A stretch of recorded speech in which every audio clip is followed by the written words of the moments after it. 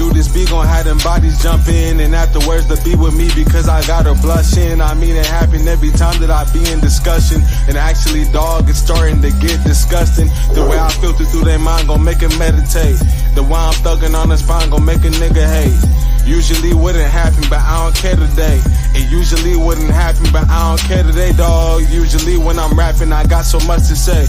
Usually calling and texting, but baby, not today. Usually balling and flexing, but nigga, not today. Not today, no nigga, not today, dog. Still got the section, but we ain't hopping on yacht today. I get it popping, this energy start a damn parade. Dropping my phone and making time for the love and hate. Not today, no nigga, not today, dog. I look at it from a prospect of what can I do and when am I going to do it to change my situation, you know? This that iced out new sprinter, no pretending. I promise from all this winning, this energy have been getting from G.O.D. independent. She look me in my eyes and tell me she wanna ride, but not today, Missy. But my dog's finna chase, so not today, kitty. Yeah, I'm usually off the chain, but not today, pretty. Not today. No nigga, not today, dog.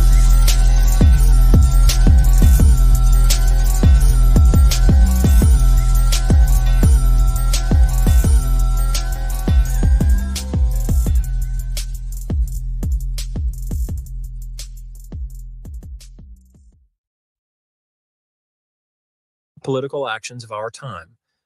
The decision to break into the Watergate offices of the Democratic National Committee that led to the ruin of Richard Nixon's presidency. One of the participants in that decision, Jeb Stuart Magruder, upon first hearing that the Watergate burglars had been caught, responded with appropriate bewilderment. How could we have been so stupid? Indeed, how? To understand how enormously ill-conceived an idea it was for the Nixon administration to undertake the break-in, it is necessary to review a few facts. The idea was that of G. Gordon Liddy, who was in charge of intelligence gathering operations for the Committee to Re-elect the President, CRP.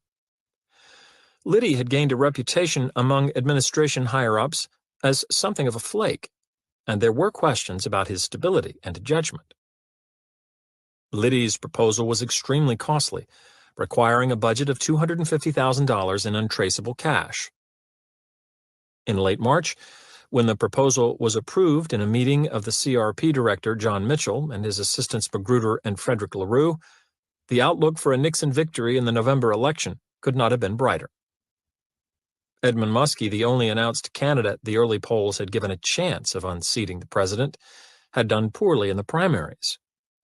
It looked very much as though the most defeatable candidate, George McGovern, would win his party's nomination.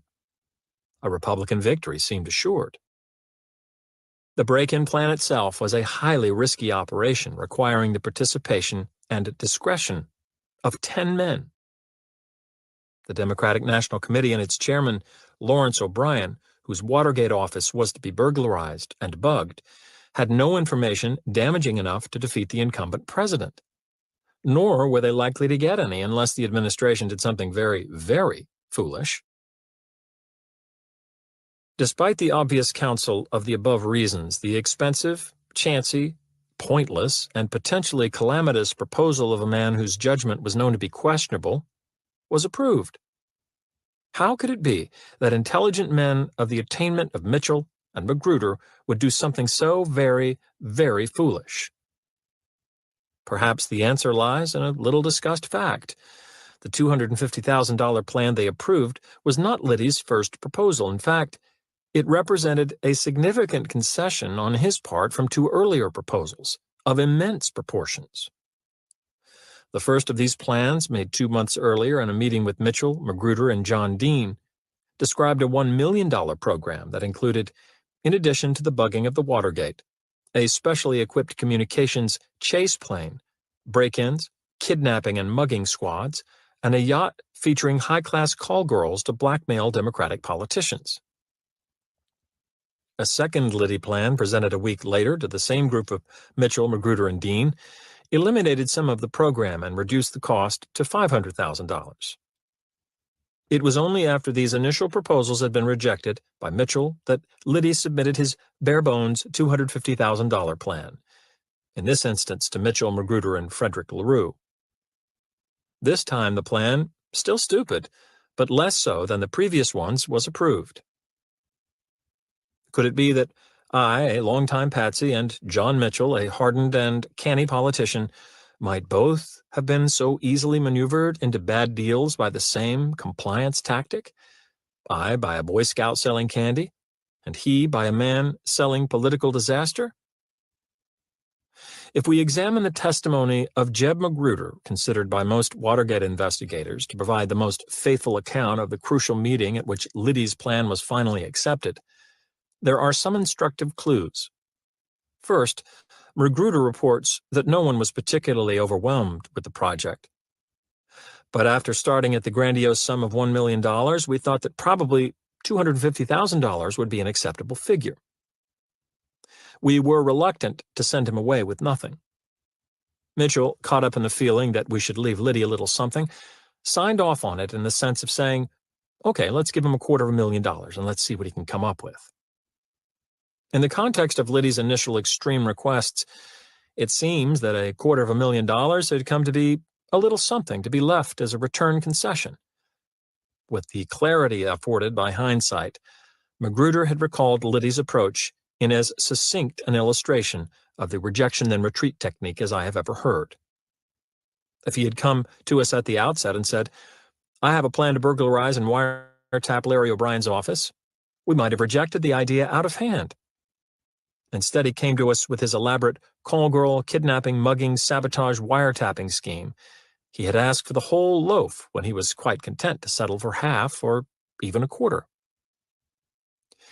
It is also instructive that although he finally deferred to his boss's decision, only one member of the group, Frederick LaRue, expressed any direct opposition to the proposal, saying with obvious common sense, I don't think it's worth the risk. He must have wondered why his colleagues Mitchell and Magruder did not share his perspective. Of course, there could be many differences between LaRue and the other two men that may have accounted for their differing opinions regarding the advisability of Liddy's plan. But one stands out. Of the three, only LaRue had not been present at the prior two meetings, where Liddy had outlined his much more ambitious programs. Perhaps then only LaRue was able to see the third proposal for the clunker that it was, and to react to it objectively, uninfluenced by the reciprocity and perceptual contrast forces acting upon the others. A bit earlier, we said that the rejection then retreat technique had, in addition to the reciprocity rule, a pair of other factors working in its favor. We have already discussed the first of those factors, the perceptual contrast principle. The additional advantage of the technique is not really a psychological principle, as in the case of the other two factors. It is more of a purely structural feature of the request sequence. Let's once again say that I wish to borrow $5 from you. By beginning with a $10 request, I really can't lose. If you agreed to it, I will have gotten twice the amount from you I would have settled for. If, on the other hand, you turn down my initial request, I can retreat to the $5 favor that I desired from the outset and, through the action of the reciprocity and contrast principles, greatly enhance my likelihood of success. Either way, I benefit. It's a case of heads I win, tails you lose. The clearest utilization of this aspect of the larger than smaller request sequence occurs in the retail store sales practice of talking the top of the line. Here, the prospect is invariably shown the deluxe model first. If the customer buys, there is frosting on the store's cake. However, if the customer declines, the salesperson effectively counteroffers with a more reasonably priced model. Some proof of the effectiveness of this procedure comes from a report in Sales Management magazine, reprinted without comment in Consumer Reports. If you were a billiard table dealer, which would you advertise, the $329 model or the $3,000 model? The chances are you would promote the low-priced item and hope to trade the customer up when he comes to buy. But G. Warren Kelly, new business promotion manager at Brunswick, says you could be wrong. To prove his point, Kelly has actual sales figures from a representative store. During the first week, customers were shown the low end of the line and then encouraged to consider more expensive models, the traditional trading up approach. The average table sale that week was $550. However, during the second week, customers were led instantly to a $3,000 table, regardless of what they wanted to see, and then allowed to shop the rest of the line, in declining order of price and quality. The result of selling down was an average sale of over $1,000. Given the remarkable effectiveness of the rejection then retreat technique, one might think that there could be a substantial disadvantage as well. The victims of the strategy might resent having been cornered into compliance. The resentment could show itself in a couple of ways. First, the victim might decide not to live up to the verbal agreement made with the requester. Second, the victim might come to distrust the manipulative requester, deciding never to deal with him again. If either or both of these events occurred with any frequency, a requester would want to give serious second thought to the use of the rejection then retreat procedure. Research indicates, however, that these victim reactions do not occur with increased frequency when the rejection then retreat technique is used. Somewhat astonishingly, it appears that they actually occur less frequently. Before trying to understand why this is the case, let's first look at the evidence. A study published in Canada throws light on the question of whether a victim of the rejection then retreat tactic will follow through with the agreement to perform their requester's second favor. In addition to recording whether target persons said yes or no to the desired request, to work for 2 unpaid hours one day in a community mental health agency, this experiment also recorded whether they showed up to perform their duties as promised.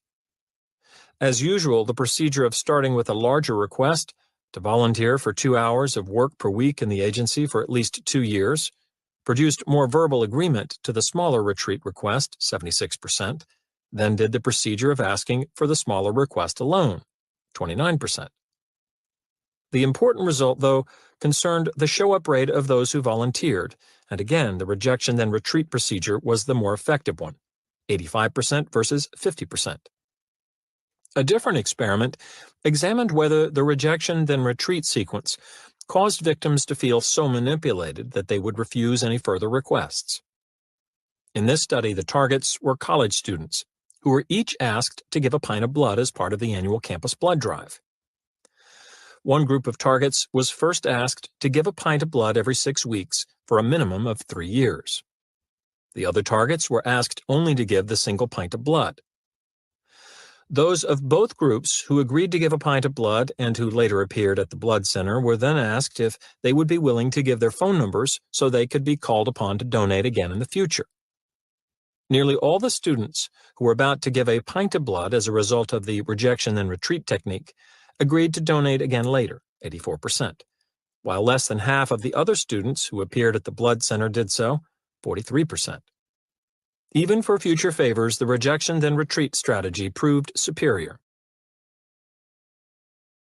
Strangely enough, then, it seems that the rejection then retreat tactic spurs people not only to agree to a desired request, but actually to carry out the request and finally to volunteer to perform further requests. What could there be about the technique that makes people who have been duped into compliance so bewilderingly likely to continue to comply? For an answer, we might look at the requester's active concession, which is the heart of the procedure. We have already seen that as long as it is not viewed to be a transparent trick, the concession will likely stimulate a return concession. But what we have not yet examined is a little-known pair of positive byproducts of the active concession: feelings of greater responsibility for and satisfaction with the arrangement. It is this set of sweet side effects that enables the technique to move its victims to fulfill their agreements and to engage in further such agreements. The desirable side effects of making a concession during an interaction with another person are nicely shown in studies of the way people bargain with each other. One experiment, conducted by social psychologists at UCLA, offers an especially apt demonstration. A subject in that study faced a negotiation opponent and was told to bargain with the opponent concerning how to divide between themselves a certain amount of money provided by the experimenters. The subject was also informed that if no mutual agreement could be reached after a certain period of bargaining, no one would get any money. Unknown to the subjects, The opponent was really an experimental assistant who had been previously instructed to bargain with the subject in one of three ways. With some of the subjects, the opponent made an extreme first demand, assigning virtually all of the money to himself, and stubbornly persisted in that demand throughout the negotiations. With another group of subjects, the opponent began with a demand that was moderately favorable to himself. He, too, steadfastly refused to move from that position during the negotiations. With a third group, the opponent began with the extreme demand and then gradually retreated to the more moderate one during the course of the bargaining. There were three important findings in this experiment that help us to understand why the rejection then retreat technique is so effective. First, compared to the two other approaches, the strategy of starting with an extreme demand and then retreating to the more moderate one produced the most money for the person using it. But this result is not very surprising in light of the previous evidence we have seen of the power of larger than smaller request tactics to bring about profitable agreements. It is the two additional findings of the study that are more striking. Responsibility. Those subjects facing the opponent who used the retreating strategy felt most responsible for the final deal, much more than the subjects who faced a non-changing negotiation opponent. These subjects reported that they had successfully influenced the opponent to take less money for himself. Of course, we know that they hadn't done any such thing. The experimenter had instructed their opponent to retreat gradually from his initial demand, no matter what the subjects did. But it appeared to these subjects that they had made the opponent change, that they had produced his concessions. The result was that they felt more responsible for the final outcome of the negotiations. It does not require much of a leap from this finding to clarify the previous mystery of why the rejection then retreat technique causes its targets to live up to their agreements with such astounding frequency. The requester's concession within the technique not only causes targets to say yes more often, it also causes them to feel more responsible for having dictated the final agreement. Thus, the uncanny ability of the rejection then retreat technique to make its targets meet their commitments becomes understandable. A person who feels responsible for the terms of a contract will be more likely to live up to that contract. Satisfaction. Even though, on the average, they gave the most money to the opponent who used the concessions strategy, the subjects who were the targets of this strategy were the most satisfied with the final arrangement. It appears that an agreement that has been forged through the concessions of one's opponent is quite satisfying. With this in mind, we can begin to explain the second previously puzzling feature of the rejection then retreat tactic, the ability to prompt its victims to agree to further requests. Since the tactic uses a concession to bring about compliance, the victim is likely to feel more satisfied with the arrangement as a result. And it stands to reason that people who are satisfied with a given arrangement are more likely to be willing to agree to further such arrangements. How to say no. When up against a requester who employs the rule for reciprocation, you and I face a formidable foe. Whether by presenting us with an initial favor or initial concession, the requester will have enlisted a powerful ally in the campaign for our compliance. At first glance, our fortunes in such a situation would appear dismal. We could comply with the requester's wish and, in so doing, succumb to the reciprocity rule. Or we could refuse to comply and thereby suffer the brunt of the rule's force upon our deeply conditioned feelings of fairness and obligation. Surrender or suffer heavy casualties. Cheerless prospects indeed. Fortunately, these are not our only choices. With the proper understanding of the nature of our opponent, we can come away from the compliance battlefield unhurt and sometimes even better off than before. It is essential to recognize that the requester who invokes the reciprocation rule, or any other weapon of influence, to gain our compliance is not the real opponent. Such a requester has chosen to become a jiu-jitsu warrior who aligns himself with the sweeping power of reciprocation and then merely releases that power by providing a first favor or concession. The real opponent is the rule. If we are not to be abused by it, we must take steps to diffuse its energy. But how does one go about neutralizing the effect of a social rule like that for reciprocation? It seems too widespread to escape and too strong to overpower once it is activated. Perhaps the answer, then, is to prevent its activation. Perhaps we can avoid a confrontation with the rule by refusing to allow the requester to commission its force against us in the first place.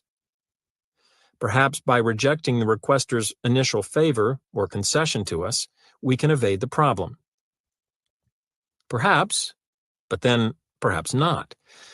Invariably declining the requester's initial offer of a favor or sacrifice works better in theory than in practice. The major problem is that when it is first presented, it is difficult to know whether such an offer is honest or whether it is the initial step in an exploitation attempt. If we always assume the worst, it would not be possible to receive the benefits of any legitimate favors or concessions offered by individuals who had no intention of exploiting the reciprocity rule. I have a colleague who remembers with anger how his 10-year-old daughter's feelings were terribly hurt by a man whose method of avoiding the jaws of the reciprocity rule was to refuse abruptly her kindness. The children of her class were hosting an open house at school for their grandparents, and her job was to give a flower to each visitor entering the school grounds. But the first man she approached with the flower growled at her, "Keep it." Not knowing what to do, she extended it toward him again, only to have him demand to know what he had to give in return. When she replied weakly, "Nothing, it's a gift," he fixed her with a disbelieving glare, insisted that he recognized her game, and brushed on past. The girl was so stung by the experience that she could not approach anyone else and had to be removed from her assignment, one she had anticipated fondly. It is hard to know whom to blame more here, the insensitive man or the exploiters who had abused his mechanical tendency to reciprocate a gift until his response had soured to a mechanical refusal. No matter whom you find more blameworthy, the lesson is clear. We will always encounter authentically generous individuals as well as many people who try to play fairly by the reciprocity rule rather than to exploit it. They will doubtless become insulted by someone who consistently rejects their efforts. Social friction and isolation could well result. A policy of blanket rejection, then, seems ill-advised. Another solution holds more promise. It advises us to accept the desirable first offers of others, but to accept those offers only for what they fundamentally are, not for what they are represented to be. If a person offers us a nice favor, let's say, we might well accept, recognizing that we have obligated ourselves to a return favor sometime in the future. To engage in this sort of arrangement with another is not to be exploited by that person through the rule of reciprocation. Quite the contrary. It is to participate fairly in the honored network of obligation that has served us so well, both individually and societally, from the dawn of humanity. However, if the initial favor turns out to be a device, a trick, an artifice designed specifically to stimulate our compliance with a larger return favor, that is a different story. Here, our partner is not a benefactor, but a profiteer, and it is here that we should respond to his action on precisely those terms. Once we have determined that his initial offer was not a favor, but a compliance tactic, we need only react to it accordingly to be free of its influence. As long as we perceive and define his action as a compliance device instead of a favor, he no longer has the reciprocation rule as an ally. The rule says that favors are to be met with favors. It does not require that tricks be met with favors. A practical example may make things more concrete. Let's suppose that a woman phoned one day and introduced herself as a member of the Home Fire Safety Association in your town. Suppose she then asked if you would be interested in learning about home fire safety, having your house checked for fire hazards, and receiving a home fire extinguisher all free of charge. Let's suppose further that you were interested in these things and made an evening appointment to have one of the association's inspectors come over to provide them. When he arrived, he gave you a small hand extinguisher and began examining the possible fire hazards of your home. Afterward, he gave you some interesting, though frightening, information about general fire dangers, along with an assessment of your home's vulnerability. Finally, he suggested that you get a home fire warning system, and left. Such a set of events is not implausible. Various cities and towns have nonprofit associations, usually made up of fire department personnel working on their own time, that provide free home fire safety inspections of this sort. Were these events to occur, you would clearly have been done a favor by the inspector. In accordance with the reciprocation rule, you should stand more ready to provide a return favor if you were to see him in need of aid at some point in the future. An exchange of favors of this kind would be in the best tradition of the reciprocity rule. A similar set of events with, however, a different ending would also be possible, in fact, more likely. Rather than leaving after recommending a fire alarm system, the inspector would launch into a sales presentation intended to persuade you to buy an expensive, heat-triggered alarm system manufactured by the company he represented. Door-to-door home fire alarm companies will frequently use this approach. Typically, their product, while effective enough, will be overpriced. Trusting that you will not be familiar with the retail costs of such a system and that if you decide to buy one, you will feel obligated to the company that provided you with a free extinguisher and home inspection, these companies will pressure you for an immediate sale. Using this free information and inspection gambit, fire protection sales organizations have flourished around the country. If you were to find yourself in such a situation with the realization that the primary motive of the inspector's visit was to sell you a costly alarm system, your most effective next action would be a simple private maneuver. It would involve the mental act of redefinition. Merely define whatever you have received from the inspector, extinguisher, safety information, hazard inspection, not as gifts, but as sales devices, and you will be free to decline or accept his purchase offer without even a tug from the reciprocity rule. A favor rightly follows a favor, not a piece of sales strategy. And if he subsequently responds to your refusal by proposing that you at least give him the names of some friends he might call on, use your mental maneuver on him again. Define his retreat to this smaller request as what, it is hoped after reading this chapter, you recognize it to be, a compliance tactic. Once done, there would be no pressure to offer the names as a return concession since his reduced request would not be viewed as a real concession. At this point, unhampered by an inappropriately triggered sense of obligation, you may once again be as compliant, or non-compliant, as you wish. Provided you are so inclined, you might even turn his own weapon of influence against him. Recall that the rule for reciprocation entitles a person who has acted in a certain way to a dose of the same thing. If you have determined that the fire inspector's gifts were used not as genuine gifts, but to make a profit from you, then you might want to use them to make a profit of your own. Simply take whatever the inspector is willing to provide, safety information, home extinguisher, thank him politely, and show him out the door. After all, the reciprocity rule asserts that if justice is to be done, exploitation attempts should be exploited. Reader's report from a former TV and stereo salesperson. For quite a while, I worked for a major retailer in their television and stereo department. Salespeople in this department are paid on a commission basis. However, continued employment was, and still is, based on the ability to sell service contracts rather than merchandise. Company policy was that for every 10 sales you made, you had to sell at least 4 service contracts. Failure to bring your service contract sales up to expected levels for 2 consecutive months resulted in threats, relocation, or termination. Once I recognized the importance of meeting my sales contract quota, I devised a plan that used the rejection then retreat technique, although I didn't know its name at the time. A customer had the opportunity to buy from 1 to 3 years' worth of service contract coverage at the time of the sale. Most of the sales staff attempted just to sell a single-year policy. That was my intention as well, since a 1-year contract counted just as much toward my quota as a 3-year contract did. Initially, however, when making my sales pitch, I would advocate the longest and most expensive plan, realizing that most people would not be willing to spend that much, about $140. But this gave me an excellent opportunity later, after being rejected in my sincere attempt to sell the 3-year plan, to retreat to the 1-year extension, and its relatively small $34.95 price, which I was thrilled to get. This proved highly effective, as I sold sales contracts to an average of 70% of my customers, who seemed very satisfied with the purchase, while others in my department clustered around 40%. I never told anyone how I did it until now. Notice how, as is usually the case, use of the rejection then retreat tactic engages the action of the contrast principle as well.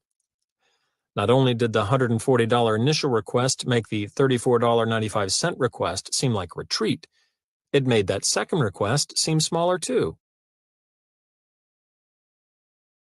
Chapter 3. Commitment and Consistency. Hobgoblins of the Mind. It is easier to resist at the beginning than at the end. Leonardo da Vinci. A study done by a pair of Canadian psychologists uncovered something fascinating about people at the racetrack.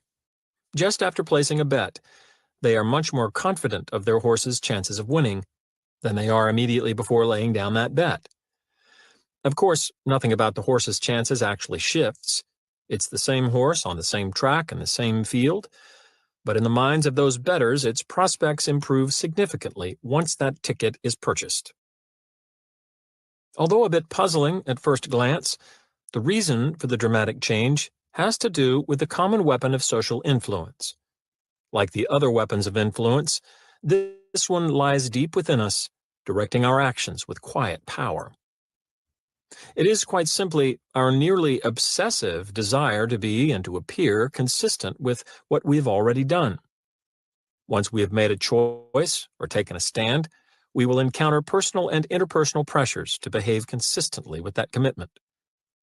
Those pressures will cause us to respond in ways that justify our earlier decision.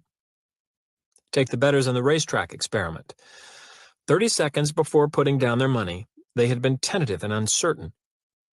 30 seconds after the deed, they were significantly more optimistic and self-assured.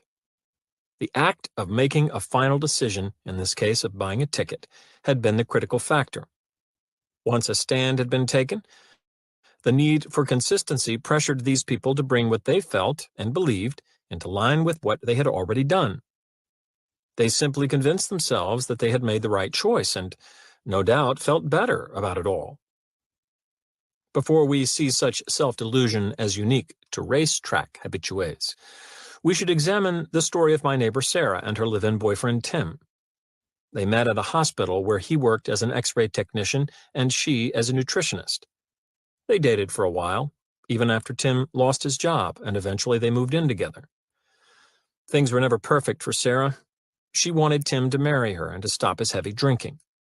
Tim resisted both ideas. After an especially difficult period of conflict, Sarah broke off the relationship and Tim moved out. At the same time, an old boyfriend of Sarah's returned to town after years away and called her. They started seeing each other socially and quickly became serious enough to plan a wedding. They had gone so far as to set a date and issue invitations when Tim called. He had repented and wanted to move back in. When Sarah told him her marriage plans, he begged her to change her mind.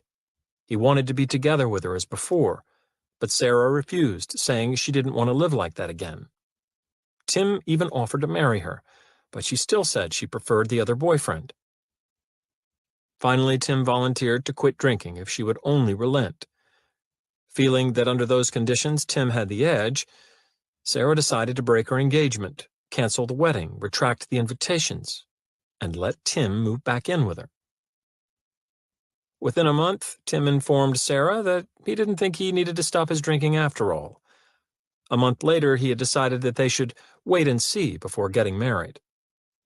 2 years have since passed. Tim and Sarah continue to live together exactly as before. He still drinks. There are still no marriage plans. Yet Sarah is more devoted to Tim than she ever was.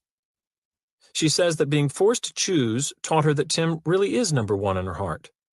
So, after choosing Tim over her other boyfriend, Sarah became happier with him, even though the conditions under which she had made her choice have never been fulfilled.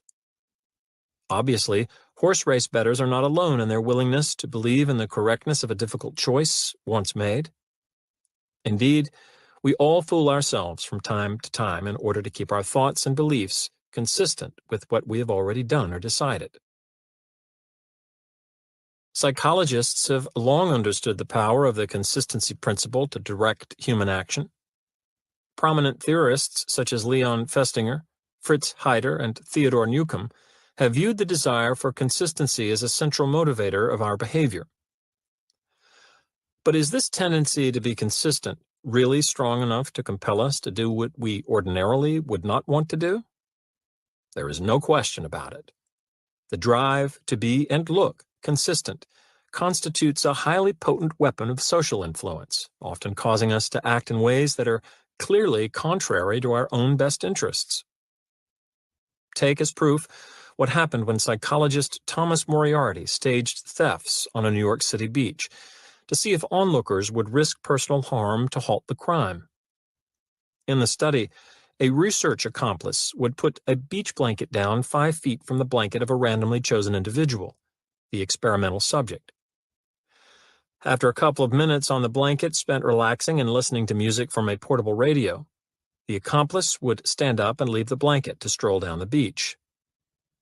A few minutes later, a second researcher, pretending to be a thief, would approach, grab the radio, and try to hurry away with it. As you might guess, under normal conditions, subjects were very reluctant to put themselves in harm's way by challenging the thief. Only 4 people did so in the 20 times that the theft was staged. But when the same procedure was tried another 20 times with a slight twist, the results were drastically different. In these incidents, before taking his stroll, the accomplice would simply ask the subject to please watch my things, which each of them agreed to do. Now, propelled by the rule for consistency, 19 of the 20 subjects became virtual vigilantes, running after and stopping the thief, demanding an explanation, and often restraining the thief physically, or snatching the radio away. To understand why consistency is so powerful a motive, it is important to recognize that in most circumstances, consistency is valued and adaptive. Inconsistency is commonly thought to be an undesirable personality trait. The person whose beliefs, words, and deeds don't match may be seen as indecisive, confused, two-faced, or even mentally ill. On the other side, a high degree of consistency is normally associated with personal and intellectual strength. It is at the heart of logic, rationality, stability, and honesty. A quote attributed to the great British chemist Michael Faraday suggests the extent to which being consistent is approved, sometimes more than being right. When asked after a lecture if he meant to imply that a hated academic rival was always wrong, Faraday glowered at the questioner and replied, "He's not that consistent." Certainly, then, good personal consistency is highly valued in our culture, and well it should be. It provides us with a reasonable and gainful orientation to the world. Most of the time, we will be better off if our approach to things is well laced with consistency. Without it, our lives would be difficult, erratic, and disjointed. But because it is so typically in our best interests to be consistent, we easily fall into the habit of being automatically so, even in situations where it is not the sensible way to be. When it occurs unthinkingly, consistency can be disastrous. Nonetheless, even blind consistency has its attractions. First, like most other forms of automatic responding, it offers a shortcut through the density of modern life. Once we have made up our minds about an issue, stubborn consistency allows us a very appealing luxury. We really don't have to think hard about the issue anymore. We don't have to sift through the blizzard of information we encounter every day to identify relevant facts. We don't have to expend the mental energy to weigh the pros and cons. We don't have to make any further tough decisions. Instead, all we have to do when confronted with the issue is to turn on our consistency tape, whir, and we know just what to believe, say, or do. We need only believe, say, or do whatever is consistent with our earlier decision. The allure of such a luxury is not to be minimized.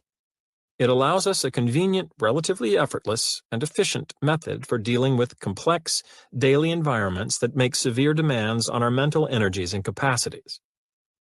It is not hard to understand, then, why automatic consistency is a difficult reaction to curb. It offers us a way to evade the rigors of continuing thought.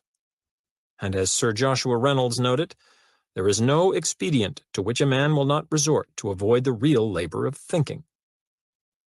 With our consistency tapes operating, then, we can go about our business happily excused from the toil of having to think too much. There is a second, more perverse attraction of mechanical consistency as well. Sometimes it is not the effort of hard cognitive work that makes us shirk thoughtful activity, but the harsh consequences of that activity. Sometimes it is the cursedly clear and unwelcome set of answers provided by straight thinking that makes us mental slackers. There are certain disturbing things we simply would rather not realize.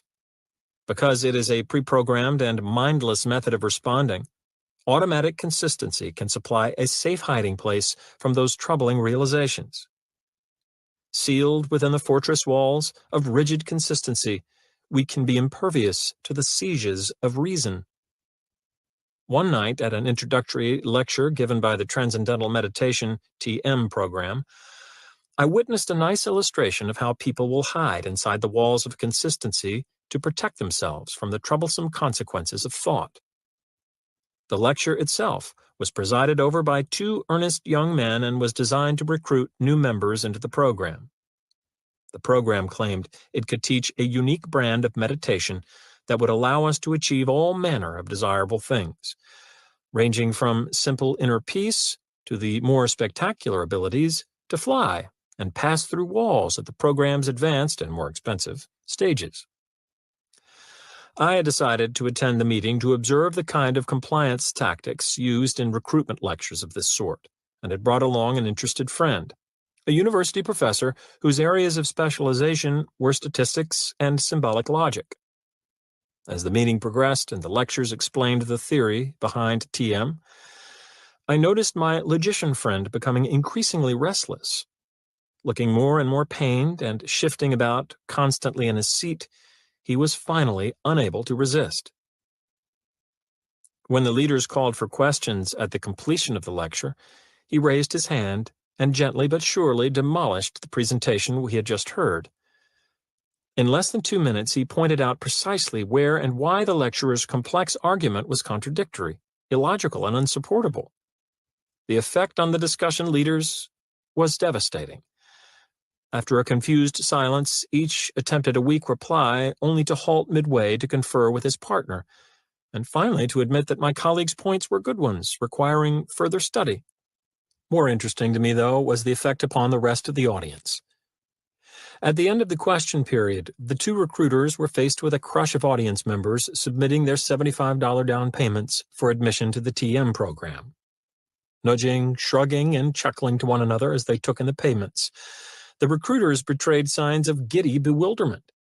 After what appeared to have been an embarrassingly clear collapse of their presentation, the meeting had somehow turned into a great success, generating mystifyingly high levels of compliance from the audience.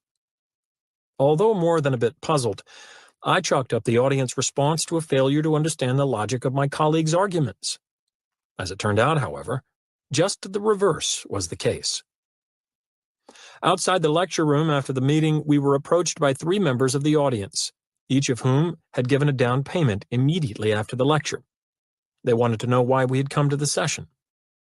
We explained, and we asked the same question of them. One was an aspiring actor who wanted desperately to succeed at his craft and had come to the meeting to learn if TM would allow him to achieve the necessary self-control to master the art. The recruiters had assured him that it would. The second described herself as a severe insomniac who had hopes that TM would provide her with a way to relax and fall asleep easily at night. The third served as unofficial spokesman. He also had a sleep-related problem. He was failing college because there didn't seem to be enough time to study. He had come to the meeting to find out if TM could help by training him to need fewer hours of sleep each night. The additional time could then be used for study. It is interesting to note that the recruiters informed him, as well as the insomniac, that transcendental meditation techniques could solve their respective, though opposite, problems. Still thinking that the three must have signed up because they hadn't understood the points made by my logician friend, I began to question them about aspects of his argument. To my surprise, I found that they had understood his comments quite well. In fact, all too well. It was precisely the cogency of his argument that drove them to sign up for the program on the spot. The spokesman put it best. Well, I wasn't going to put down any money tonight because I'm really quite broke right now. I was going to wait until the next meeting. But when your buddy started talking, I knew I'd better give them my money now, or I'd go home and start thinking about what he said and never sign up. All at once, things began to make sense. These were people with real problems, and they were somewhat desperately searching for a way to solve those problems. They were seekers who, if our discussion leaders were to be believed, had found a potential solution in TM. Driven by their needs, they very much wanted to believe that TM was their answer. Now, in the form of my colleague, intrudes the voice of reason, showing the theory underlying their newfound solution to be unsound. Panic. Something must be done at once before logic takes its toll and leaves them without hope again. Quickly, walls against reason are needed. And it doesn't matter that the fortress to be erected is a foolish one. Quick, a hiding place from thought. Here, take this money. Whew, safe in the nick of time. No need to think about the issues any longer. The decision has been made. And from now on, the consistency tape can be played whenever necessary. TM, certainly I think it will help me. Certainly I expect to continue. Certainly I believe in TM. I already put my money down for it, didn't I? Ah, the comforts of mindless consistency. I'll just rest right here for a while. It's so much nicer than the worry and strain of that hard search. If, as it appears, automatic consistency functions as a shield against thought, it should not be surprising that such consistency can also be exploited by those who would prefer that we not think too much in response to their requests for our compliance. For the exploiters, whose interest will be served by an unthinking mechanical reaction to their requests, our tendency for automatic consistency is a gold mine. So clever are they at arranging to have us play our consistency tapes when it profits them that we seldom realize we have been taken. In fine jiu-jitsu fashion, they structure their interactions with us so that our own need to be consistent will lead directly to their benefit. Certain large toy manufacturers use just such an approach to reduce a problem caused by seasonal buying patterns. Of course, the boom time for toy sales occurs before and during the Christmas holiday season. The toy companies make fat profits during this period. Their problem is that toy sales then go into a terrible slump for the next couple of months. Their customers have already spent the full amount in their toy budgets and are stiffly resistant to their children's pleas for more. Even those children whose birthdays fall soon after the holidays receive fewer toys because of the recent Christmas spree. So the toy manufacturers are faced with a dilemma: how to keep sales high during the peak season and, at the same time, retain a healthy demand for toys in the immediately following months. The difficulty certainly doesn't lie in convincing our naturally insatiable offspring to want a continuous flow of new amusements. A series of flashy television commercials placed among the Saturday morning cartoon shows will produce the usual amounts of begging, whining, and wheedling, no matter when it appears during the year. No, the problem is not in motivating kids to want more toys after Christmas. The problem is in motivating post-holiday spent-out parents to reach down for the price of yet another plaything for their already toy-glutted children. What could the toy companies possibly do to produce that unlikely behavior? Some have tried a greatly increased advertising campaign. Others have reduced prices during the slack period. But neither of those standard sales devices has proved successful. Not only are both tactics costly, but both have also been ineffective in increasing sales to desired levels. Parents are simply not in a toy-buying mood, and the influences of advertising or reduced expense are not enough to shake that stony resistance. Certain large toy manufacturers, however, think they have found a solution. It's an ingenious one, involving no more than a normal advertising expense and an understanding of the powerful pull of the need for consistency. My first hint of how the toy company's strategy worked came after I fell for it, and then, in true Patsy form, fell for it again. It was January, and I was in the town's largest toy store. After purchasing all too many gifts there for my son a month before, I had sworn not to enter that place or any like it for a long, long time. Yet there I was, not only in the diabolic place, but also in the process of buying my son another expensive toy, a big electric road race set. In front of the road race display, I happened to meet a former neighbor who was buying his son the same toy. The odd thing was that we almost never saw each other anymore. In fact, the last time was a year earlier in that same store when we were both buying our sons an expensive post-Christmas gift. That time, a robot that walked, talked, and laid waste. We laughed about our strange pattern of seeing each other only once a year at the same time, in the same place, while doing the same thing. Later that day, I mentioned the coincidence to a friend who, it turned out, had once worked in the toy business. "No coincidence," he said knowingly. "What do you mean, no coincidence?" "Look," he said, "let me ask you a couple of questions about the road race set you bought this year. First, did you promise your son that he'd get one for Christmas?" "Well, yes, I did." Christopher had seen a bunch of ads for them on the Saturday morning cartoon shows and said that was what he wanted for Christmas. I saw a couple of the ads myself, and it looked like fun. So I said okay. "Strike one," he announced. "Now for my second question. When you went to buy one, did you find all the stores sold out?" "That's right, I did." The stores said they'd ordered some but didn't know when they'd get any more in. So I had to buy Christopher some other toys to make up for the road race set. "But how did you know?" "Strike two," he said. "Just let me ask one more question. Didn't this same sort of thing happen the year before with the robot toy?" "Wait a minute. You're right. That's just what happened. This is incredible. How did you know?"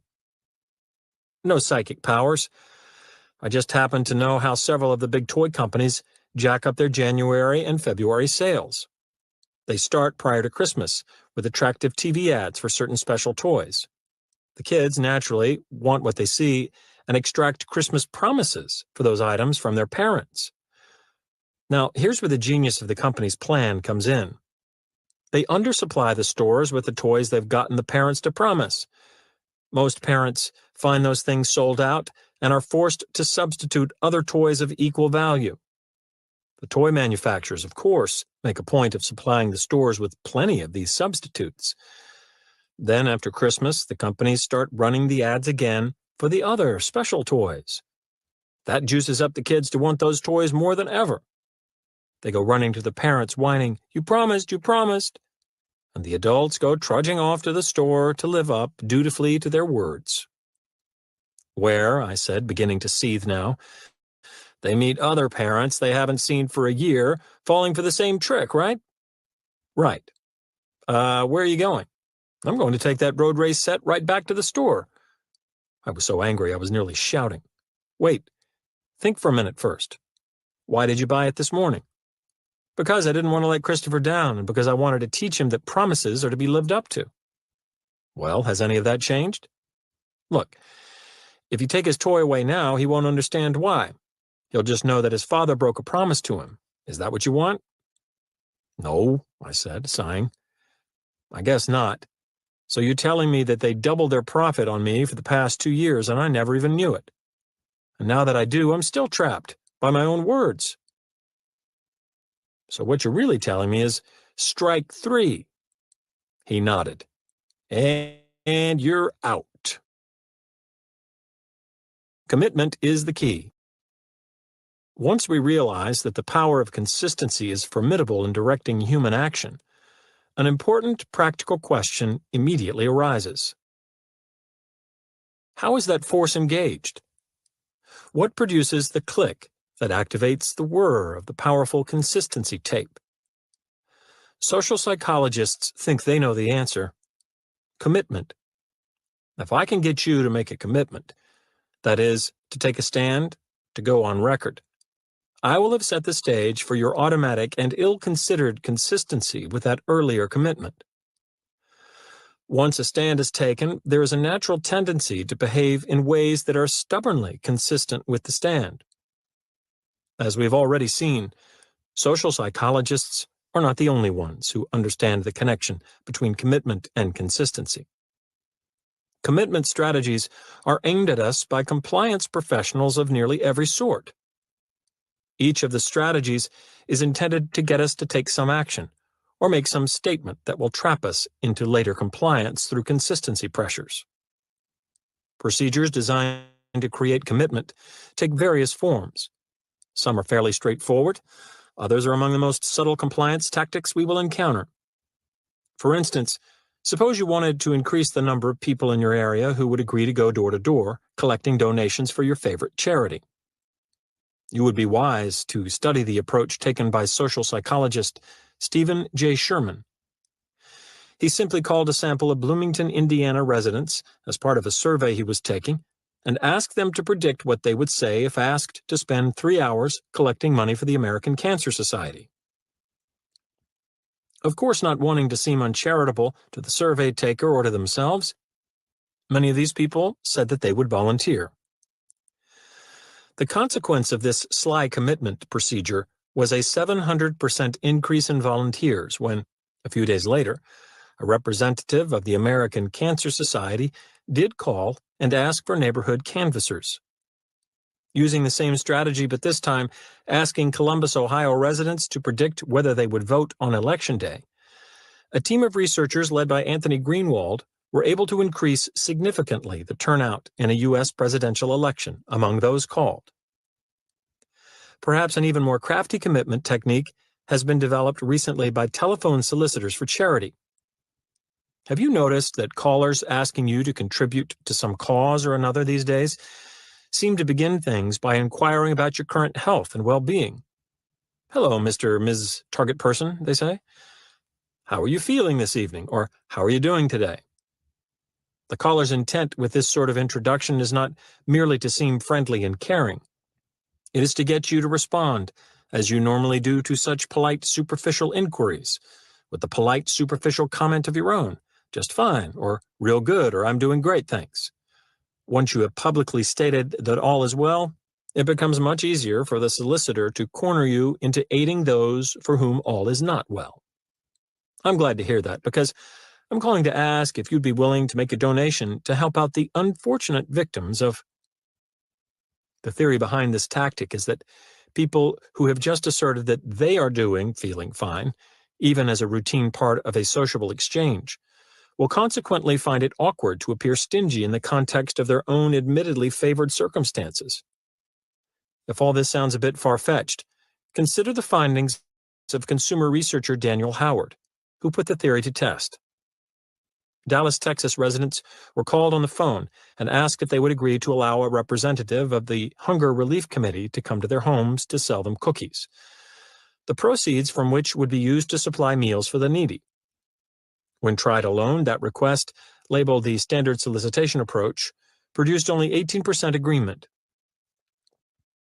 However, if the caller initially asked, "How are you feeling this evening?" and waited for a reply before proceeding to the standard approach, several noteworthy things happened. First, of the 120 individuals called, most, 108, gave the customary favorable reply, "Good, fine, real well," etc.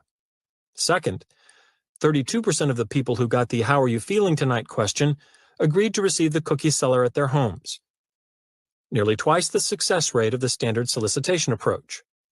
Third, true to the consistency principle, almost everyone who agreed to such a visit did in fact make a cookie purchase when contacted at home, 89%. To make sure that this tactic doesn't generate its successes simply because a solicitor who uses it seems more concerned and courteous than one who doesn't use it, Howard conducted another study. This time, callers began either with the question, "How are you feeling this evening?" and waited for a response before proceeding. Or with the statement, "I hope you're feeling well this evening," and then proceeded to the standard solicitation approach.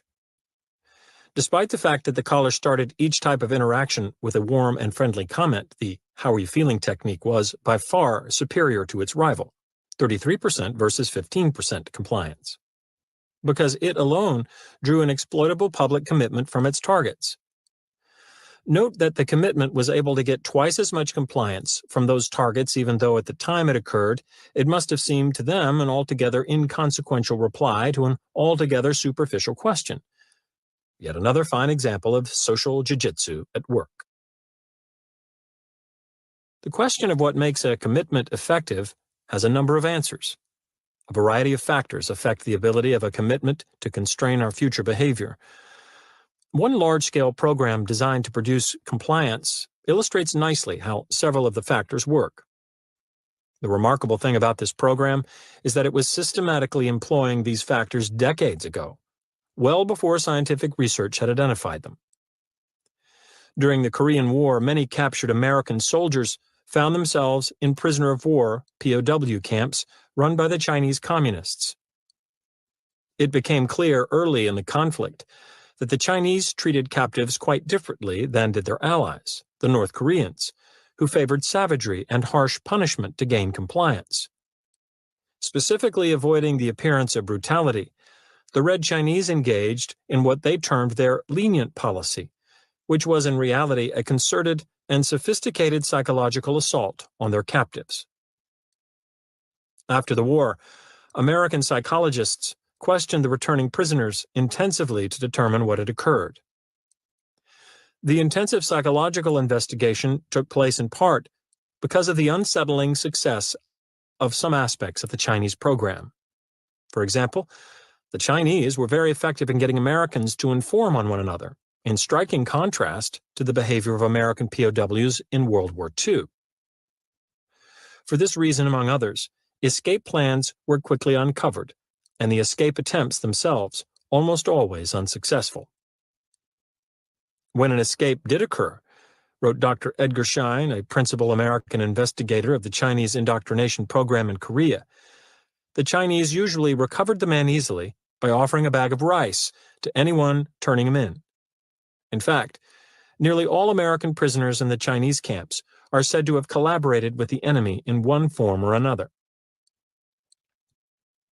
An examination of the Chinese prison camp program shows that its personnel relied heavily on commitment and consistency pressures to gain the desired compliance from prisoners. Of course, the first problem facing the Chinese was how to get any collaboration at all from the Americans. These were men who were trained to provide nothing but name, rank, and serial number. Short of physical brutalization, how could the captors hope to get such men to give military information, turn in fellow prisoners, or publicly denounce their country? The Chinese answer was elementary: start small and build.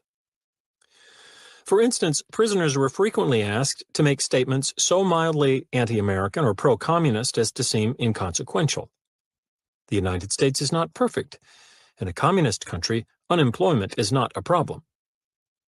But once these minor requests were complied with, the men found themselves pushed to submit to related yet more substantive requests. A man who had just agreed with his Chinese interrogator that the United States is not perfect might then be asked to indicate some of the ways in which he thought this was the case. Once he had so explained himself, he might be asked to make a list of these problems with America and to sign his name to it.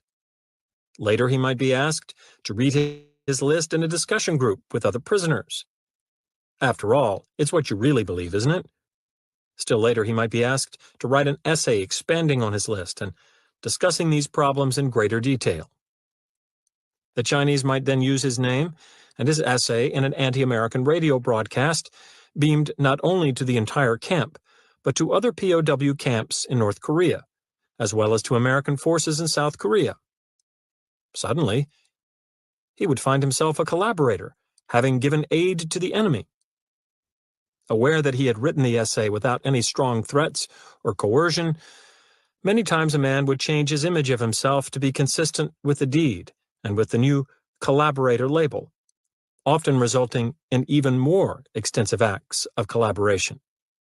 Thus, while only a few men were able to avoid collaboration altogether, according to Dr. Schein, the majority collaborated at one time or another by doing things which seemed to them trivial, but which the Chinese were able to turn to their own advantage. This was particularly effective in eliciting confessions, self-criticism, and information during interrogation. If the Chinese know about the subtle power of this approach, it should not be surprising that another group of people interested in compliance is also aware of its usefulness. Many business organizations employ it regularly. For the salesperson, the strategy is to obtain a large purchase by starting with a small one. Almost any sale will do, because the purpose of that small transaction is not profit, it is commitment. Further purchases, even much larger ones, are expected to flow naturally from the commitment. An article in the trade magazine American Salesman put it succinctly. The general idea is to pave the way for full line distribution by starting with a small order. Look at it this way. When a person has signed an order for your merchandise, even though the profit is so small, it hardly compensates for the time and effort of making the call. He is no longer a prospect. He is a customer. The tactic of starting with a little request in order to gain eventual compliance with related larger requests has a name: the foot-in-the-door technique. Social scientists first became aware of its effectiveness in the mid-1960s, when psychologists Jonathan Friedman and Scott Fraser published an astonishing set of data.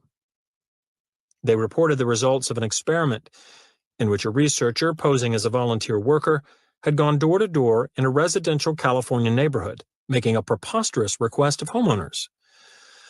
The homeowners were asked to allow a public service billboard to be installed on their front lawns. To get an idea of just how the sign would look, they were shown a photograph depicting an attractive house, the view of which was almost completely obscured by a very large, poorly lettered sign reading "Drive carefully." Although the request was normally and understandably refused by the great majority, 83% of the other residents in the area, this particular group of people reacted quite favorably. A full 76% of them offered the use of their front yards. The prime reason for their startling compliance has to do with something that had happened to them about 2 weeks earlier. They had made a small commitment to driver safety. A different volunteer worker had come to their doors and asked them to accept and display a little 3-inch square sign that read, "Be a safe driver." It was such a trifling request that nearly all of them had agreed to it. But the effects of that request were enormous. Because they had innocently complied with a trivial safe driving request a couple of weeks before, these homeowners became remarkably willing to comply with another such request that was massive in size. Friedman and Fraser didn't stop there. They tried a slightly different procedure on another sample of homeowners. These people first received a request to sign a petition that favored keeping California beautiful. Of course, nearly everyone signed, since state beauty, like efficiency in government or sound prenatal care, is one of those issues almost no one is against.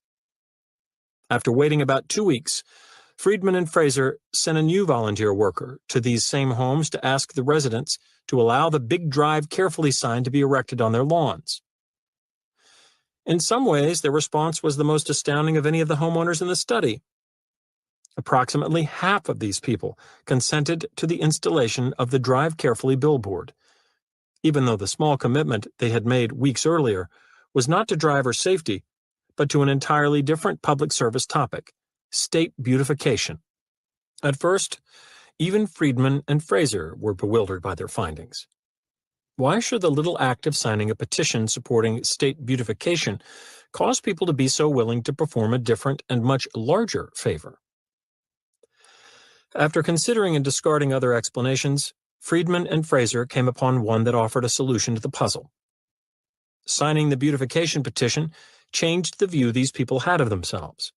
They saw themselves as public-spirited citizens who acted on their civic principles. When, 2 weeks later, they were asked to perform another public service by displaying the "Drive carefully" sign, They complied in order to be consistent with their newly formed self-images.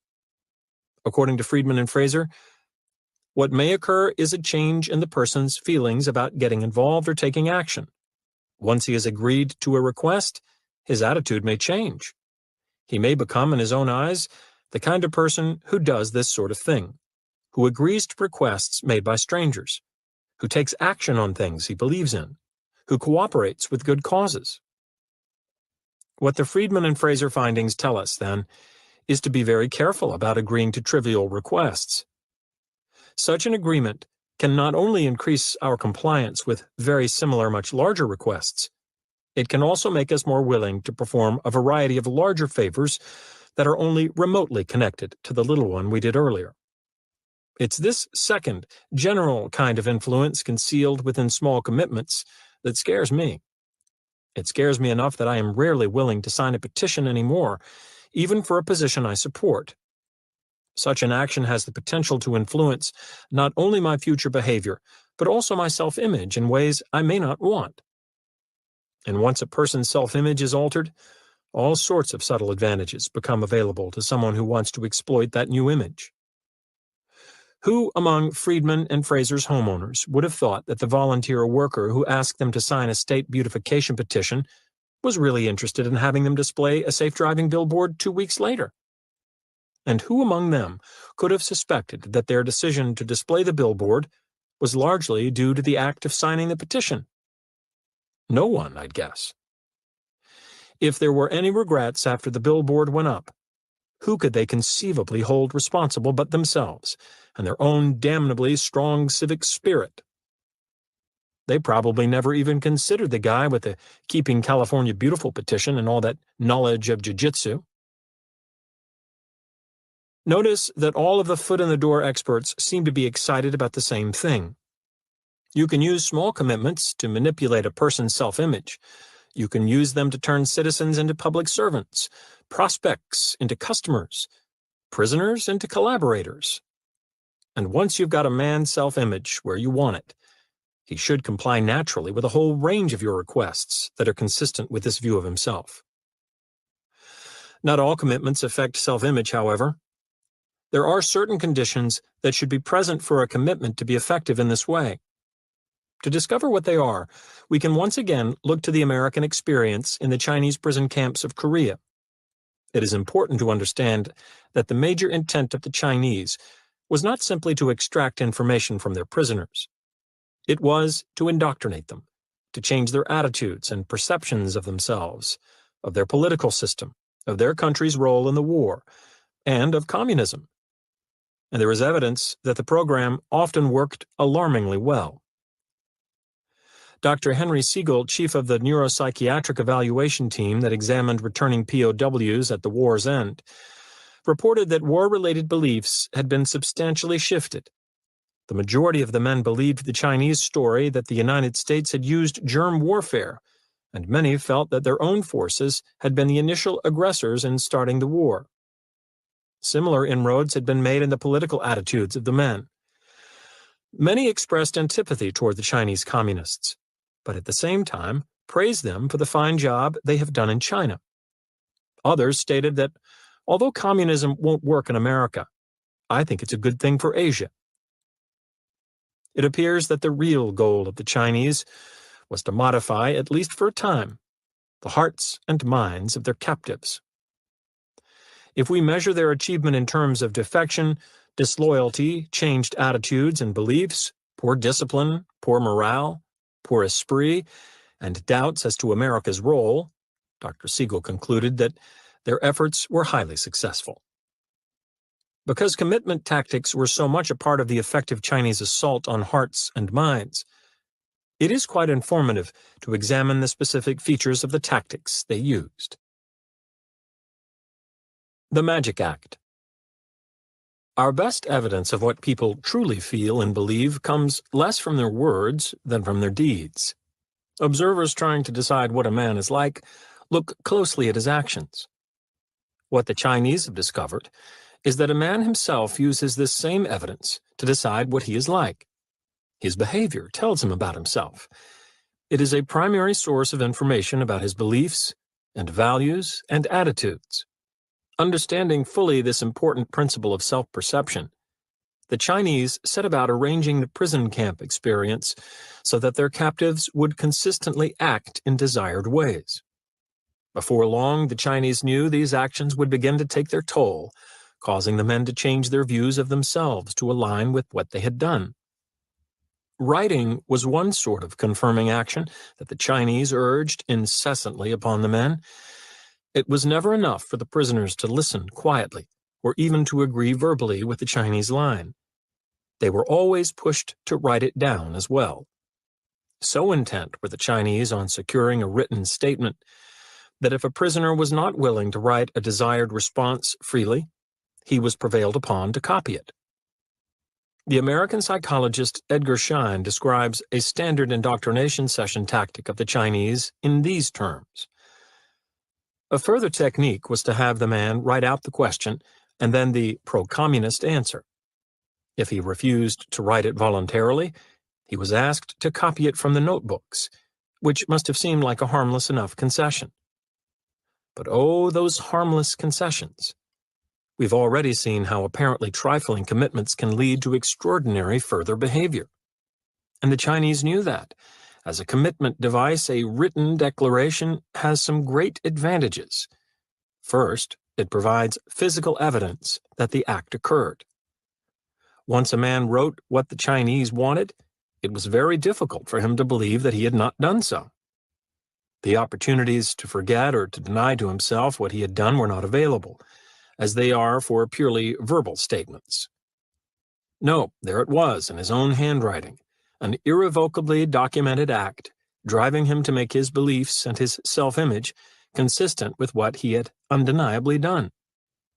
A second advantage of a written testament is that it can be shown to other people. Of course, that means it can be used to persuade those people. It can persuade them to change their own attitudes in the direction of the statement. But more important for the purpose of commitment, it can persuade them that the author genuinely believes what was written. People have a natural tendency to think that a statement reflects the true attitude of the person who made it. What is surprising is that they continue to think so even when they know that the person did not freely choose to make the statement. Some scientific evidence that this is the case comes from a study by psychologists Edward Jones and James Harris, who showed people an essay that was favorable to Fidel Castro and asked them to guess the true feelings of its author. Jones and Harris told some of these people that the author had chosen to write a pro-Castro essay, and they told the other people that the author had been required to write in favor of Castro. The strange thing was that even those people who knew that the author had been assigned to do a pro-Castro essay guessed that he liked Castro. It seems that a statement of belief produces a click-whir response in those who view it. Unless there is strong evidence to the contrary, observers automatically assume that someone who makes such a statement means it. Think of the double-barreled effects on the self-image of a prisoner who wrote a pro-Chinese or anti-American statement. Not only was it a lasting personal reminder of his action, it was also likely to persuade those around him that the statement reflected his actual beliefs. And as we will see in Chapter 4, what those around us think is true of us is enormously important in determining what we ourselves think is true. For example, one study found that after hearing that they were considered charitable people, New Haven, Connecticut housewives gave much more money to a canvasser from the Multiple Sclerosis Association. Apparently, the mere knowledge that someone viewed them as charitable caused these women to make their actions consistent with another's perception of them. Once an active commitment is made, then, self-image is squeezed from both sides by consistency pressures. From the inside, there is a pressure to bring self-image into line with action. From the outside, there is a sneakier pressure, a tendency to adjust this image according to the way others perceive us. And because others see us as believing what we have written, even when we've had little choice in the matter, we will once again experience a pull to bring self-image into line with the written statement. In Korea, several subtle devices were used to get the prisoners to write, without direct coercion, what the Chinese wanted. For example, the Chinese knew that many prisoners were eager to let their families know that they were alive. At the same time, the men knew that their captors were censoring the mails and that only some letters were being allowed out of camp. To ensure that their own letters would be released, some prisoners began including in their messages peace appeals, claims of kind treatment, and statements sympathetic to communism. The hope was that the Chinese would want such letters to surface and would therefore allow their delivery. Of course, the Chinese were happy to cooperate because those letters served their interests marvelously. First, their worldwide propaganda effort benefited greatly from the appearance of pro-communist statements by American servicemen. Second, in the service of prisoner indoctrination, they had, without raising a finger of physical force, gotten many men to go on record as supporting the Chinese cause. A similar technique involved political essay contests that were regularly held in camp. The prizes for winning were invariably small, a few cigarettes or a bit of fruit, but were sufficiently scarce that they generated a lot of interest from the men. Usually the winning essay was one that took a solidly pro-communist stand, but not always. The Chinese were wise enough to realize that most of the prisoners would not enter a contest that they could win only by writing a communist tract. And the Chinese were clever enough to know how to plant small commitments to communism in the men that could be nurtured into later bloom. So the prize was occasionally given to an essay that generally supported the United States, but that bowed once or twice to the Chinese view. The effects of this strategy were exactly what the Chinese wanted. The men continued to participate voluntarily in the contest because they saw that they could win with an essay highly favorable to their own country. But perhaps without realizing it, they began to shade their essays a bit toward communism in order to have a better chance of winning. The Chinese were ready to pounce on any concession to communist dogma and to bring consistency pressures to bear upon it.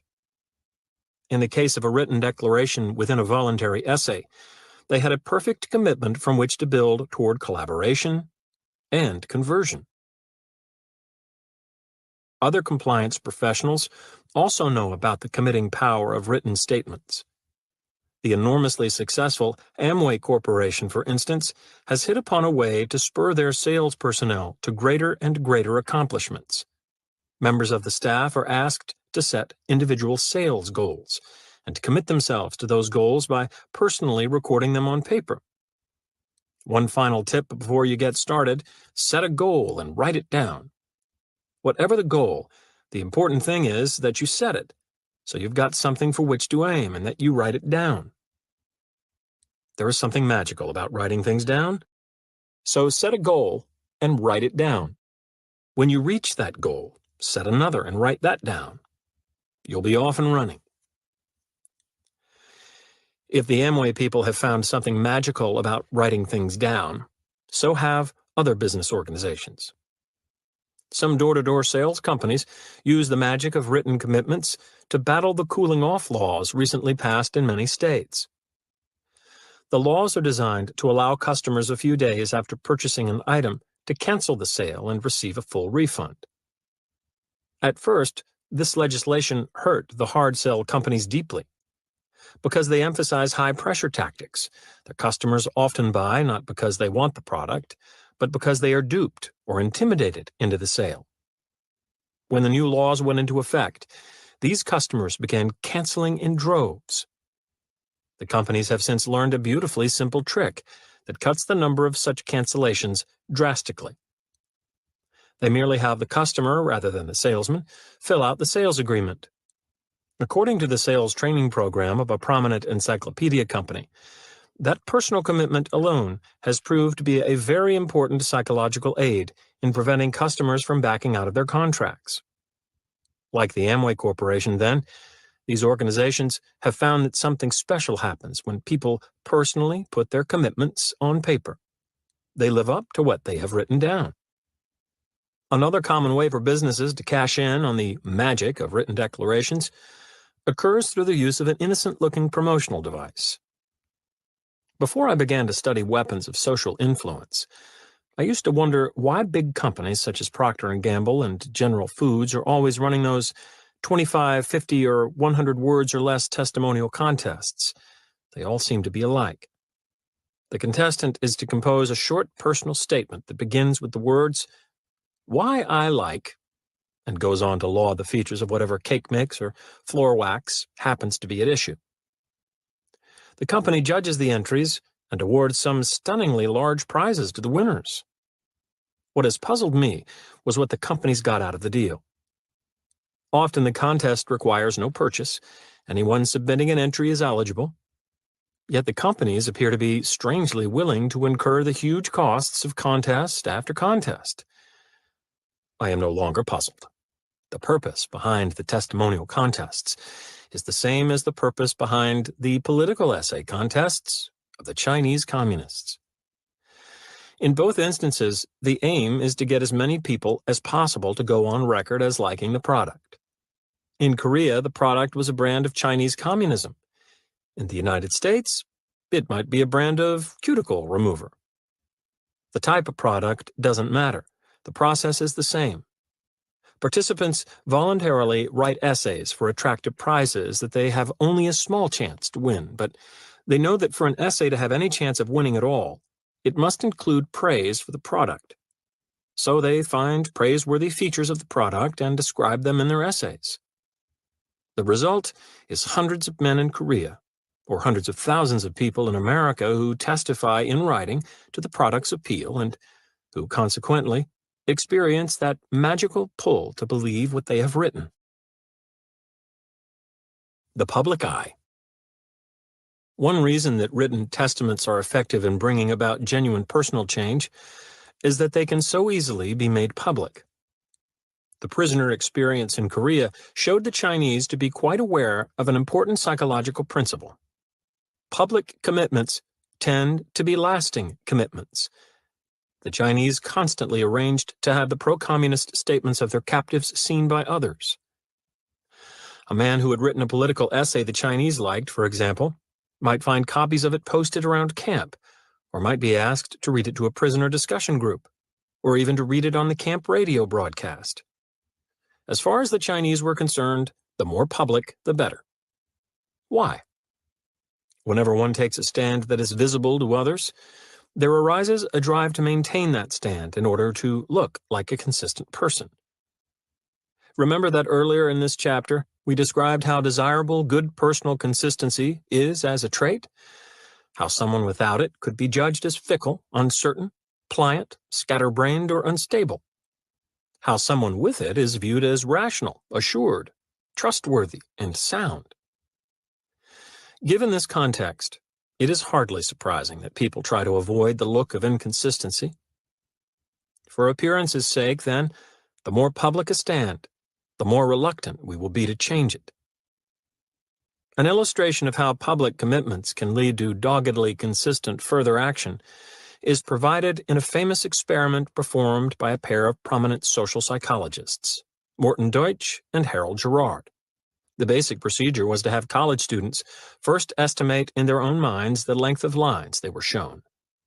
At this point, one sample of the students had to commit themselves publicly to their initial judgments by writing them down, signing their names to them, and turning them in to the experimenter. A second sample of students also committed themselves to their first estimates, but they did so privately by putting them on a magic writing pad and then erasing them by lifting the magic pad's plastic cover before anyone could see what they had written. A third set of students did not commit themselves to their initial estimates at all. They just kept the estimates in mind privately. In these ways, Deutsch and Girard had cleverly arranged for some students to commit themselves publicly, some privately, and some not at all to their initial decisions. What Deutsch and Girard wanted to find out was which of the three types of students would be most inclined to stick with their first judgments after receiving information that those judgments were incorrect. So all of the students were given new evidence suggesting that their initial estimates were wrong, and they were then given the chance to change their estimates. The results were quite clear. The students who had never written down their first choices were the least loyal to those choices. When new evidence was presented that questioned the wisdom of decisions that had never left their heads, These students were the most influenced by the new information to change what they had viewed as the correct decision. Compared to these uncommitted students, those who had merely written their decisions for a moment on a magic pad were significantly less willing to change their minds when given the chance. Even though they had committed themselves under the most anonymous of circumstances, the act of writing down their first judgments caused them to resist the influence of contradictory new data and to remain consistent with the preliminary choices. But Deutsch and Girard found that by far it was the students who had publicly recorded their initial positions who most resolutely refused to shift from those positions later. Public commitment had hardened them into the most stubborn of all. This sort of stubbornness can occur even in situations where accuracy should be more important than consistency. In one study, when 6 or 12-person experimental juries were deciding a close case, hung juries were significantly more frequent if the jurors had to express their opinions with a visible show of hands rather than by secret ballot. Once jurors had stated their initial views publicly, they were reluctant to allow themselves to change publicly either. Should you ever find yourself as the foreperson of a jury under these conditions, then you could reduce the risk of a hung jury by choosing a secret rather than public balloting technique. The Deutsch and Girard finding that we are truest to our decisions if we have bound ourselves to them publicly can be put to good use. Consider the organizations dedicated to helping people rid themselves of bad habits. Many weight reduction clinics, for instance, understand that often a person's private decision to lose weight will be too weak to withstand the blandishments of bakery windows, wafting cooking scents, and late-night Sara Lee commercials. So they see to it that the decision is buttressed by the pillars of public commitment. They require their clients to write down an immediate weight loss goal and show that goal to as many friends, relatives, and neighbors as possible. Clinic operators report that frequently this simple technique works where all else has failed. Of course, there's no need to pay a special clinic in order to engage a visible commitment as an ally. One San Diego woman described to me how she employed a public promise to help herself finally stop smoking. I remember it was after I heard about another scientific study showing that smoking causes cancer. Every time one of those things came out, I used to get determined to quit, but I never could. This time, though, I decided I had to do something.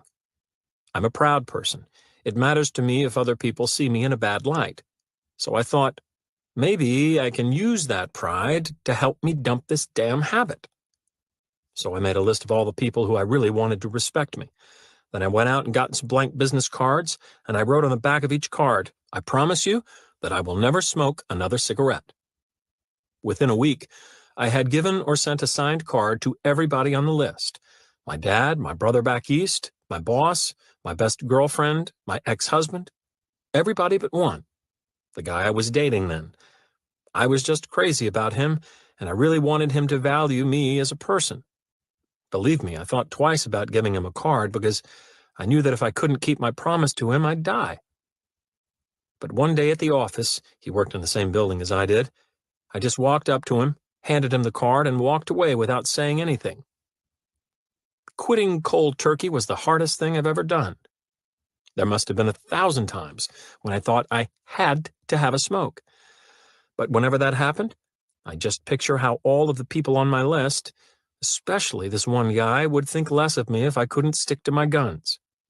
And that's all it took. I've never taken another puff. You know, the interesting thing is the guy turned out to be a real schmuck. I can't figure out what I saw in him back then, but at the time, without knowing it, he helped me get through the toughest part of the toughest thing I've ever had to do. I don't even like him anymore. Still, I do feel grateful in a way because I think he saved my life. The effort extra. Yet another reason that written commitments are so effective is that they require more work than verbal ones. And the evidence is clear that the more effort that goes into a commitment, the greater is its ability to influence the attitudes of the person who made it. we can find that evidence quite close to home or as far away as the back regions of the primitive world. For example, there is a tribe in southern Africa, the Thonga, that requires each of its boys to go through an elaborate initiation ceremony before he can be counted a man of the tribe. As with many other primitive peoples, a Thonga boy endures a great deal before he is admitted to adult membership in the group. Anthropologists Whiting, Cluckcone, and Anthony have described this 3-month ordeal in brief but vivid terms. When a boy is somewhere between 10 and 16 years of age, he is sent by his parents to circumcision school, which is held every 4 or 5 years. Here, in company with his age mates, he undergoes severe hazing by the adult males of the society. The initiation begins when each boy runs the gauntlet between 2 rows of men who beat him with clubs. At the end of this experience, he is stripped of his clothes and his hair is cut. He is next met by a man covered with lion manes and is seated upon a stone facing this lion man. Someone then strikes him from behind, and when he turns his head to see who has struck him, his foreskin is seized and in 2 movements cut off by the lion man. Afterward, he is secluded for 3 months in the Yard of Mysteries, where he can be seen only by the initiated. During the course of his initiation, the boy undergoes 6 major trials: beatings, exposure to cold, thirst, eating of unsavory foods, punishment, and the threat of death. On the slightest pretext, he may be beaten by one of the newly initiated men, who was assigned to the task by the older men of the tribe. He sleeps without covering and suffers bitterly from the winter cold. He is forbidden to drink a drop of water during the whole 3 months. Meals are often made nauseating by the half-digested grass from the stomach of an antelope, which is poured over his food. If he is caught breaking any important rule governing the ceremony, he is severely punished. For example, in one of these punishments, sticks are placed between the fingers of the offender. Then a strong man closes his hand around that of the novice, practically crushing his fingers. He is frightened into submission by being told that in former times boys who had tried to escape, or who had revealed the secrets to women or to the uninitiated, were hanged and their bodies burned to ashes. On the face of it, these rites seem extraordinary and bizarre. Yet at the same time, they can be seen to be remarkably similar in principle and even in detail to the common initiation ceremonies of school fraternities. During the traditional Hell Week held yearly on college campuses, fraternity pledges must persevere through a variety of activities designed by the older members to test the limits of physical exertion, psychological strain, and social embarrassment. At the week's end, the boys who have persisted through the ordeal are accepted for full group membership. Mostly, their tribulations have left them no more than greatly tired and a bit shaky, although sometimes the negative effects are more serious. What is interesting is how closely the particular features of Hell Week tasks match those of the tribal initiation rites. Recall that anthropologists identified 6 major trials to be endured by a Thonga initiate during his stay in the Yard of Mysteries. A scan of newspaper reports shows that each trial also has its place in the hazing rituals of Greek letter societies. Beatings. 14-year-old Michael Calligris spent 3 weeks in a Long Island hospital recovering from internal injuries suffered during a Hell Night initiation ceremony of his high school fraternity, Omega Gamma Delta.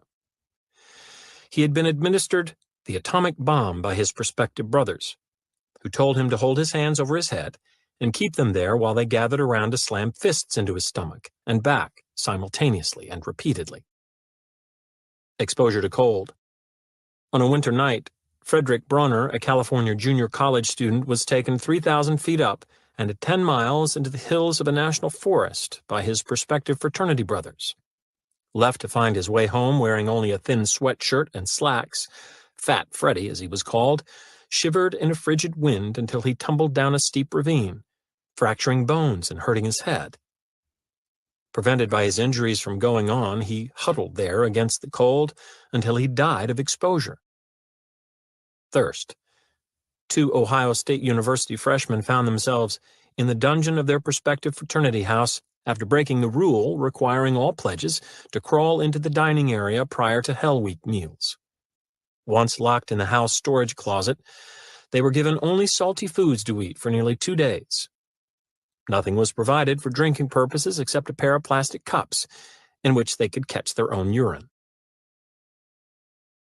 Eating of unsavory foods. At Kappa Sigma House on the campus of the University of Southern California, the eyes of 11 pledges bulged when they saw the sickening task before them. 11 quarter-pound slabs of raw liver lay on a tray. Cut thick and soaked in oil, each was to be swallowed whole, one to a boy. Gagging and choking repeatedly, young Richard Swanson failed 3 times to down his piece. Determined to succeed, he finally got the oil-soaked meat into his throat where it lodged and, despite all efforts to remove it, killed him. Punishment. In Wisconsin, a pledge who forgot one section of a ritual incantation to be memorized by all initiates was punished for his error.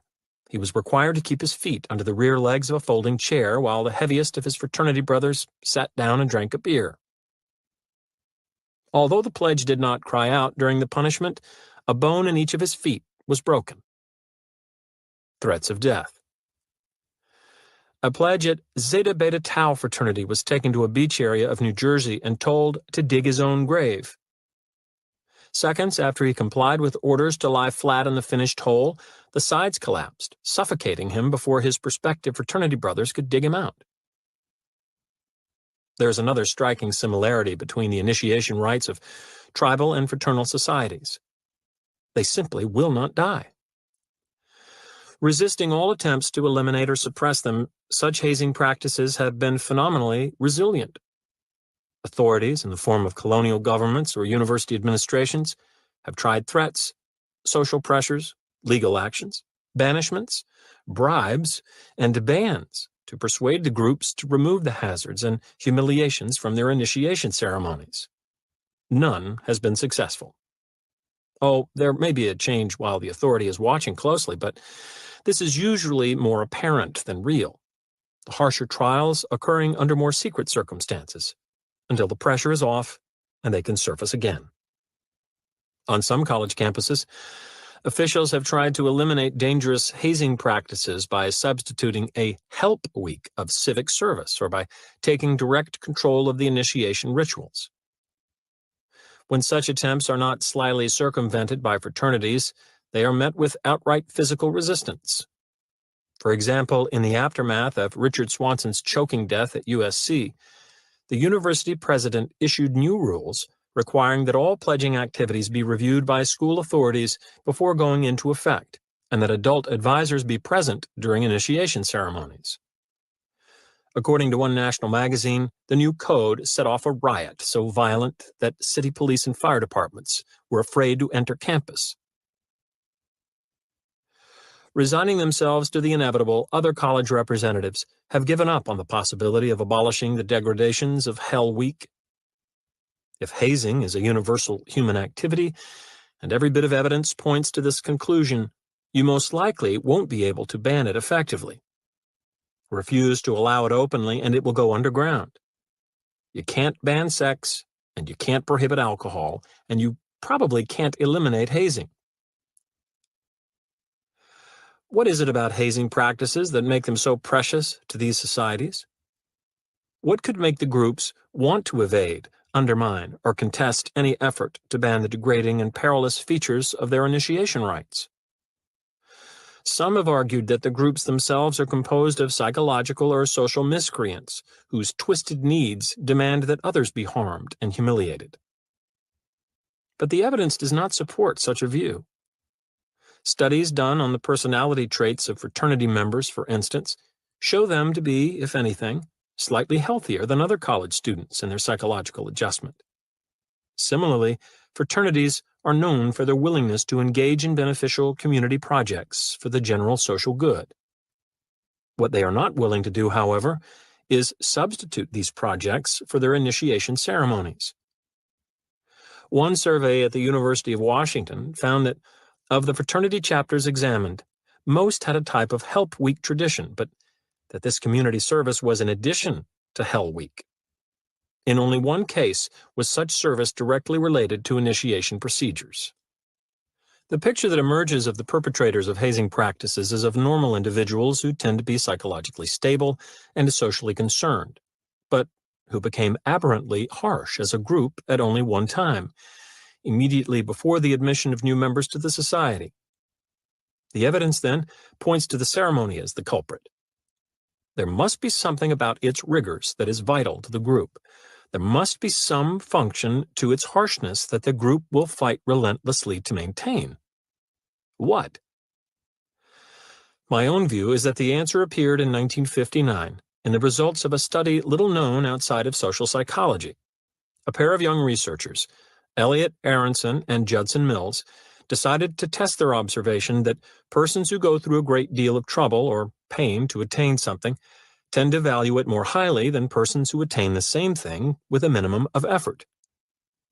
The real stroke of inspiration came in their choice of the initiation ceremony as the best place to examine this possibility.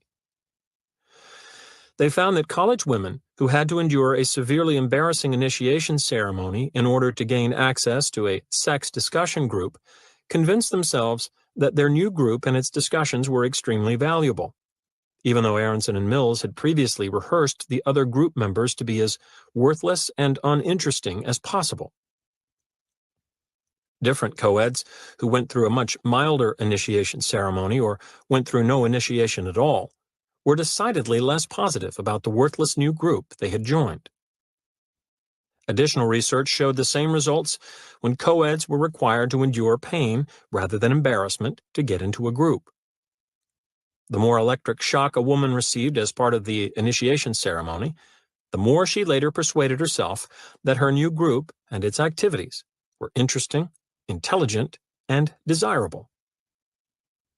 Now the harassments, the exertions, even the beatings of initiation rituals begin to make sense.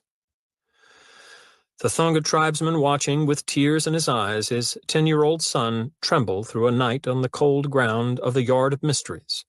The college sophomore punctuating his hell night paddling of his fraternity little brother with bursts of nervous laughter. These are not acts of sadism. They are acts of group survival. They function, oddly enough, to spur future society members to find the group more attractive and worthwhile. As long as it is the case that people like and believe in what they have struggled to get, these groups will continue to arrange effortful and troublesome initiation rites. The loyalty and dedication of those who emerge will increase to a great degree the chances of group cohesiveness and survival. Indeed, one study of 54 tribal cultures found that those with the most dramatic and stringent initiation ceremonies were those with the greatest group solidarity. Given Aronson and Mills's demonstration that the severity of initiation ceremony significantly heightens the newcomer's commitment to the group, it is hardly surprising that groups will oppose all attempts to eliminate this crucial link to their future strength. Military groups and organizations are by no means exempt from these same processes. The agonies of boot camp initiations to the armed services are legendary. The novelist William Styron, a former Marine, catalogs his own experiences in language we could easily apply to the Thongas, or for that matter, to the Kappas or Betas or Alphas. The remorseless, close-order drill hour after hour in the burning sun, the mental and physical abuse, the humiliations, the frequent sadism at the hands of drill sergeants, all the claustrophobic and terrifying insults to the spirit which can make an outpost like Quantico or Paris Island one of the closest things in the free world to a concentration camp. But in his commentary, Styron does more than recount the misery of this training nightmare. He recognizes its intended outcome. There is no ex-Marine of my acquaintance, regardless of what direction he may have taken spiritually or politically after those callow gung-ho days, who does not view the training as a crucible out of which he emerged, in some way, more resilient, simply braver and better for the wear. But why should we believe William Styron, the writer, in such matters? After all, for professional storytellers, the line between truth and fiction is often blurred. Indeed, why should we believe him when he alleges that the infernal character of his military training was not only successful, it was specifically intended to create desired levels of pride and camaraderie among those who endured and survived it? At least one reason to accept his assessment comes from unfictionalized reality. The case of West Point cadet John Edwards, who was expelled from the U.S. Military Academy in 1988 on charges involving the authorized hazing that all first-year cadets experience at the hands of upperclassmen to ensure that the newcomers can withstand the rigors of West Point training. It was not that Mr. Edwards, who ranked academically near the top of his 1,100-member class, had been unable to bear up under the ritual when he was subjected to it, nor was he expelled because he had been aberrantly cruel in his treatment of the younger cadets. His offense was that he would not expose the newcomers to what he felt was absurd and dehumanizing treatment. Once again, then, it appears that for groups concerned about creating a lasting sense of solidarity and distinction, the hardship of demanding initiation activities provides a valuable advantage that they will not easily surrender, either to aspiring members who are unwilling to take the harshness or to give it out. The inner choice. Examination of such diverse activities as the indoctrination practices of the Chinese Communists and the initiation rituals of college fraternities has provided some valuable information about commitment. It appears that commitments are most effective in changing a person's self-image and future behavior when they are active, public, and effortful. But there is another property of effective commitment that is more important than the other three combined. To understand what it is, we first need to solve a pair of puzzles in the actions of communist interrogators and fraternity brothers. The first puzzle comes from the refusal of fraternity chapters to allow public service activities to be part of their initiation ceremonies. Recall that one survey showed that community projects, though frequent, were nearly always separated from the membership induction program. But why? If an effortful commitment is what fraternities are after in their initiation rites, surely they could structure enough distasteful and strenuous civic activities for their pledges. There is plenty of exertion and unpleasantness to be had in the world of old age home repairs, mental health center yard work, and hospital bedpan duty. Besides, community-spirited endeavors of this sort would do much to improve the highly unfavorable public and media image of fraternity Hell Week rites. A survey showed that for every positive newspaper story concerning Hell Week, there were 5 negative stories. If only for public relations reasons, then fraternities should want to incorporate community service efforts into their initiation practices. But they don't. To examine the second puzzle, we need to return to the Chinese prison camps of Korea and the regular political essay contests held for American captives. The Chinese wanted as many Americans as possible to enter these contests so that, in the process, they might write things favorable to the communist view. If, however, the idea was to attract large numbers of entrants, why were the prizes so small? A few extra cigarettes or a little fresh fruit were often all that a contest winner could expect. In the setting, even these prizes were valuable. But still, there were much larger rewards: warm clothing, special mail privileges, increased freedom of movement in camp, that the Chinese could have used to increase the number of essay writers, yet they specifically chose to employ the smaller rather than the larger, more motivating rewards. Although the settings are quite different, the surveyed fraternities refused to allow civic activities into their initiation ceremonies for the same reason that the Chinese withheld large prizes in favor of less powerful inducements. They wanted the men to own what they had done. No excuses, no ways out were allowed. A man who suffered through an arduous hazing could not be given the chance to believe he did so for charitable purposes. A prisoner who salted his political essay with a few anti-American comments could not be permitted to shrug it off as motivated by a big reward. No, the fraternity chapters and Chinese communists were playing for keeps. It was not enough to wring commitments out of their men. Those men had to be made to take inner responsibility for their actions. Given the Chinese Communist government's affinity for the political essay contest as a commitment device, it should come as no surprise that a wave of such contests appeared in the aftermath of the 1989 massacre in Tiananmen Square, where pro-democracy protesters were gunned down by government soldiers. In Beijing alone, 9 state-run newspapers and television stations sponsored essay competitions on the quelling of the counter-revolutionary rebellion. Still acting in accord with its long-standing and insightful de-emphasis of rewards for public commitments, the Beijing government left the contest prizes unspecified. Social scientists have determined that we accept inner responsibility for a behavior when we think we have chosen to perform it in the absence of strong outside pressures. A large reward is one such external pressure.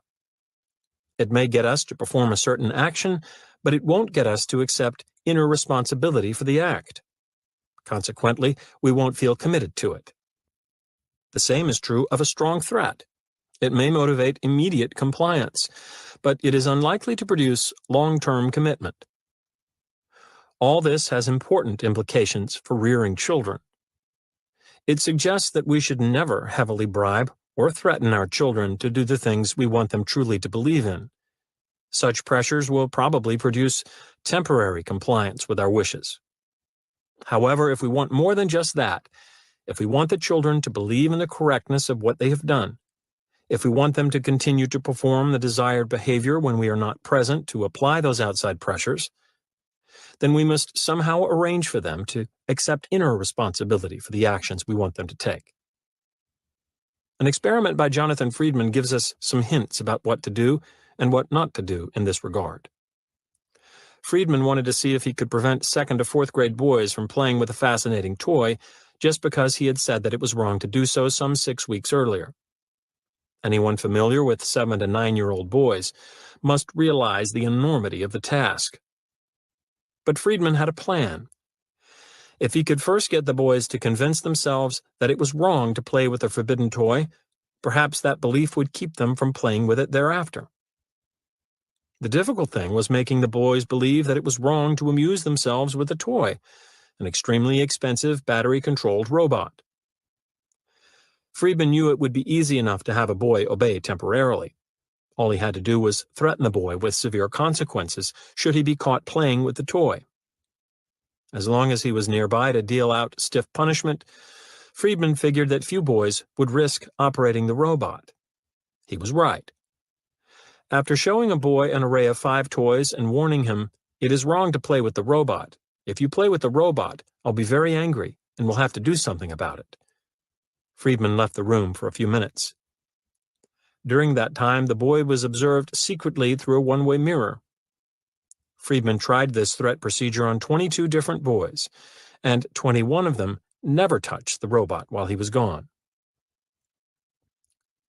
So a strong threat was successful while the boys thought they might get caught and punished. But Friedman had already guessed that. He was really interested in the effectiveness of the threat in guiding the boys' behavior later on, when he was no longer around. To find out what would happen then, he sent a young woman back to the boys' school about 6 weeks after he had been there. She took the boys out of the class one at a time to participate in an experiment. Without ever mentioning any connection with Friedman, she escorted each boy back to the room with the 5 toys and gave him a drawing test. While she was scoring the test, she told the boy that he was free to play with any toy in the room. Of course, almost all the boys played with the toy. The interesting result was that of the boys playing with the toy, 77% chose to play with the robot that had been forbidden to them earlier.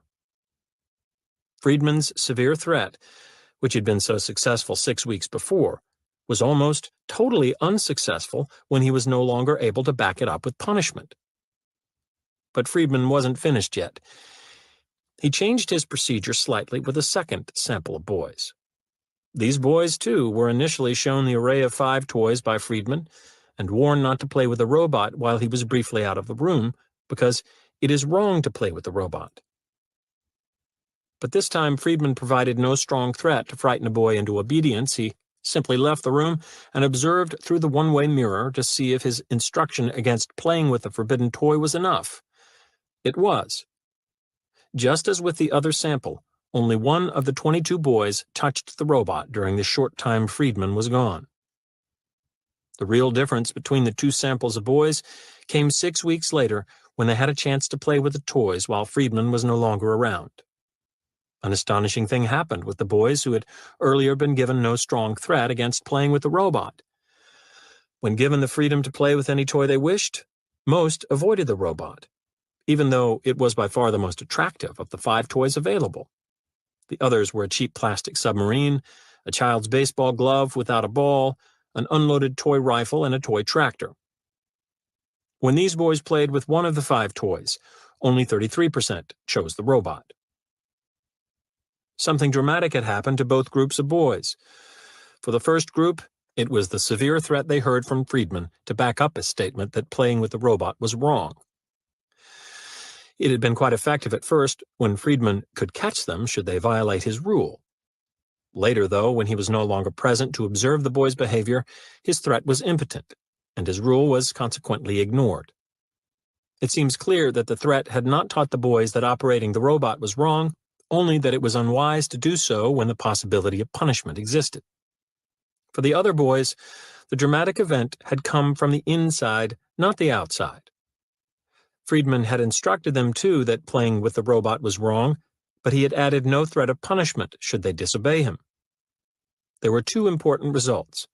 First, Friedman's instruction alone was enough to prevent the boys from operating the robot while he was briefly out of the room.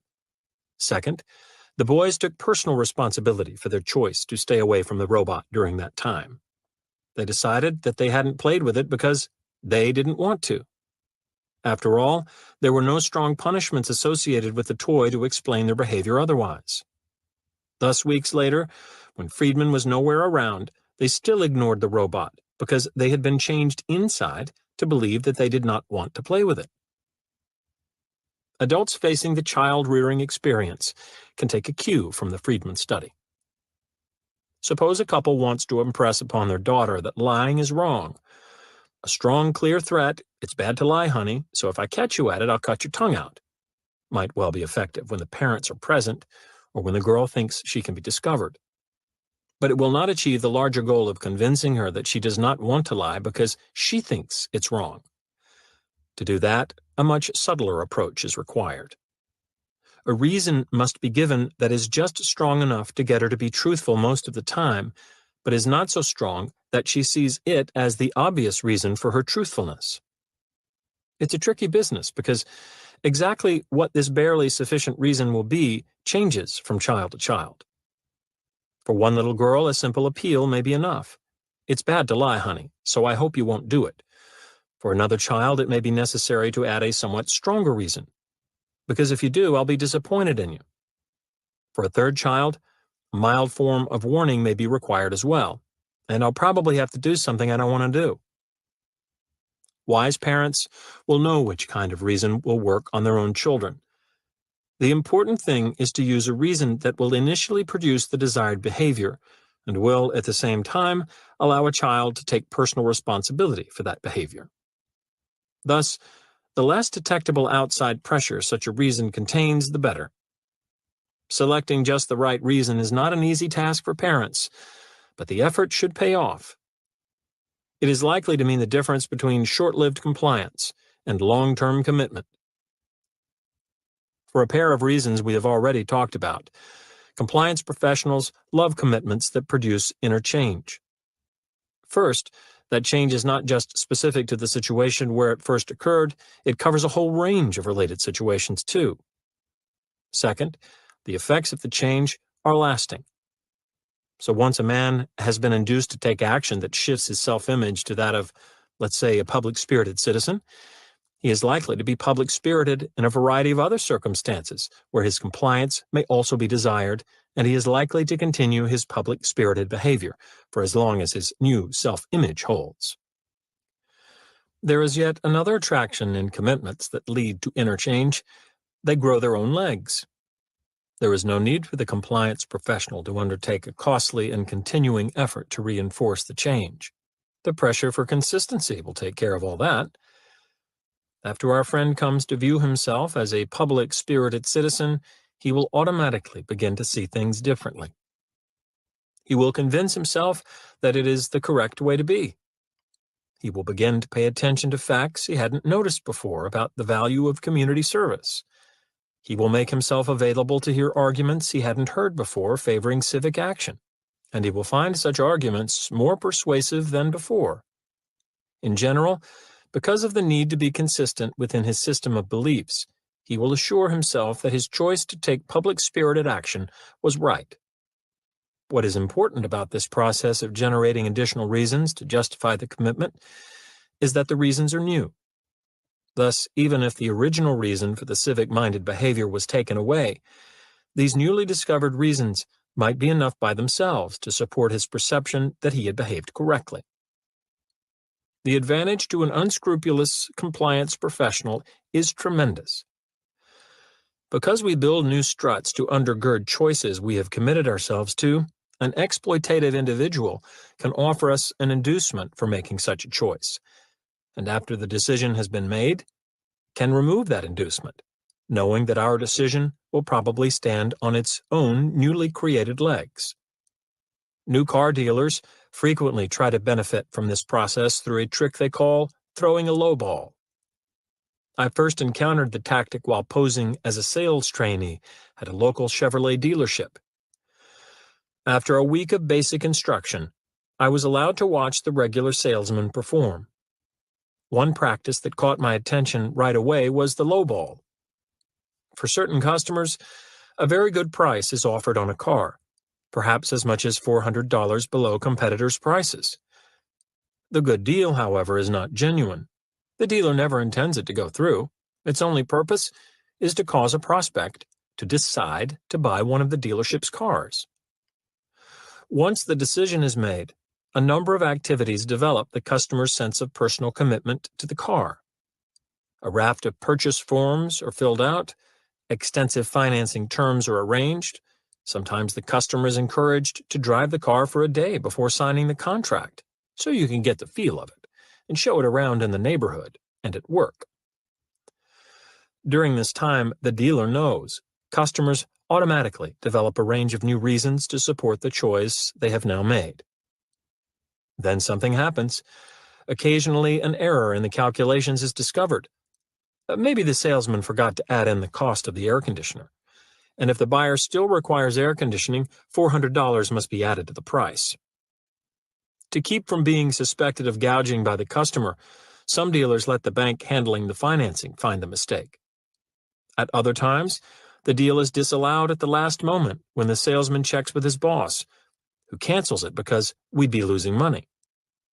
For only another $400, the car can be had, which, in the context of a multi-thousand-dollar deal, doesn't seem too steep since, as the salesman emphasizes, the cost is equal to competitors, and this is the car you chose, right? Another even more insidious form of lowballing occurs when the salesman makes an inflated trade-in offer on the prospect's old car as part of the buy-trade package. The customer recognizes the offer as overly generous and jumps at the deal. Later, before the contract is signed, the used car manager says that the salesman's estimate was $400 too high and reduces the trade-in allowance to its actual Blue Book level. The customer, realizing that the reduced offer is the fair one, accepts it as appropriate and sometimes feels guilty about trying to take advantage of the salesman's high estimate. I once witnessed a woman provide an embarrassed apology to a salesman who had used the last version of lowballing on her. This while she was signing a new car contract, giving him a huge commission. He looked hurt, but managed a forgiving smile. No matter which variety of lowballing is used, the sequence is the same. An advantage is offered that induces a favorable purchase decision. Then, sometime after the decision has been made but before the bargain is sealed, the original purchase advantage is deftly removed. It seems almost incredible that a customer would buy a car under these circumstances. Yet it works, not on everybody, of course, but it is effective enough to be a staple compliance procedure in many car showrooms. automobile dealers have come to understand the ability of a personal commitment to build its own support system, a support system of new justifications for the commitment. Often these justifications provide so many strong legs for the decision to stand on that when the dealer pulls away only one leg, the original one, there is no collapse. The loss can be shrugged off by the customer, who is consoled, even made happy by the array of other good reasons favoring the choice. It never occurs to the buyer that those additional reasons might never have existed had the choice not been made in the first place.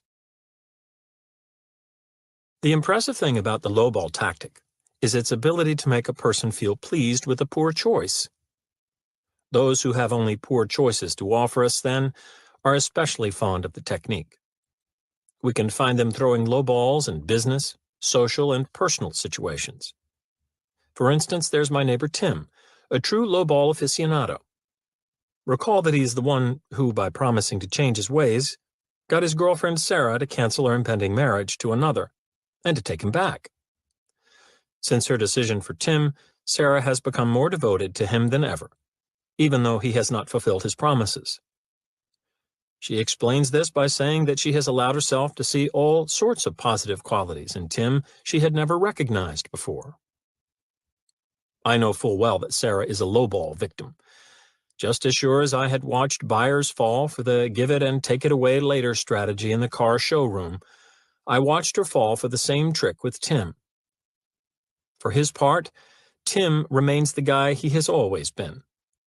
But because the new attractions Sarah has discovered or created in him are quite real for her, she now seems satisfied with the same arrangement that was unacceptable before her enormous commitment. The decision to choose Tim, poor as it may have been objectively, has grown its own supports and appears to have made Sarah genuinely happy. I have never mentioned to Sarah what I know about lowballing. The reason for my silence is not that I think her better off in the dark on the issue. As a general guiding principle, more information is always better than less information. It's just that if I said a word, I am confident she would hate me for it. Depending on the motives of the person wishing to use them, any of the compliance techniques discussed in this audiobook can be employed for good or for ill. It should not be surprising, then, that the lowball tactic can be used for more socially beneficial purposes than selling new cars or reestablishing relationships with former lovers. One research project done in Iowa, for example, shows how the lowball procedure can influence homeowners to conserve energy. The project, headed by Dr. Michael Palak, began at the start of the Iowa winter when residents who heated their homes with natural gas were contacted by an interviewer. The interviewer gave them some energy conservation tips and asked them to try to save fuel in the future. Although they all agreed to try, when the researchers examined the utility records of these families after a month and again at winter's end, it was clear that no real savings had occurred. The residents who had promised to make a conservation attempt used just as much natural gas as a random sample of their neighbors who had not been contacted by an interviewer. Just good intentions, coupled with information about saving fuel, then, were not enough to change habits. Even before the project began, Palak and his research team had recognized that something more would be needed to shift long-standing energy patterns. So they tried a slightly different procedure on a comparable sample of Iowa natural gas users. These people, too, were contacted by an interviewer, who provided energy-saving hints and asked them to conserve. But for these families, the interviewer offered something else. Those residents, agreeing to save energy, would have their names publicized in newspaper articles as public-spirited, fuel-conserving citizens. The effect was immediate. 1 month later, when the utility companies checked their meters, the homeowners in this sample had saved an average of 422 cubic feet of natural gas apiece. The chance to have their names in the paper had motivated these residents to substantial conservation efforts for a period of a month. Then the rug was pulled out. The researchers extracted the reason that had initially caused these people to save fuel Each family that had been promised publicity received a letter saying it would not be possible to publicize their names after all. At the end of the winter, the research team examined the effect that letter had had on the natural gas usage of the families. Did they return to their old wasteful habits when the chance to be in the newspaper was removed? Hardly. For each of the remaining winter months, they actually conserved more fuel than they had during the time they thought they would be publicly celebrated for it. In terms of percentage of energy savings, they had managed a 12.2% first-month gas savings because they expected to see themselves lauded in the paper. But after the letter arrived informing them to the contrary, they did not return to their previous energy use levels. Instead, they increased their savings to a 15.5% level for the rest of the winter. Although we can never be completely sure of such things, one explanation for their persistent behavior presents itself immediately. These people had been lowballed into a conservation commitment through a promise of newspaper publicity. Once made, that commitment started generating its own support. The homeowners began acquiring new energy habits, began feeling good about their public-spirited efforts, began convincing themselves of the vital need to reduce American dependence on foreign oil, began appreciating the monetary savings in their utility bills, began feeling proud of their capacity for self-denial, and most important, began viewing themselves as conservation-minded. With all these new reasons present to justify the commitment to use less energy, it is no wonder that the commitment remained firm even after the original reason, newspaper publicity, had been kicked away. But strangely enough, when the publicity factor was no longer a possibility, these families did not merely maintain their fuel-saving effort, they heightened it. Any of a number of interpretations could be offered for that still stronger effort, but I have a favorite. In a way, the opportunity to receive newspaper publicity had prevented the homeowners from fully owning their commitment to conservation. Of all the reasons supporting the decision to try to save fuel, it was the only one that had come from the outside. It was the only one preventing the homeowners from thinking that they were conserving gas because they believed in it. So when the letter arrived canceling the publicity agreement, it removed the only impediment to these residents' images of themselves as fully concerned, energy-conscious citizens. This unqualified new self-image then pushed them to even greater heights of conservation. Whether or not such an explanation is correct, a repeat study done by Palek indicates that this hidden benefit of the lowball tactic is no fluke. The experiment was done in summer on Iowans whose homes were cooled by central air conditioning. Those homeowners who were promised newspaper publicity decreased their electricity use by 27.8% during July, as compared to similar homeowners who were not promised any coverage or who were not contacted at all. At the end of July, a letter was sent canceling the publicity promise. Rather than reverting to their old habits, the low-balled residents increased their August energy savings to a stunning 41.6%. Much like Sarah, they appeared to have become committed to a choice through an initial inducement and were still more dedicated to it after the inducement had been removed. How to say no. Consistency is the hobgoblin of little minds. Or at least, so goes a frequently heard quotation attributed to Ralph Waldo Emerson. But what a very odd thing to say.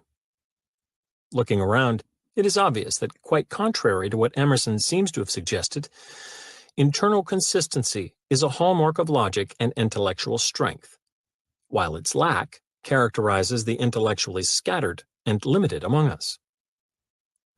What then could a thinker of Emerson's caliber have meant when he assigned the trait of consistency to the small-minded? I was sufficiently intrigued to go back to the original source of his statement, the essay Self-Reliance, where it was clear that the problem lay not in Emerson but in the popular version of what he had said. Actually, he wrote, "A foolish consistency is the hobgoblin of little minds." For some obscure reason, essential distinction had been lost as the years eroded the accurate version of his statement to mean something entirely different and, upon close inspection, entirely silly. That distinction should not be lost on us, however, because it is vital to the only effective defense I know against the weapons of influence embodied in the combined principles of commitment and consistency. Although consistency is generally good, even vital, there is a foolish, rigid variety to be shunned. It is this tendency to be automatically and unthinkingly consistent that Emerson referred to. And it is this tendency that we must be wary of, for it lays us open to the maneuvers of those who want to exploit the mechanical commitment-consistency sequence for profit. But since automatic consistency is so useful in allowing us an economical and appropriate way of behaving most of the time, we can't decide merely to eliminate it from our lives altogether. The results would be disastrous. If, rather than whirring along in accordance with our prior decisions and deeds, we stopped to think through the merits of every new action before performing it, we would never have time to accomplish anything significant. We need even that dangerous, mechanical brand of consistency. The only way out of the dilemma is to know when such consistency is likely to lead to a poor choice. There are certain signals, two separate kinds of signals, in fact, to tip us off. We register each type in a different part of our bodies. The first sort of signal is easy to recognize. It occurs right in the pit of our stomachs, when we realize we are trapped into complying with a request we know we don't want to perform. It has happened to me 100 times. An especially memorable instance, though, took place on a summer evening well before I began to study compliance tactics. I answered my doorbell to find a stunning young woman dressed in shorts and a revealing halter top.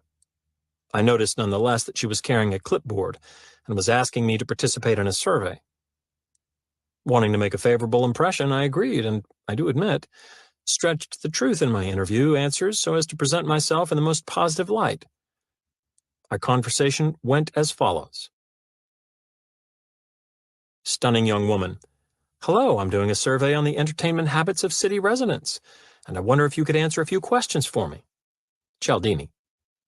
Do come in. Thank you, I'll just sit right here and begin. How many times per week would you say that you go out to dinner? Oh, probably 3, maybe 4 times a week. Whenever I can, really. I love fine restaurants. How nice.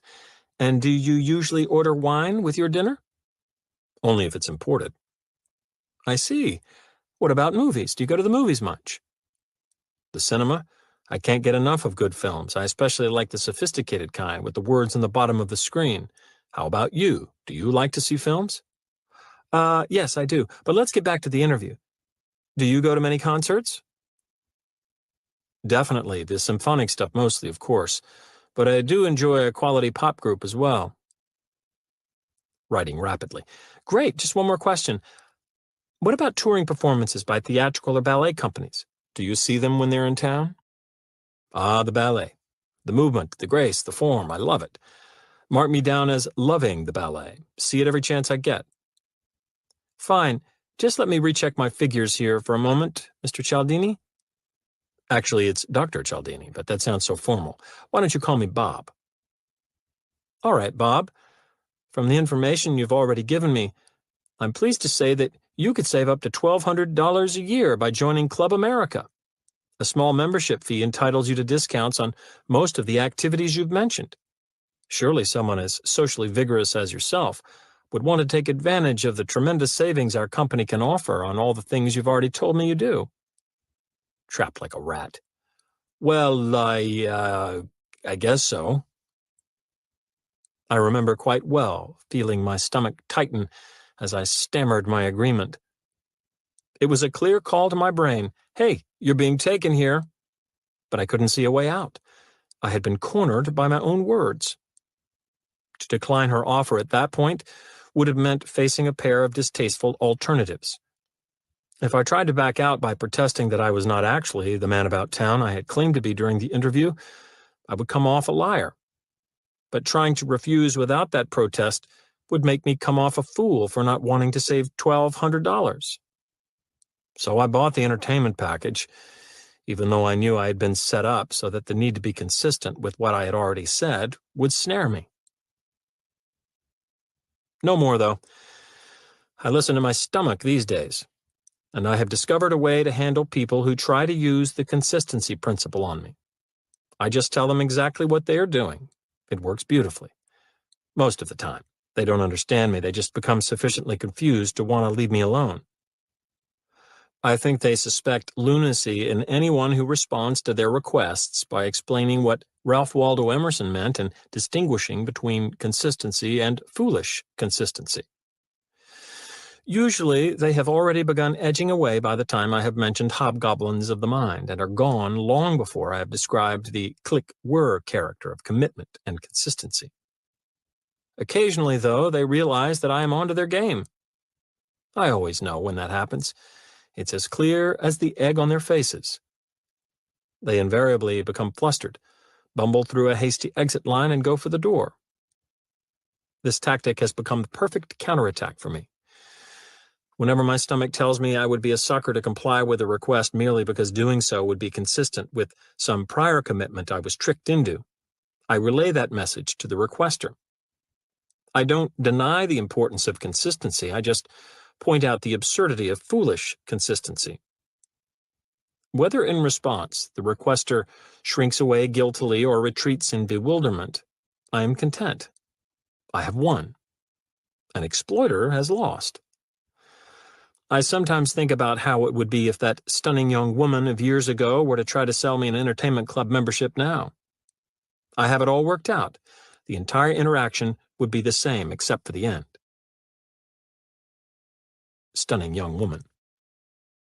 Surely someone as socially vigorous as yourself would want to take advantage of the tremendous savings our company can offer on all the things you've already told me you do. Cialdini, with great self-assurance. Quite wrong. You see, I recognize what has gone on here. I know that your story about doing a survey was just a pretext for getting people to tell you how often they go out, and that under those circumstances, there is a natural tendency to exaggerate.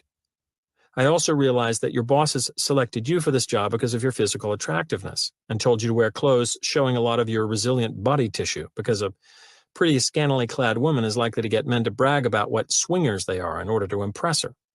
So, I'm not interested in your entertainment club because of what Emerson said about foolish consistency and hobgoblins of the mind. Staring blankly. Huh? Look, what I told you during your fake survey doesn't matter. I refuse to allow myself to be locked into a mechanical sequence of commitment and consistency when I know it's wrong-headed. No click-whir for me. Huh? Okay, let me put it this way. 1, it would be stupid of me to spend money on something I don't want. 2, I have it on excellent authority, direct from my stomach, that I don't want your entertainment plan. 3, therefore, if you still believe that I will buy it, you probably also still believe in the tooth fairy. Surely someone as intelligent as yourself would be able to understand that. Trapped like a stunning young rat. Well, I guess so. Stomachs are not especially perceptive or subtle organs. Only when it is obvious that we are about to be conned are they likely to register and transmit that message. At other times, when it is not clear that we are being taken, our stomachs may never catch on. Under those circumstances, we have to look elsewhere for a clue. The situation of my neighbor Sarah provides a good illustration. She made an important commitment to Tim by canceling her prior marriage plans. That commitment has grown its own supports, so that even though the original reasons for the commitment are gone, she remains in harmony with it. She has convinced herself with newly formed reasons that she did the right thing, so she stays with Tim.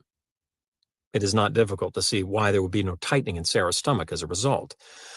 Stomachs tell us when we are doing something we think is wrong for us. Sarah thinks no such thing. To her mind, she has chosen correctly and is behaving consistently with that choice. Yet, unless I badly missed my guess, there is a part of Sarah that recognizes her choice as a mistake and her current living arrangement as a brand of foolish consistency.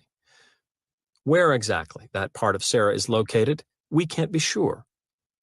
But our language does give it a name: heart of hearts. It is by definition the one place where we cannot fool ourselves. It is the place where none of our justifications, none of our rationalizations penetrate. Sarah has the truth there, although right now she can't hear its signal clearly through the noise and static of the new support apparatus she has erected. If Sarah has erred in her choice of Tim, how long could she go without clearly recognizing it, without having a massive heart of hearts attack? There is no telling. One thing is certain, however: as time passes, the various alternatives to Tim are disappearing. She had better determine soon whether she is making a mistake. Easier said than done, of course. She must answer an extremely intricate question. Knowing what I now know, if I could go back in time, would I make the same choice? The problem lies in the knowing what I now know part of the question. Just what does she now know, accurately, about Tim? How much of what she thinks of him is the result of a desperate attempt to justify the commitment she made? She claims that since her decision to take him back, he cares for her more, is trying hard to stop his excessive drinking, has learned to make a wonderful omelet, etc. Having tasted a couple of his omelets, I have my doubts. The important issue, though, is whether she believes these things, not just intellectually. We can play such mind games on ourselves, but in her heart of hearts. There may be a little device Sarah can use to find out how much of her current satisfaction with Tim is real and how much is foolish consistency. Accumulating psychological evidence indicates that we experience our feelings towards something a split second before we can intellectualize about it. My suspicion is that the message sent by the heart of hearts is a pure, basic feeling. Therefore, if we train ourselves to be attentive, we should register it ever so slightly before our cognitive apparatus engages. According to this approach, were Sarah to ask herself the crucial "would I make the same choice again?" question, she would be well advised to look for and trust the first flash of feeling she experienced in response. It would likely be the signal from her heart of hearts, slipping through undistorted just before the means by which she could kid herself flooded in. I began using the same device myself whenever I even suspect I might be acting in a foolishly consistent manner. One time, for instance, I had stopped at the self-service pump of a filling station advertising a price per gallon a couple of cents below the rate of other stations in the area. But with pump nozzle in hand, I noticed that the price listed on the pump was 2 cents higher than the display sign price.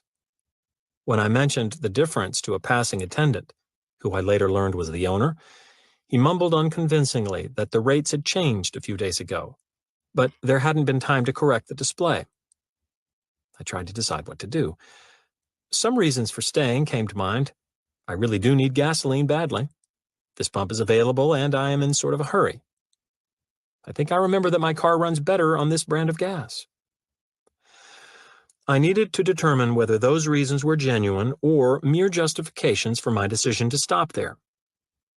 So I asked myself the crucial question: knowing what I know about the real price of this gasoline, if I could go back in time, would I make the same choice again? Concentrating on the first burst of impression I sensed, the answer was clear and unqualified. I would have driven right past. I wouldn't even have slowed down. I knew then, without the price advantage, those other reasons would not have brought me there. They hadn't created the decision had created them. That settled, there was another decision to be faced, though.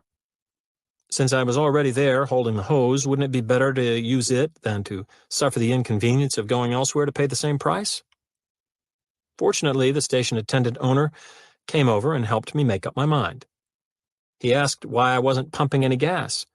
I told him I didn't like the price discrepancy, and he said with a snarl, "Listen, nobody's going to tell me how to run my business. If you think I'm cheating you, just put that hose down right now and get off my property as fast as you can do it, bud." Already certain he was a cheat, I was happy to act consistently with my belief and his wishes. I dropped the hose on the spot and drove over it on my way to the closest exit. Sometimes consistency can be a marvelously rewarding thing. Reader's report from a woman living in Portland, Oregon. I was walking through downtown Portland on my way to a lunch appointment when a young, attractive man stopped me with a friendly smile and a powerful line. "Excuse me, I'm involved in a contest, and I need a good-looking woman like yourself to help me win." I was truly skeptical, since I know there are many more attractive women than myself running around. However, I was caught off guard and was curious to find out what he wanted. He explained that he would receive points for a contest by getting total strangers to give him a kiss. Now, I consider myself a fairly level-headed person who shouldn't have believed his line, but he was quite persistent. And since I was almost late for my lunch appointment, I thought, what the heck, I'll give the guy a kiss and get out of here. So I did something totally against my common sense and pecked this total stranger on the cheek in the middle of downtown Portland. I thought that would be the end of it, but I soon learned that it was just the beginning. Much to my distress, he followed the kiss with the line, "You are a great kisser, but the real contest I'm involved in is to sell magazine subscriptions. You must be an active person. Would any of these magazines interest you?" At this point, I should have slugged the guy and walked away, but somehow, because I had complied with his initial request, I felt a need to be consistent, and I complied with his second request. Yes, much to my own disbelief, I actually subscribed to Ski Magazine, which I occasionally enjoy reading but had no intention of subscribing to. Gave him a $5 initial subscription fee and left as quickly as possible, feeling quite frustrated with what I had just done and not understanding why I had done it. Although it still pains me to think about it. In reflecting on the incident after reading your book, I've now figured out what happened. The reason this tactic worked so effectively is because once small commitments have been made, in this case giving a kiss, people tend to add justifications to support the commitment and then are willing to commit themselves further.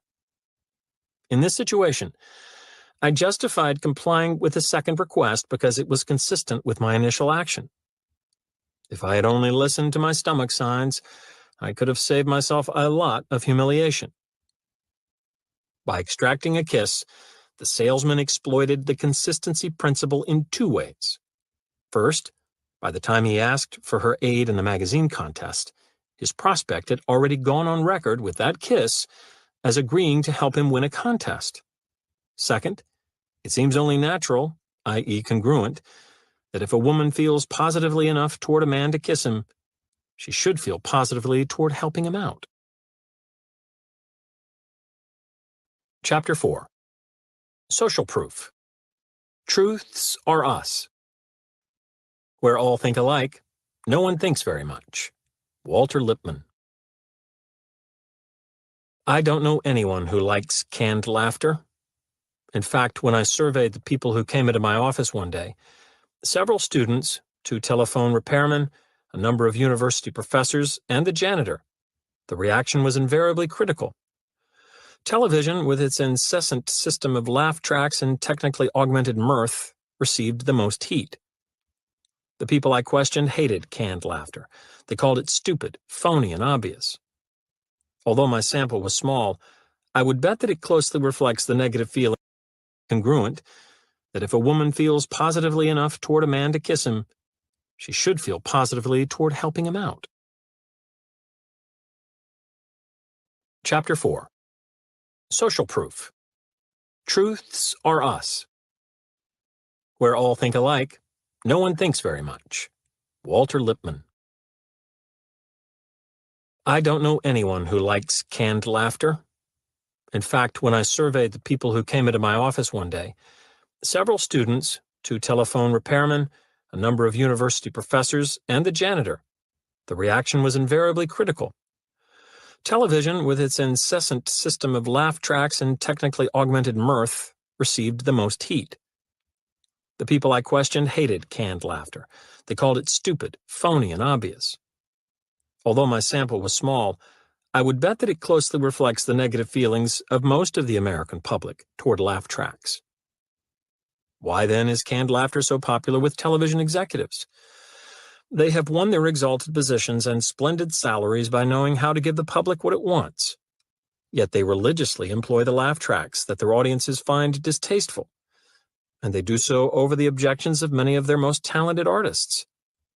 It is not uncommon for acclaimed directors, writers, or actors to demand the elimination of canned responses from the television projects they undertake. These demands are only sometimes successful, and when they are, it is not without a battle. What could it be about canned laughter that is so attractive to television executives? Why would these shrewd and tested businessmen champion a practice that their potential watchers find disagreeable and their most creative talents find personally insulting? The answer is at once simple and intriguing. They know what the research says. Experiments have found that the use of canned merriment causes an audience to laugh longer and more often when humorous material is presented, and to rate the material as funnier. In addition, some evidence indicates that canned laughter is most effective for poor jokes. In the light of these data, the actions of television executives make perfect sense. The introduction of laugh tracks into their comic programming will increase the humorous and appreciative responses of an audience, even and especially when the material is of poor quality. Is it any surprise, then, that television, glutted as it is with artless situation comedy attempts, should be saturated with canned laughter?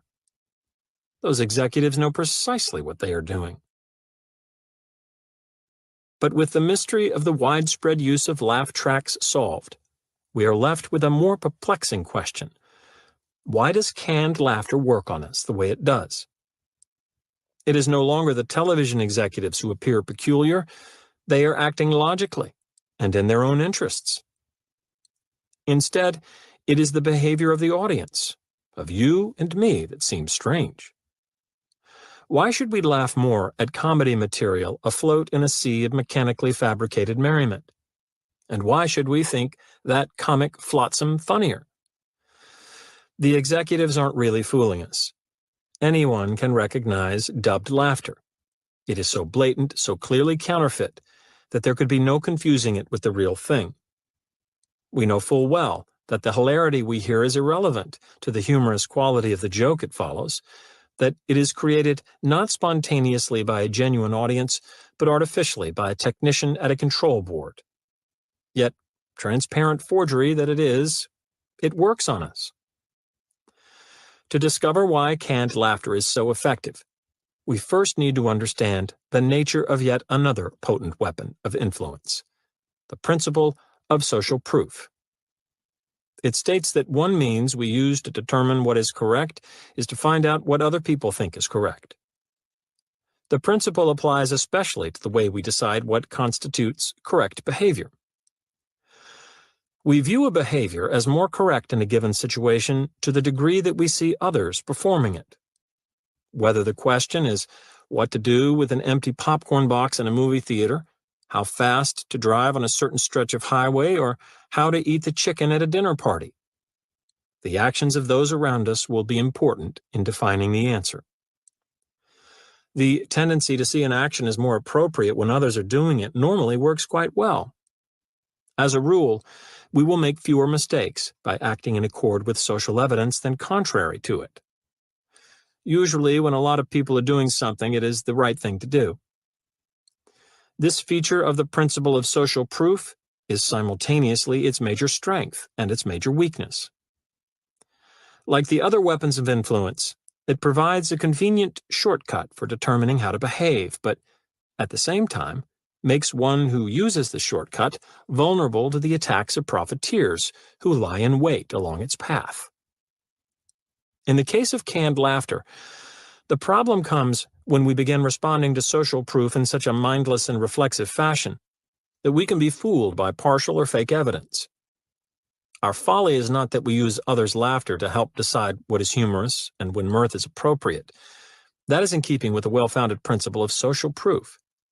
The folly is that we do so in response to patently fraudulent laughter. Somehow, one disembodied feature of humor, a sound, works like the essence of humor. The example from Chapter 1 of The Turkey and the Polecat is instructive here. Remember that because the particular cheep cheep of turkey chicks is normally associated with newborn turkeys, their mothers will display or withhold maternal care solely on the basis of that sound. And remember how, consequently, It was possible to trick a female turkey into mothering a stuffed polecat, as long as the replica played the recorded cheep cheep of a baby turkey. The simulated chick sound was enough to start the female's mothering tape whirring. The lesson of the turkey and the polecat illustrates uncomfortably well the relationship between the average viewer and the laugh track playing television executive. We have become so accustomed to taking the humorous reactions of others as evidence of what deserves laughter that we too can be made to respond to the sound and not to the substance of the real thing. Much as a cheep cheep noise removed from the reality of a chick can stimulate a female turkey to mother, so can a recorded ha-ha removed from the reality of a genuine audience stimulate us to laugh. The television executives are exploiting our preference for shortcuts, our tendency to react automatically on the basis of partial evidence. They know that their tapes will cue our tapes. Click, whir. Television executives are hardly alone in their use of social evidence for profit. Our tendency to assume that an action is more correct if others are doing it is exploited in a variety of settings. Bartenders often salt their tip jars with a few dollar bills at the beginning of the evening to simulate tips left by prior customers, and thereby to give the impression that tipping with folding money is proper barroom behavior. Church ushers sometimes salt collection baskets for the same reason, and with the same positive effect on proceeds. Evangelical preachers are known to seed their audience with ringers, who are rehearsed to come forward at a specified time to give witness and donations. For example, an Arizona State University research team that infiltrated the Billy Graham organization reported on such advanced preparations prior to one of his crusade visits. By the time Graham arrives in town and makes his altar call, an army of 6,000 wait with instructions on when to come forth, at varying intervals to create the impression of a spontaneous mass outpouring. Advertisers love to inform us when a product is the fastest growing or largest selling because they don't have to convince us directly that the product is good. They need only say that many others think so, which seems proof enough. The producers of charity telethons devote inordinate amounts of time to the incessant listing of viewers who have already pledged contributions. The message being communicated to the holdouts is clear. Look at all the people who have decided to give. It must be the correct thing to do. At the height of the disco craze, certain discotheque owners manufactured a brand of visible social proof for their club's quality by creating long waiting lines outside when there was plenty of room inside. Salesmen are taught to spice their pitches with numerous accounts of individuals who have purchased the product. Sales and motivation consultant Cabot Robert captures the principle nicely in his advice to sales trainees. Since 95% of the people are imitators and only 5% initiators, people are persuaded more by the actions of others than by any proof we can offer. Researchers, too, have employed procedures based on the principle of social proof, sometimes with astounding results. One psychologist in particular, Albert Bandura, has led the way in developing such procedures for the elimination of undesirable behavior. Bandura and his colleagues have shown how people suffering from phobias can be rid of these extreme fears in an amazingly simple fashion. For instance, in an early study, nursery school-age children chosen because they were terrified of dogs merely watched a little boy playing happily with a dog for 20 minutes a day. This exhibition produced such marked changes in the reactions of the fearful children that after only 4 days, 67% of them were willing to climb into a playpen with a dog and remain confined there, petting and scratching it while everyone else left the room. Moreover, when the researchers tested the children's fear levels again 1 month later, they found that the improvement had not evaporated during that time. In fact, the children were more willing than ever to interact with dogs. An important practical discovery was made in a second study of children who were exceptionally afraid of dogs. To reduce their fears, it was not necessary to provide live demonstrations of another child playing with a dog. Film clips had the same effect, and the most effective type of clips were those depicting not one, but a variety of other children interacting with their dogs. Apparently, the principle of social proof works best when the proof is provided by the actions of a lot of other people. The powerful influence of filmed examples in changing the behavior of children can be used as therapy for various problems. Some striking evidence is available in the research of psychologist Robert O'Connor on socially withdrawn preschool children. We have all seen children of this sort, terribly shy, standing alone at the fringes of the games and groupings of their peers. O'Connor worried that a long-term pattern of isolation was forming, even at an early age, that would create persistent difficulties in social comfort and adjustment through adulthood. In an attempt to reverse the pattern, O'Connor made a film containing 11 different scenes in a nursery school setting. Each scene began by showing a different solitary child watching some ongoing social activity and then actively joining the activity to everyone's enjoyment. O'Connor selected a group of the most severely withdrawn children from 4 preschools and showed them his film. The impact was impressive. The isolates immediately began to interact with their peers at a level equal to that of the normal children in the schools. Even more astonishing was what O'Connor found when he returned to observe 6 weeks later. While the withdrawn children who had not seen O'Connor's film remained as isolated as ever, those who had viewed it were now leading their schools in amount of social activity. It seems that this 23-minute movie, viewed just once, was enough to reverse a potential pattern of lifelong maladaptive behavior. Such is the potency of the principle of social proof. When it comes to illustrations of the strength of social proof, there is one that is far and away my favorite. Several features account for its appeal. It offers a superb example of the much underused method of participant observation, in which a scientist studies a process by becoming immersed in its natural occurrence. It provides information of interest to such diverse groups as historians, psychologists, and theologians, and most important, it shows how social evidence can be used on us, not by others, but by ourselves, to assure us that what we prefer to be true will seem to be true. The story is an old one, requiring an examination of ancient data, for the past is dotted with millennial religious movements. Various sects and cults have prophesied that on one or another particular date there would arrive a period of redemption and great happiness for those who believed in the group's teachings. In each instance, it has been predicted that the beginning of the time of salvation would be marked by an important and undeniable event, usually the cataclysmic end of the world.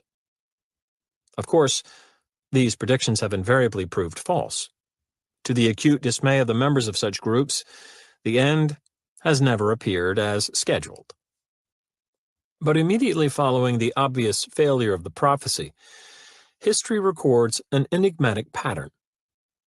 Rather than disbanding in disillusion, the cultists often become strengthened in their convictions. Risking the ridicule of the populace, they take to the streets, publicly asserting their dogma and seeking converts with a fervor that is intensified, not diminished, by the clear disconfirmation of a central belief. So it was with the Montanists of 2nd century Turkey, with the Anabaptists of 16th century Holland, with the Sabbataists of 17th century Izmir, with the Millerites of 19th century America.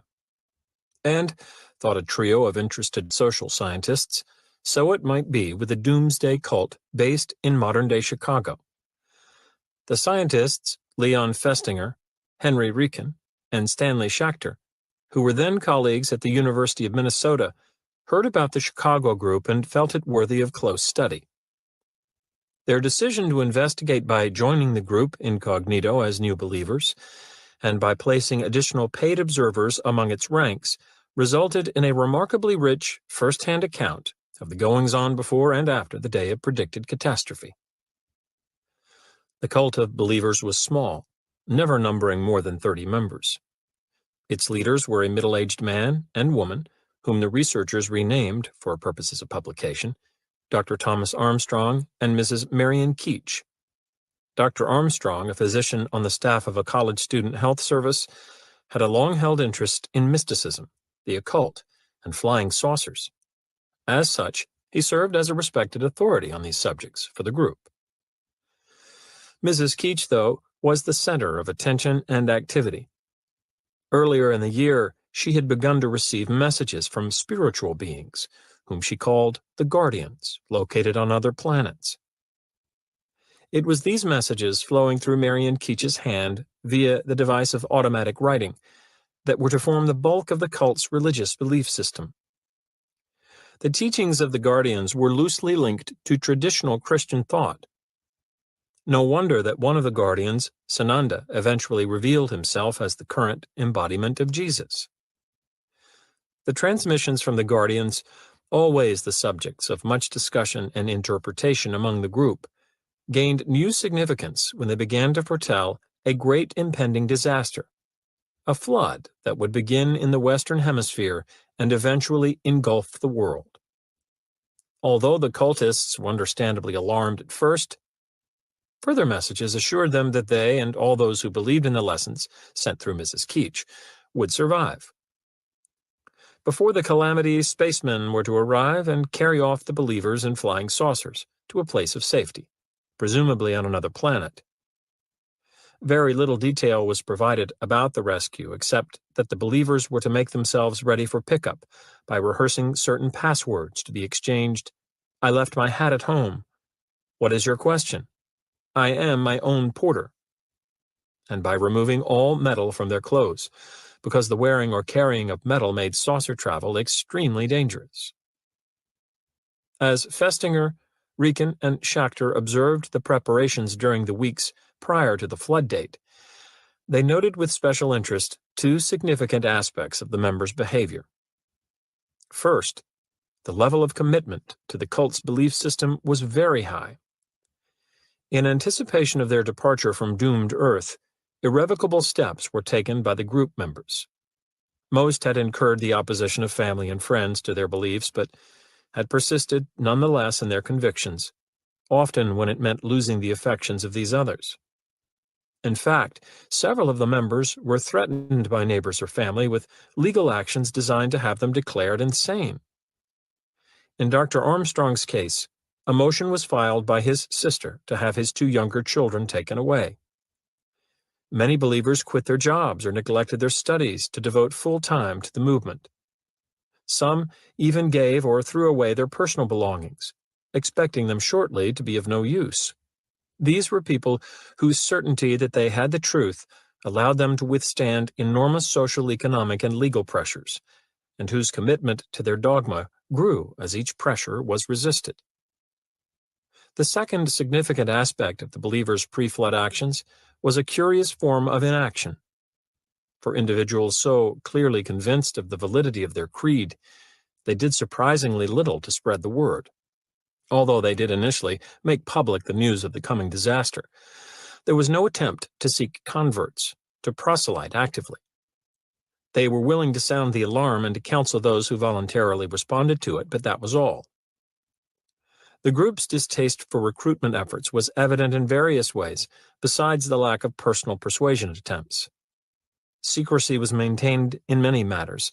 Extra copies of the lessons were burned. Passwords and secret signs were instituted. The contents of certain private tape recordings were not to be discussed with outsiders. So secret were the tapes that even longtime believers were prohibited from taking notes of them. Publicity was avoided. As the day of disaster approached, increasing numbers of newspaper, television, and radio reporters converged on the group's headquarters in the Keach House.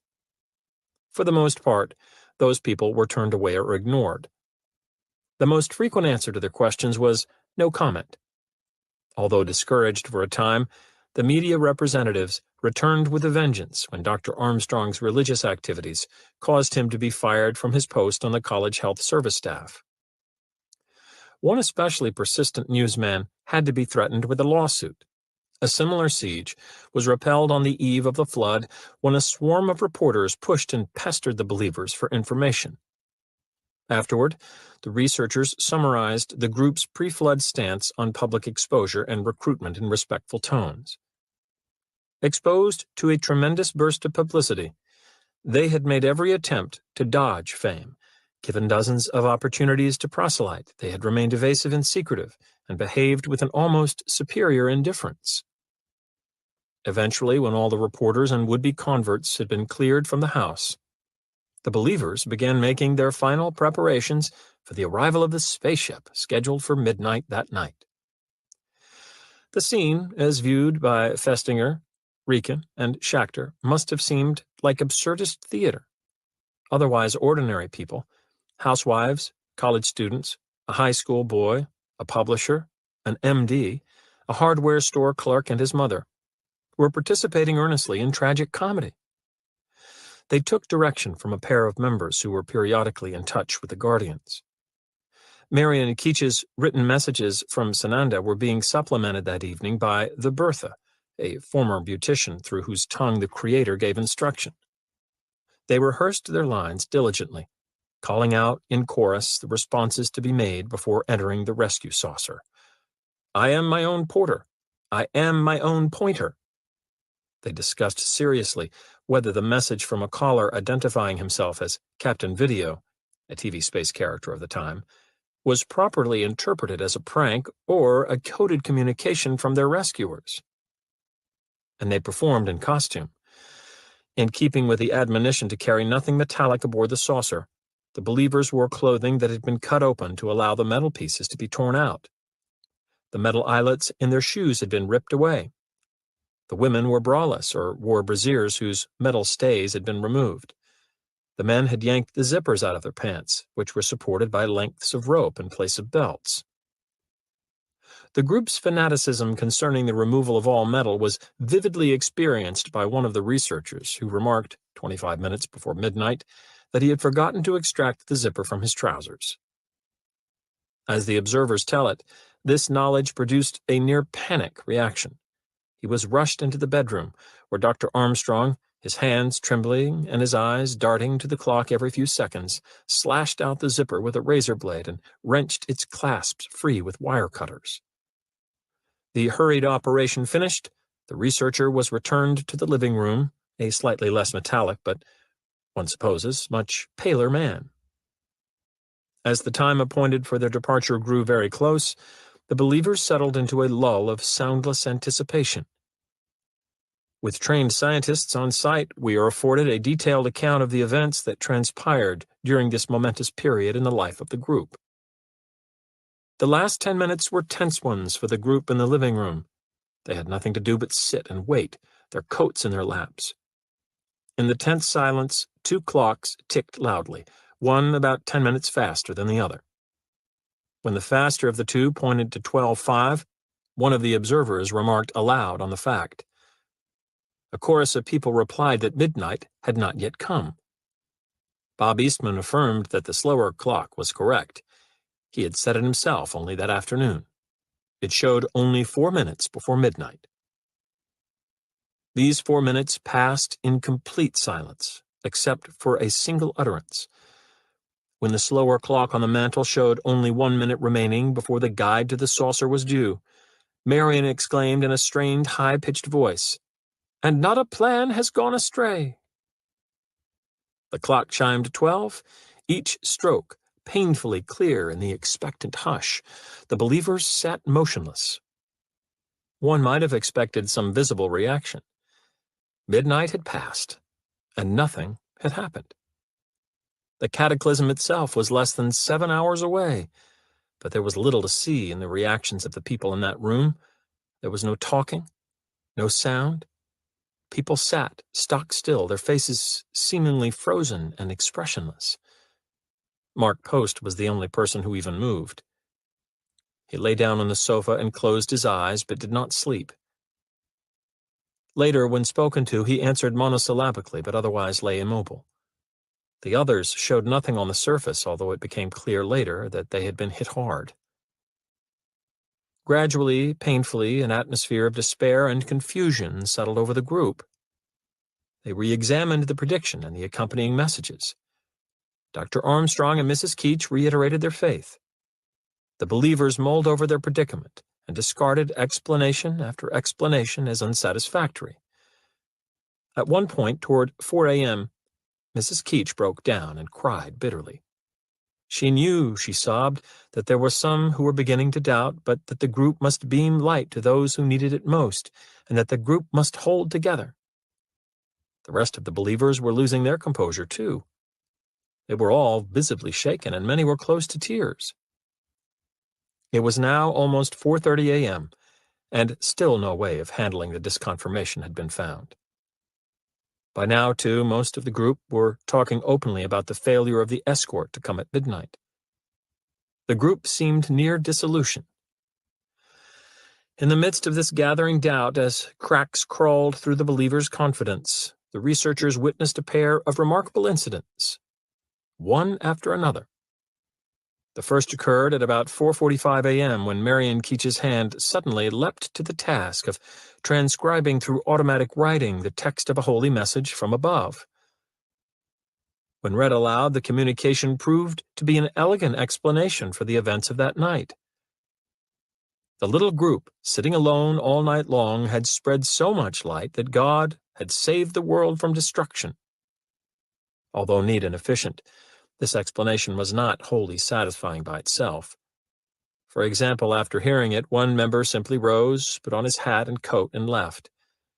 Something additional was needed to restore the believers to their previous levels of faith.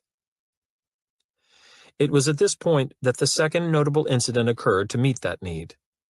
Once again, the words of those who were present offer a vivid description. The atmosphere in the group changed abruptly, and so did their behavior. Within minutes after she had read the message explaining the disconfirmation, Mrs. Keech received another message instructing her to publicize the explanation. She reached for the telephone and began dialing the number of a newspaper. While she was waiting to be connected, someone asked, "Marion, is this the first time you have called the newspaper yourself?" Her reply was immediate. "Oh yes, this is the first time I have ever called them. I have never had anything to tell them before, but now I feel it is urgent." The whole group could have echoed her feelings, for they all felt a sense of urgency. As soon as Marion had finished her call, the other members took turns, telephoning newspapers, wire services, radio stations, and national magazines to spread the explanation of the failure of the flood. In their desire to spread the word quickly and resoundingly, the believers now opened for public attention matters that had been thus far utterly secret. Where only hours earlier they had shunned newspaper reporters and felt that the attention they were getting in the press was painful, they now became avid seekers for publicity. Not only had the long-standing policies concerning secrecy and publicity done an about-face, so too had the group's attitude toward potential converts. Whereas likely recruits who previously visited the house had been mostly ignored, turned away, or treated with casual attention, the day following the disconfirmation saw a different story. All callers were admitted, all questions were answered, attempts were made to proselyte all such visitors. The members' unprecedented willingness to accommodate possible new recruits was perhaps best demonstrated when 9 high school students arrived on the following night to speak with Mrs. Keech. They found her at the telephone, deep in a discussion of flying saucers with a caller whom, it later turned out, she believed to be a spaceman. Eager to continue talking to him, and at the same time anxious to keep her new guests, Marion simply included them in the conversation and for more than an hour chatted alternately with her guests in the living room and the spaceman on the other end of the telephone. So intent was she on proselyting that she seemed unable to let any opportunity go by. To what can we attribute the believers' radical turnabout? In the space of a few hours, they went from clannish and taciturn hoarders of the word to expansive and eager disseminators of it. And what could have possessed them to choose such an ill-timed instant, when the failure of the flood was likely to cause non-believers to view the group and its dogma as laughable? The crucial event occurred sometime during the night of the flood, when it became increasingly clear that the prophecy would not be fulfilled. Oddly, it was not their prior certainty that drove the members to propagate the faith. It was an encroaching sense of uncertainty. It was the dawning realization that if the spaceship and flood predictions were wrong, so might be the entire belief system on which they rested. For those huddled in the Keech living room, That growing possibility must have seemed hideous. The group members had gone too far, given up too much for their beliefs to see them destroyed. The shame, the economic cost, the mockery would be too great to bear. The overarching need of the cultists to cling to those beliefs seeps poignantly from their own words. From a young woman with a 3-year-old child. I have to believe the flood is coming on the 21st because I've spent all my money. I quit my job. I quit computer school. I have to believe. And from Dr. Armstrong to one of the researchers 4 hours after the failure of the saucermen to arrive. I've had to go a long way. I've given up just about everything. I've cut every tie. I've burned every bridge. I've turned my back on the world. I can't afford to doubt. I have to believe, and there isn't any other truth. Imagine the corner in which Dr. Armstrong and his followers found themselves as morning approached. So massive was the commitment to their beliefs that no other truth was tolerable. Yet that set of beliefs had just taken a merciless pounding from physical reality. No saucer had landed. No spaceman had knocked. No flood had come. Nothing had happened as prophesied. Since the only acceptable form of truth had been undercut by physical proof, there was but one way out of the corner for the group. They had to establish another type of proof for the validity of their beliefs. Social proof. This then explains their sudden shift from secretive conspirators to zealous missionaries, and it explains the curious timing of the shift, precisely when a direct disconfirmation of their beliefs had rendered them least convincing to outsiders. It was necessary to risk the scorn and derision of the non-believers because publicity and recruitment efforts provided the only remaining hope. If they could spread the word, if they could inform the uninformed, if they could persuade the skeptics, and if by so doing they could win new converts, their threatened but treasured beliefs would become truer. The principle of social proof says so. The greater the number of people who find any idea correct, the more the idea will be correct. The group's assignment was clear. Since the physical evidence could not be changed, the social evidence had to be. Convince, and ye shall be convinced. Cause of death: uncertainty. All the weapons of influence discussed in this book work better under some conditions than under others.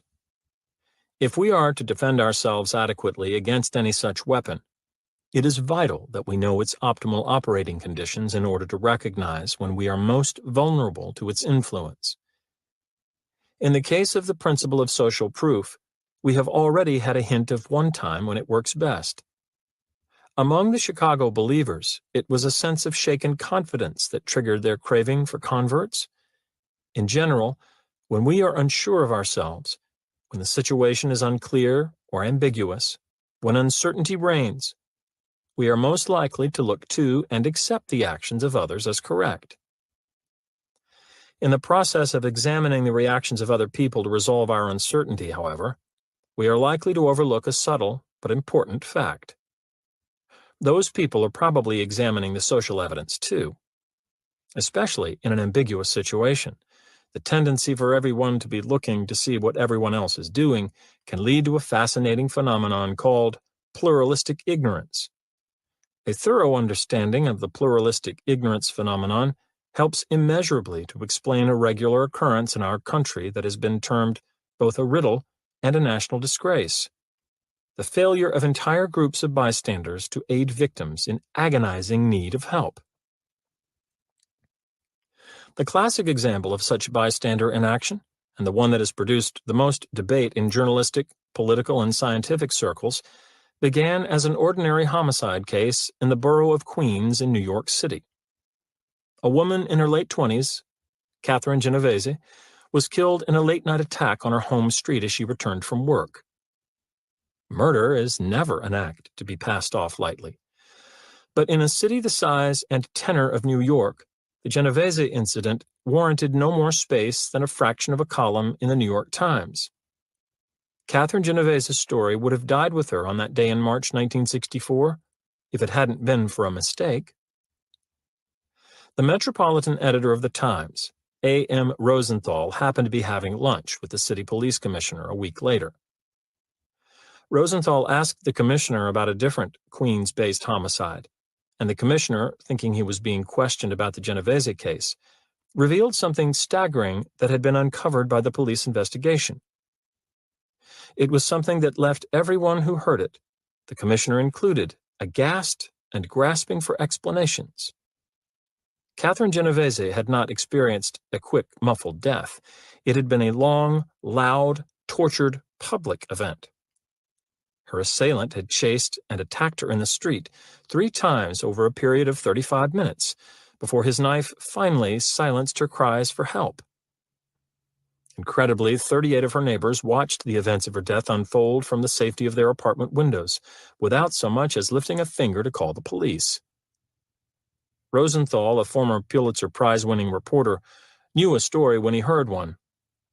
On the day of his lunch with the commissioner, he assigned a reporter to investigate the bystander angle of the Genovese incident. Within a week, the Times published a long page-one article that was to create a swirl of controversy and speculation. The first few paragraphs of that report provide the tone and focus of the burgeoning story. For more than half an hour, 38 respectable, law-abiding citizens in Queens watched a killer stalk and stab a woman in 3 separate attacks in Kew Gardens. Twice the sound of their voices and the sudden glow of their bedroom lights interrupted him and frightened him off. Each time he returned, sought her out, and stabbed her again. Not one person telephoned the police during the assault. One witness called after the woman was dead. That was 2 weeks ago today, but Assistant Chief Inspector Frederick M. Lewson, in charge of the borough's detectives and a veteran of 25 years of homicide investigations, is still shocked. He can give a matter-of-fact recitation of many murders, but the Kew Gardens slaying baffles him, not because it is a murder, but because good people failed to call the police. As with Assistant Chief Inspector Lewson, shock and bafflement were the standard reactions of almost everyone who learned the story's details. The shock struck first, leaving the police, the news people, and the reading public stunned. The bafflement followed quickly. How could 38 good people fail to act under those circumstances? No one could understand it. Even the murder witnesses themselves were bewildered. "I don't know," they answered one after another. "I just don't know." A few offered weak reasons for their inaction. For example, 2 or 3 people explained that they were afraid or did not want to get involved. But these reasons do not stand up to close scrutiny. A simple, anonymous call to the police could have saved Catherine Genovese without threatening the witnesses' future safety or free time. No, it wasn't the observers' fear or reluctance to complicate their lives that explained their lack of action. Something else was going on there that even they could not fathom. Confusion, though, does not make for good news copy. So the press, as well as the other media, several papers, TV stations, and magazines were pursuing follow-up stories by now, emphasized the only explanation available at the time. The witnesses, no different from the rest of us, hadn't cared enough to get involved. We were becoming a nation of selfish, insensitive people. The rigors of modern life, especially city life, were hardening us. We were becoming the cold society, unfeeling and indifferent to the plight of our fellow citizens. In support of this interpretation, news stories began appearing regularly in which various kinds of public apathy were detailed. The Times actually appears to have developed an apathy beat for a period following the Genovese revelations. Also supporting such an interpretation were the remarks of a range of armchair social commentators who, as a breed, seem never to admit to bafflement when speaking to the press.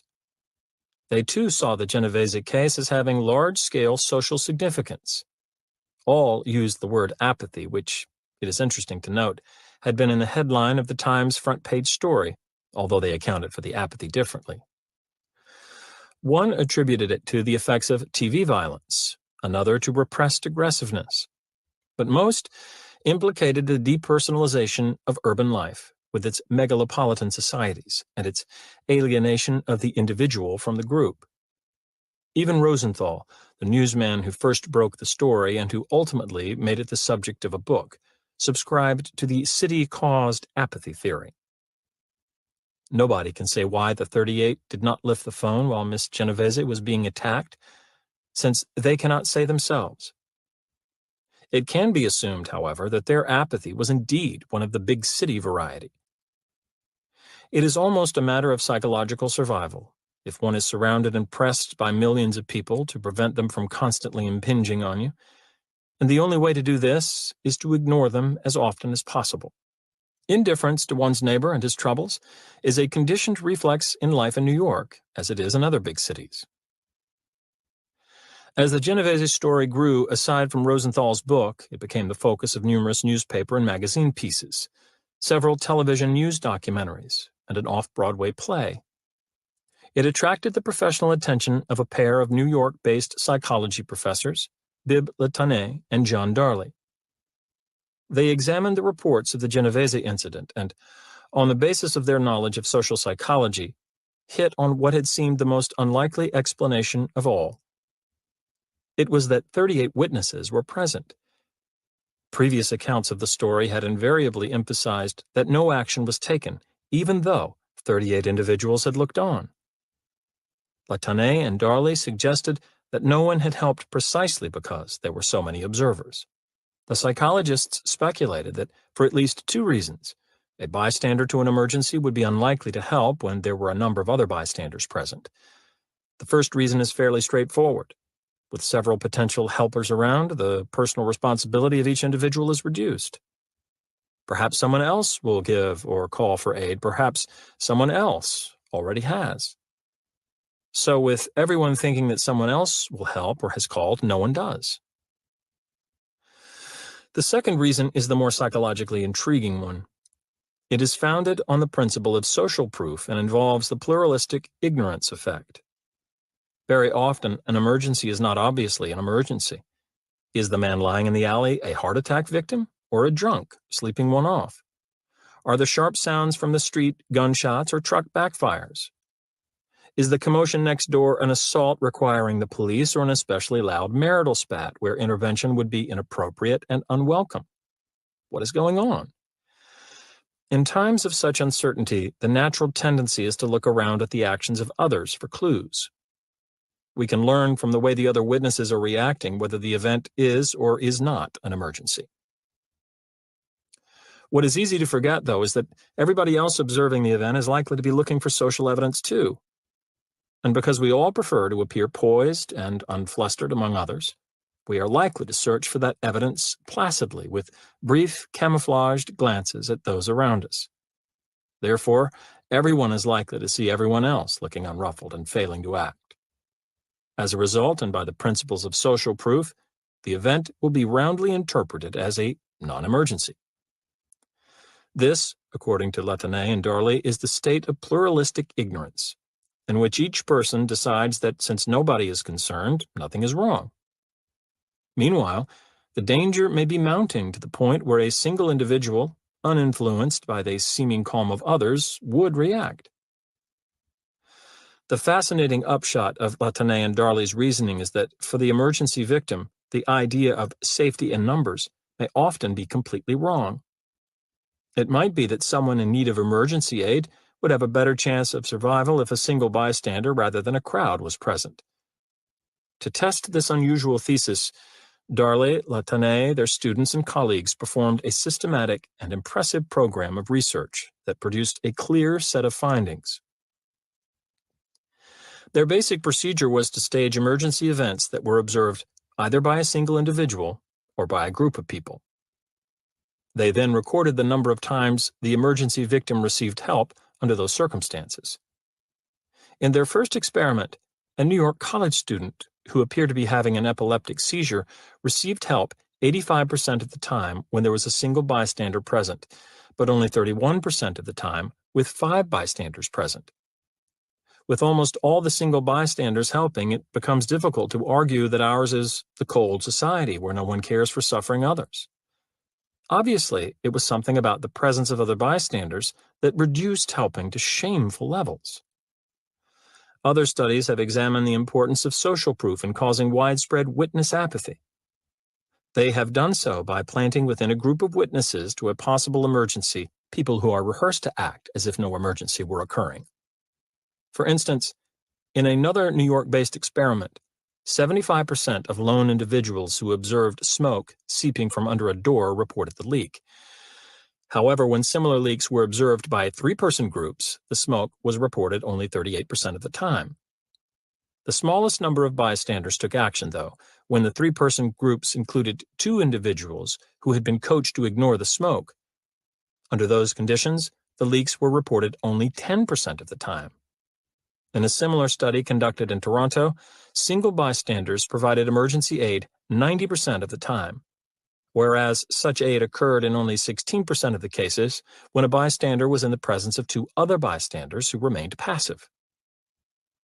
After more than a decade of such research, social scientists now have a good idea of when a bystander will offer emergency aid. First, and contrary to the view that we have become a society of callous, uncaring people, once witnesses are convinced that an emergency situation exists, aid is very likely. Under these conditions, the numbers of bystanders who either intervene themselves or summon help is quite comforting. For example, in 4 separate experiments done in Florida, accident scenes involving a maintenance man were staged. When it was clear that the man was hurt and required assistance, he was helped 100% of the time in 2 of the experiments.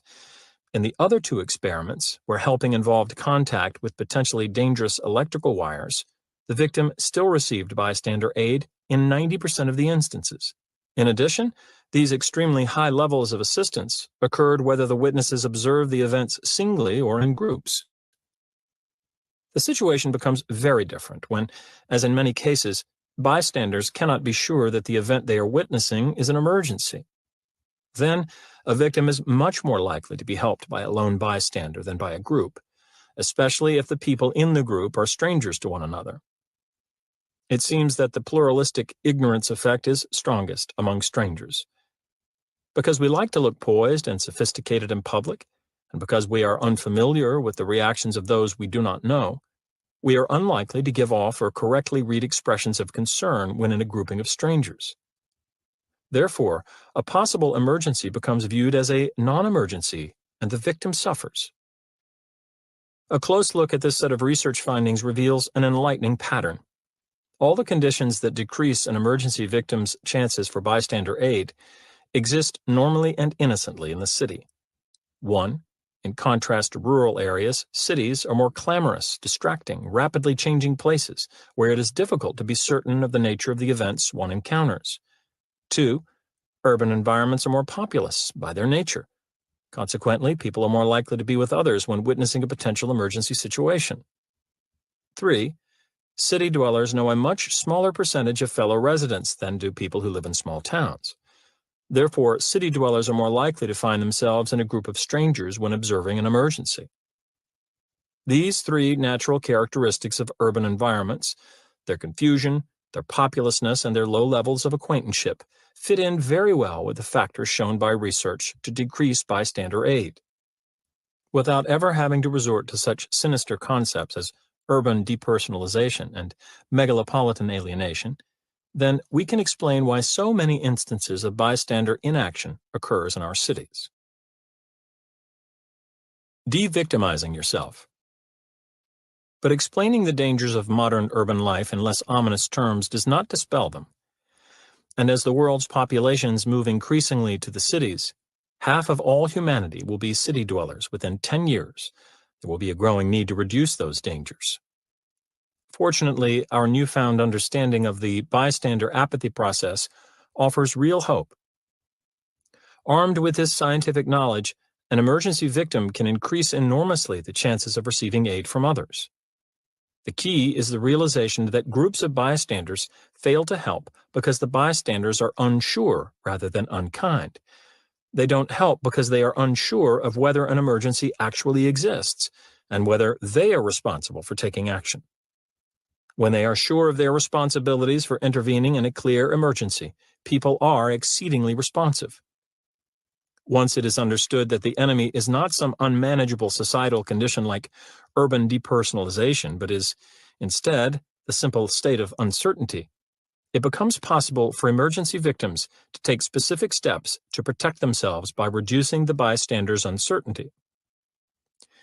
Imagine, for example, you are spending a summer afternoon at a music concert in the park. As the concert ends and people begin leaving, you notice a slight numbness in one arm but dismiss it as nothing to be alarmed about. Yet, while moving with the crowd to the distant parking areas, you feel the numbness spreading down to your hand and up one side of your face. Feeling disoriented, you decide to sit against a tree for a moment to rest. Soon, you realize that something is drastically wrong.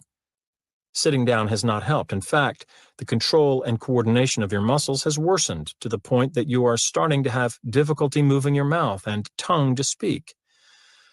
You try to get up but can't. A terrifying thought slashes to mind. Oh God, I'm having a stroke. Groups of people are passing by and most are paying you no attention. The few who notice the odd way you are slumped against the tree or the strange look on your face check the social evidence around them and, seeing that no one else is reacting with concern, walk on past, convinced that nothing is wrong. Were you to find yourself in such a predicament, what could you do to overcome the odds against receiving help? Because your physical abilities would be deteriorating, time would be crucial. If before you could summon aid you lost your speech or mobility or consciousness, your chances for assistance and for recovery would plunge drastically. It would be essential to try to request help quickly. But what would the most effective form of that request be? Moans, groans, or outcries probably would not do. They might bring you some attention, but they would not provide enough information to assure passers-by that a true emergency existed. If mere outcries are unlikely to produce help from the passing crowd, perhaps you should be more specific. Indeed, you need to do more than try to gain attention. You should call out clearly your need for assistance. You must not allow bystanders to define your situation as a non-emergency. Use the word help to cry out your need for emergency aid. And don't worry about being wrong. Embarrassment is a villain to be crushed here. In the context of a possible stroke, you cannot afford to be worried about the awkwardness of overestimating your problem. The difference in cost is that between a moment of embarrassment and possible death or lifelong paralysis. But even a resounding call for help is not your most effective tactic, although it may reduce bystanders' doubts about whether a real emergency exists. It will not remove several other important uncertainties within each onlooker's mind. What kind of aid is required here? Should I be the one to provide the aid, or should someone more qualified do it? Has someone else already gone to get professional help, or is it my responsibility? While the bystanders stand gawking at you and grappling with these questions, time vital to your survival could be slipping away. Clearly, then, as a victim, you must do more than alert bystanders to your need for emergency assistance. You must also remove their uncertainties about how that assistance should be provided and who should provide it. But what would be the most efficient and reliable way to do so? Based on the research findings we have seen, my advice would be to isolate one individual from the crowd. Stare, speak, and point directly at that person and no one else. You, sir, in the blue jacket, I need help. Call an ambulance. With that one utterance, you should dispel all the uncertainties that might prevent or delay help. With that one statement, you will have put the man in the blue jacket in the role of rescuer. He should now understand that emergency aid is needed. He should understand that he, not someone else, is responsible for providing the aid, and finally, he should understand exactly how to provide it. All the scientific evidence indicates that the result should be quick, effective assistance. In general, then, your best strategy when in need of emergency help is to reduce the uncertainties of those around you concerning your condition and their responsibilities. Be as precise as possible about your need for aid. Do not allow bystanders to come to their own conclusions because, especially in a crowd, the principle of social proof and the consequent pluralistic ignorance effect might well cause them to view your situation as a non-emergency. And request assistance of a single individual from the group of onlookers. Fight the natural tendency to make a general request for help. Pick out one person and assign the task to that individual. Otherwise, it is too easy for everyone in the crowd to assume that someone else should help, will help, or has helped. Of all the techniques in this book designed to produce compliance with a request, this one may be the most important to remember. After all, the failure of your request for emergency aid could have severe personal consequences. Not long ago, I received some first-hand evidence on this point. I was involved in a rather serious automobile collision. Both I and the other driver were plainly hurt. He was slumped unconscious over his steering wheel, while I managed to stagger, bloody, from behind mine. The accident had occurred in the center of an intersection in full view of several individuals stopped in their cars at the traffic light. As I knelt in the road beside my door trying to clear my head, the light changed, and the waiting cars began to roll slowly through the intersection. Their drivers gawked but did not stop. I remember thinking, oh no, it's happening just like the research says. They're all passing by. I consider it fortunate that, as a social psychologist, I knew enough about the bystander studies to have that particular thought. By thinking of my predicament in terms of the research findings, I knew exactly what to do. Pulling myself up so I could be seen clearly, I pointed at the driver of one car, "Call the police," to a second and a third driver pointing directly each time, "Pull over, we need help." The responses of these people were instantaneous. They summoned a police car and ambulance immediately. They used their handkerchiefs to blot the blood from my face. They put a jacket under my head. They volunteered to serve as witnesses to the accident. One even offered to ride with me to the hospital. Not only was this help rapid and solicitous, it was infectious. After drivers entering the intersection from the other direction saw cars stopping for me, they stopped and began tending to the other victim. The principle of social proof was working for us now. The trick had been to get the ball rolling in the direction of aid. Once that was accomplished, I was able to relax and let the bystanders' genuine concern and social proof's natural momentum do the rest. Monkey me, monkey do. A bit earlier, we stated that the principle of social proof, like all other weapons of influence, works better under some conditions than under others. We have already explored one of those conditions, uncertainty. Without question, when people are uncertain, they are more likely to use others' actions to decide how they themselves should act. But in addition, there is another important working condition: similarity. The principle of social proof operates most powerfully when we are observing the behavior of people just like us. It is the conduct of such people that gives us the greatest insight into what constitutes correct behavior for ourselves. Therefore, we are more inclined to follow the lead of a similar individual than a dissimilar one. That is why I believe we are seeing an increasing number of average person on the street testimonials on TV these days.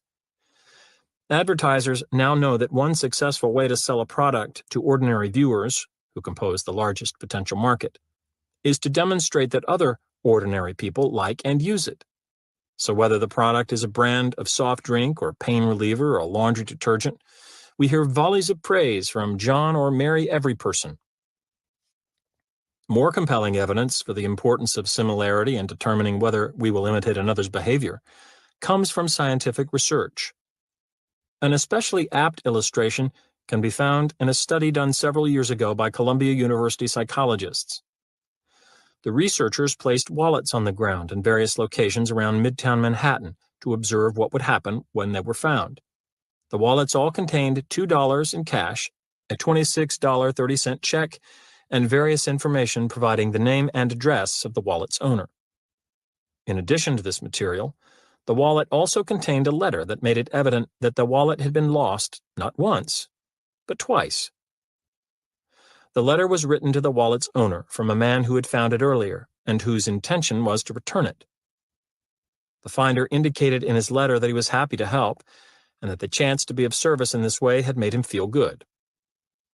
It was evident to anyone who found one of these wallets that this well-intentioned individual had then lost the wallet himself on the way to the mailbox. The wallet was wrapped in an envelope addressed to the owner. The researchers wanted to know how many people finding such a wallet would follow the lead of the first finder and mail it, intact, to the original owner. Before they dropped the wallets, however, the researchers varied one feature of the letter it contained. Some of the letters were written in standard English by what seemed to be an average American, while the other letters were written in broken English by the first finder, who identified himself as a recently arrived foreigner. In other words, the person who had initially found the wallet and had tried to return it was depicted by the letter as being either similar or dissimilar to most Americans. The interesting question was whether the Manhattanites who found the wallet and letter would be more influenced to mail the wallet if the first man who had tried to do so was similar to them. The answer was plain. Only 33% of the wallets were returned when the first finder was seen as dissimilar, but fully 70% were returned when he was thought to be a similar other. These results suggest an important qualification of the principle of social proof. We will use the actions of others to decide on proper behavior for ourselves, especially when we view those others as similar to ourselves. This tendency applies not only to adults but to children as well. Health researchers have found, for example, that a school-based anti-smoking program had lasting effects only when it used same-age peer leaders as teachers. Another study found that children who saw a film depicting a child's positive visit to the dentist lowered their own dental anxieties principally when they were the same age as the child in the film. I wish I had known about this second study when, a few years before it was published, I was trying to reduce a different kind of anxiety in my son, Chris. I live in Arizona, where backyard swimming pools abound. One regrettable consequence is that every year several young children drown after falling into an unattended pool. I was determined, therefore, to teach Chris how to swim at an early age. The problem was not that he was afraid of the water. He loved it. But he would not get into the pool without wearing his inflatable plastic inner tube, no matter how I tried to coax, talk, or shame him out of it. After getting nowhere for 2 months, I hired some help, a graduate student of mine, a big, strapping former lifeguard who had once worked as a swimming instructor. He failed as totally as I had. He couldn't persuade Chris to attempt even a stroke outside of his plastic ring. Around this time, Chris was attending a day camp that provided a number of activities to its members, including use of a large pool, which he scrupulously avoided. One day, shortly after the graduate student fiasco, I went to get Chris from camp a bit early and, with mouth agape, watched him run down the diving board and jump into the middle of the deepest part of the pool. Panicking, I began pulling off my shoes to jump in to his rescue when I saw him bob to the surface and paddle safely to the side of the pool, where I dashed, shoes in hand, to meet him. "Chris, you can swim," I said excitedly. "You can swim." "Yes," he responded casually. "I learned how today." "This is terrific. This is just terrific," I burbled, gesturing expansively to convey my enthusiasm. "But how come you didn't need your plastic ring today?" Looking somewhat embarrassed because his father seemed to be raving while inexplicably soaking his socks in a small puddle and waving his shoes around, Chris explained. "Well, I'm 3 years old, and Tommy is 3 years old, and Tommy can swim without a ring, so that means I can too." I could have kicked myself. Of course, it would be to little Tommy, not to a 6'2" graduate student, that Chris would look for the most relevant information about what he could or should do. Had I been more thoughtful about solving Chris's swimming problem, I could have employed Tommy's good example earlier and perhaps have saved myself a couple of frustrating months. I could have simply noted at the day camp that Tommy was a swimmer and then arranged with his parents for the boys to spend a weekend afternoon swimming in our pool. My guess is that Chris's plastic ring would have been abandoned by the end of the day. Any factor that can spur 70% of New Yorkers to return a wallet, or can reduce the likelihood that kids will take up smoking or will fear a dentist visit, must be considered impressive. Yet research findings of this sort offer just a hint of the immense impact that the conduct of similar others has on human behavior. Other, more powerful examples exist. To my mind, the most telling illustration of this impact starts with a seemingly nonsensical statistic. After a suicide has made front-page news, airplanes, private planes, corporate jets, airliners begin falling out of the sky at an alarming rate. For example, it has been shown that immediately following certain kinds of highly publicized suicide stories, The number of people who die in commercial airline crashes increases by 1,000%. Even more alarming, the increase is not limited to airplane deaths. The number of automobile fatalities shoots up as well. What could possibly be responsible? One explanation suggests itself immediately. The same social conditions that cause some people to commit suicide cause others to die accidentally. For instance, certain individuals, the suicide-prone, may react to stressful societal events, economic downturns, rising crime rates, international tensions, by ending it all. But others will react differently to these same events. They might become angry or impatient, or nervous, or distracted. To the degree that such people operate or service the cars and planes of our society, the vehicles will be less safe, and consequently, we will see a sharp increase in the number of automobile and air fatalities. According to this social conditions interpretation, then, some of the same societal factors that cause intentional deaths also cause accidental ones, and that is why we find so strong a connection between suicide stories and fatal crashes. But another fascinating statistic indicates that this is not the correct explanation. Fatal crashes increase dramatically only in those regions where the suicide has been highly publicized. Other places, existing under similar social conditions, whose newspapers have not publicized the story, have shown no comparable jump in such fatalities. Furthermore, within those areas where newspaper space has been allotted, the wider the publicity given the suicide, the greater has been the rise in subsequent crashes. Thus, it is not some set of common societal events that stimulates suicides on the one hand and fatal accidents on the other. Instead, it is the publicized suicide story itself that produces the car and plane wrecks. To explain the strong association between suicide story publicity and subsequent crashes, a bereavement account has been suggested. Because it has been argued front-page suicides often involve well-known and respected public figures. Perhaps their highly publicized deaths throw many people into states of shocked sadness. Stunned and preoccupied, these individuals become careless around cars and planes. The consequence is the sharp increase in deadly accidents involving such vehicles that we see after front-page suicide stories. Although the bereavement theory can account for the connection between the degree of publicity given a story and subsequent crash fatalities, the more people who learn of the suicide, the larger number of bereaved and careless individuals there will be. It cannot explain yet another startling fact.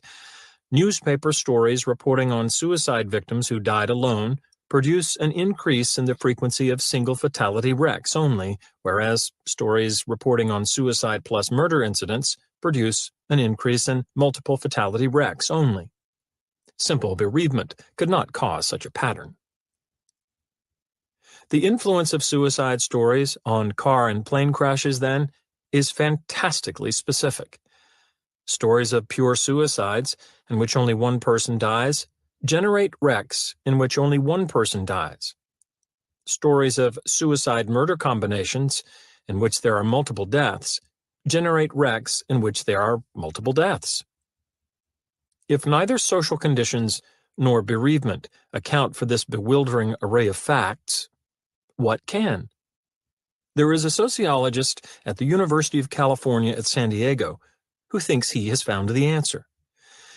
His name is David Phillips, and he points a convincing finger at something called the Werther effect.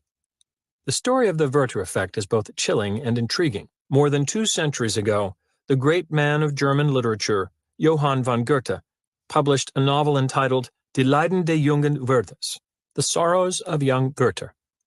The book in which the hero, named Werther, commits suicide had a remarkable impact.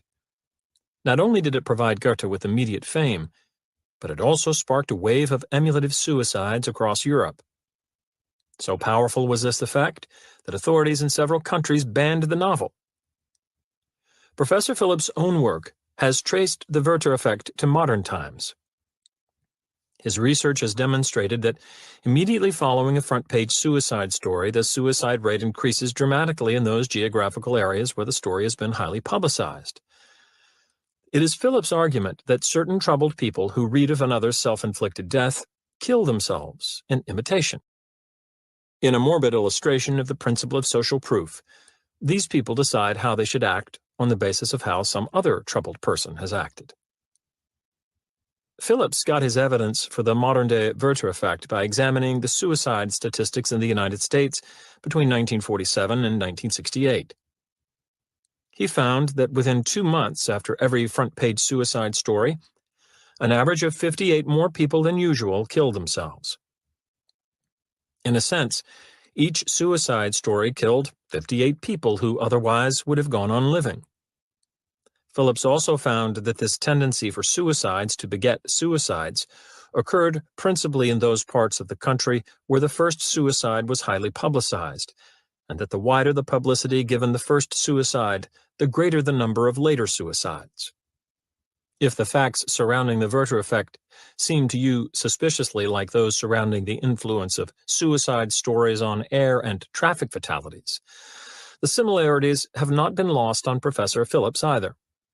In fact, he contends that all the excess deaths following a front-page suicide incident can be explained as the same thing: copycat suicides. Upon learning of another suicide, an uncomfortably large number of people decide that suicide is an appropriate action for themselves as well.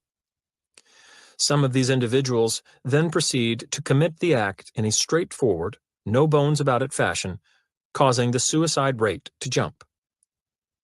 Others, however, are less direct. For any of several reasons, to protect their reputations, to spare their families the shame and hurt, to allow their dependents to collect on insurance policies, they do not want to appear to have killed themselves. They would rather seem to have died accidentally. So, purposefully but furtively, they cause the wreck of a car or a plane they are operating or are simply riding in. This could be accomplished in a variety of all too familiar-sounding ways. A commercial airline pilot could dip the nose of the aircraft at a crucial point of takeoff, or could inexplicably land on an already occupied runway against instructions from the control tower. The driver of a car could suddenly swerve into a tree or into oncoming traffic. A passenger in an automobile or corporate jet could incapacitate the operator, causing a deadly crash. The pilot of a private plane could, despite all radio warnings, plow into another aircraft. Thus, the alarming climb in crash fatalities we find following front-page suicides is, according to Dr. Phillips, most likely due to the Werther effect secretly applied. I consider this insight brilliant. First, it explains all the data beautifully. If these wrecks really are hidden instances of imitative suicide, it makes sense that we should see an increase in the wrecks after suicide stories appear, and it makes sense that the greatest rise in wrecks should occur after the suicide stories that have been most widely publicized and have consequently reached the most people. And it makes sense that the number of crashes should jump appreciably only in those geographical areas where the suicide stories were publicized. And it even makes sense that single-victim suicides should lead only to single-victim crashes, whereas multiple-victim suicide incidents should lead only to multiple-victim crashes. Imitation is the key.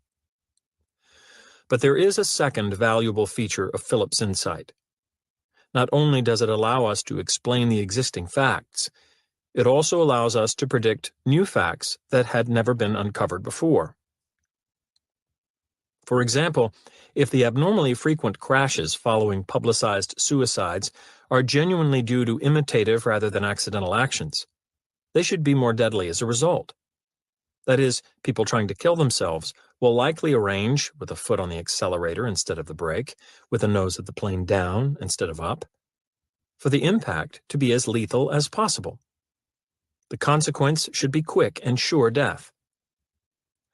When Phillips examined the records to check on this prediction, he found that the average number of people killed in a fatal crash of a commercial airliner is more than 3 times greater if the crash happened 1 week after a front-page suicide story than if it happened 1 week before. A similar phenomenon can be found in traffic statistics, where there is evidence for the deadly efficiency of post-suicide story auto crashes. Victims of fatal car wrecks that follow front-page suicide stories die 4 times more quickly than normal.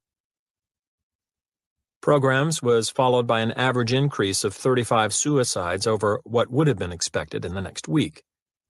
What's more, televised movies and public service programs on the topic, even those designed to reduce the problem, create an immediate cluster of self-inflicted deaths, with impressionable, imitation-prone teenagers being the most frequent victims. Still another fascinating prediction flows from Phillips' idea. If the increase in wrecks following suicide stories truly represents a set of copycat deaths, then the imitators should be most likely to copy the suicides of people who are similar to them.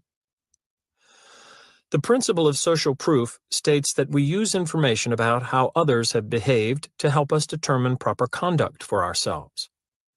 But as the dropped wallet experiment showed, we are most influenced in this fashion by the actions of others like us. Therefore, Phillips reasoned, if the principle of social proof is behind the phenomenon, there should be some clear similarity between the victim of the highly publicized suicide and those who cause subsequent wrecks. Realizing that the clearest test of this possibility would come from the records of automobile crashes involving a single car and a lone driver, Phillips compared the age of the suicide story victim with the ages of the lone drivers killed in single car crashes immediately after the story appeared in print. Once again, the predictions were strikingly accurate. When the newspaper detailed the suicide of a young person, it was young drivers who then piled their cars into trees, poles, and embankments with fatal results. But when the news story concerned an older person's suicide, older drivers died in such crashes. I advise, then, to take special care in our travels at these times. This last statistic is the crusher for me. I am left wholly convinced and simultaneously wholly amazed by it. Evidently, the principle of social proof is so wide-ranging and powerful that its domain extends to the fundamental decision for life or death. Professor Phillips' findings have persuaded me of a distressing tendency for suicide publicity to motivate certain people who are similar to the victim to kill themselves, because they now find the idea of suicide more legitimate. Truly frightening are the data indicating that many innocent people die in the bargain.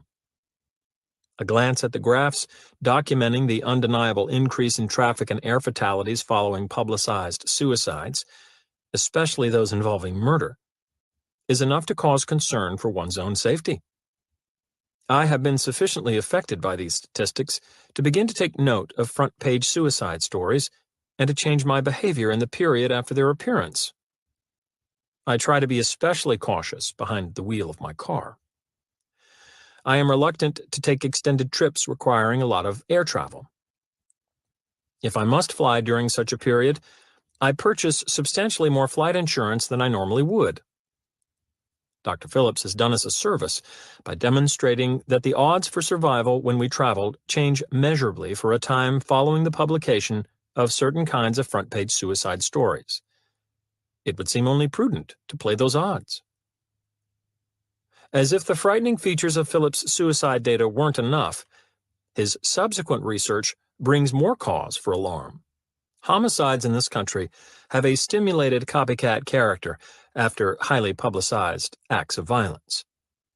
Heavyweight champion prize fights that receive coverage on network evening news appear to produce measurable increases in the U.S. homicide rate. This analysis of heavyweight championship fights between 1973 and 1978 is perhaps most compelling in its demonstration of the remarkably specific nature of the imitative aggression that is generated. When such a match was lost by a black fighter, the homicide rate during the following 10 days rose significantly for young black male victims, but not young white males. On the other hand, when a white fighter lost a match, It was young white men, but not young black men, who were killed more frequently in the next 10 days. When these results are combined with the parallel findings in Phillips' suicide data, it is clear that widely publicized aggression has the nasty tendency to spread to similar victims, no matter whether the aggression is inflicted on the self or on another. Work like Dr. Phillips's helps us appreciate the awesome influence of the behavior of similar others. Once the enormity of that force is recognized, it becomes possible to understand perhaps the most spectacular act of compliance of our time: the mass suicide at Jonestown, Guyana. Certain crucial features of that event deserve review. The People's Temple was a cult-like organization that began in San Francisco and drew its recruits from the poor of that city. In 1977, the Reverend Jim Jones, who was the group's undisputed political, social, and spiritual leader, moved the bulk of the membership with him to a jungle settlement in Guyana, South America. There, the People's Temple existed in relative obscurity until November 18, 1978, when 4 men of a fact-finding party led by Congressman Leo J. Ryan were murdered as they tried to leave Jonestown by plane.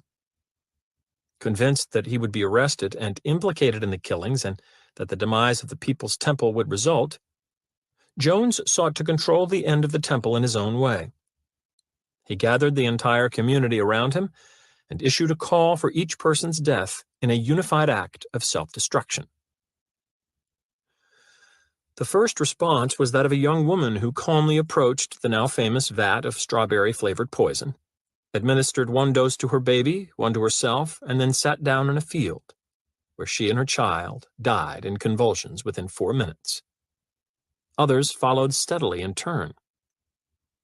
Although a handful of Jonestowners escaped rather than comply, and a few others are reported to have resisted, the survivors claim that the great majority of the 910 people who died did so in an orderly, willful fashion.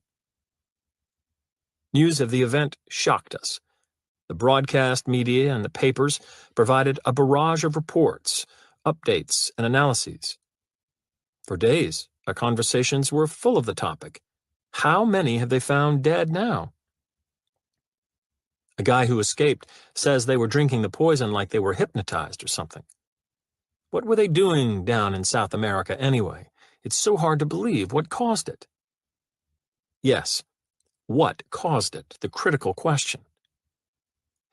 How are we to account for this most astounding of compliant acts? Various explanations have been offered. Some have focused on the charisma of Jim Jones, a man whose style allowed him to be loved like a savior, trusted like a father, and treated like an emperor. Other explanations have pointed to the kind of people who were attracted to the People's Temple.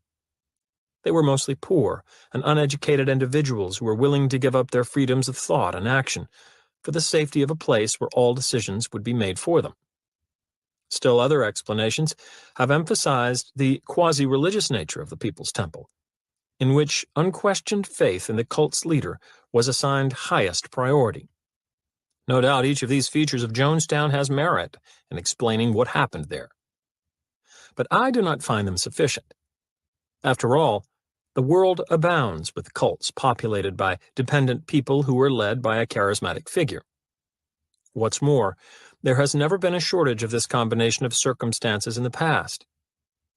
Yet virtually nowhere do we find evidence of an event even approximating the Jonestown incident among such groups. There must be something else that was critical. One especially revealing question gives us a clue. If the community had remained in San Francisco, would Reverend Jim Jones's suicide command have been obeyed? A highly speculative question, to be sure, but the expert most familiar with the People's Temple has no doubt about the answer. Dr. Louis Jolion West, chairman of psychiatry and biobehavioral sciences at UCLA, and director of its neuropsychiatric unit, is an authority on cults who had observed the People's Temple for 8 years prior to the Jonestown deaths. When interviewed in the immediate aftermath, he made what strikes me as an inordinately instructive statement. This wouldn't have happened in California, but they lived in total alienation from the rest of the world, in a jungle situation in a hostile country. Although lost in the welter of commentary following the tragedy, Dr. West's observation, together with what we know about the principle of social proof, seems to me quite important to a satisfactory understanding of the compliant suicides. To my mind, the single act in the history of the People's Temple that most contributed to the members' mindless compliance that day occurred a year earlier with the relocation of the temple to a jungled country of unfamiliar customs and strange people. If we are to believe the stories of Jim Jones's malevolent genius, he realized fully the massive psychological impact such a move would have on his followers. All at once, they found themselves in a place they knew nothing about. South America and the rainforests of Guyana, especially, were unlike anything they had experienced in San Francisco. The country, both physical and social, into which they were dropped, must have seemed dreadfully uncertain. Ah, uncertainty, the right-hand man of the principle of social proof. We have already seen that when people are uncertain, they look to the actions of others to guide their own actions. In the alien Guyanese environment, then, temple members were very ready to follow the lead of others. But as we have also seen, it is others of a special kind whose behavior will be most unquestioningly followed, similar others. And therein lies the awful beauty of the Reverend Jim Jones's relocation strategy. In a country like Guyana, there were no similar others for a Jonestown resident but the people of Jonestown itself.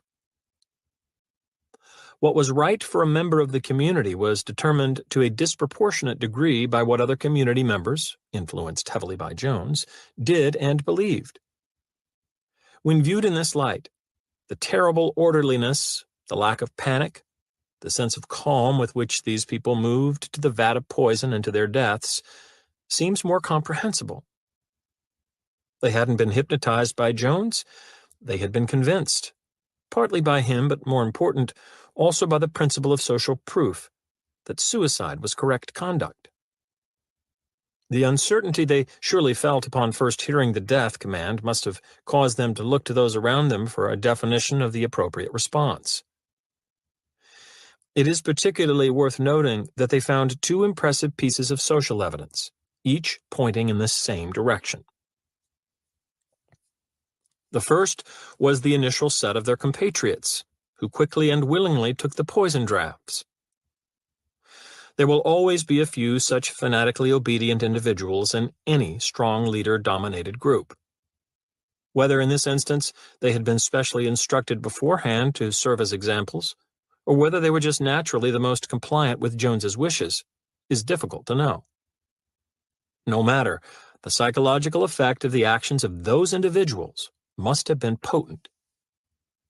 If the suicides of similar others in news stories can influence total strangers to kill themselves, imagine how enormously more compelling such an act would be when performed without hesitation by one's neighbors in a place like Jonestown. The second source of social evidence came from the reactions of the crowd itself. Given the conditions, I suspect that what occurred was a large-scale instance of the pluralistic ignorance phenomenon that frequently infects onlookers at emergencies. Each Jonestowner looked to the actions of surrounding individuals to assess the situation, and finding seeming calm because everyone else, too, was surreptitiously assessing rather than reacting, learned that patient turn-taking was the correct behavior.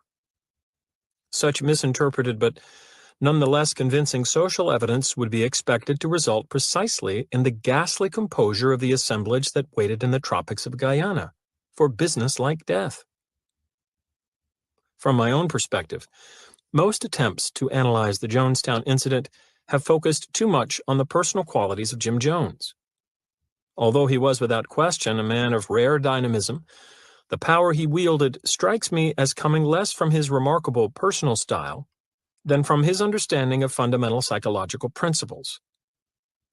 His real genius as a leader was his realization of the limitations of individual leadership. No leader can hope to persuade, regularly and single-handedly, all the members of the group. A forceful leader can reasonably expect, however, to persuade some sizable proportion of group members. Then the raw information that a substantial number of group members has been convinced can, by itself, convince the rest. Thus, the most influential leaders are those who know how to arrange group conditions to allow the principle of social proof to work maximally in their favor. It is in this that Jones appears to have been inspired. His master stroke was the decision to move the People's Temple community from its roots in urban San Francisco to the remoteness of equatorial South America, where the conditions of uncertainty and exclusive similarity would make the principle of social proof operate for him as perhaps nowhere else. There, a settlement of 1,000 people, much too large to be held in persistent sway by the force of one man's personality, could be changed from a following into a herd. As slaughterhouse operators have long known, the mentality of a herd makes it easy to manage. Simply get some members moving in the desired direction, and the others, responding not so much to the lead animal as to those immediately surrounding them, will peacefully and mechanically go along. The powers of the amazing Reverend Jim Jones, then, are probably best understood not in terms of his dramatic personal style, but in his profound knowledge of the art of social jujitsu.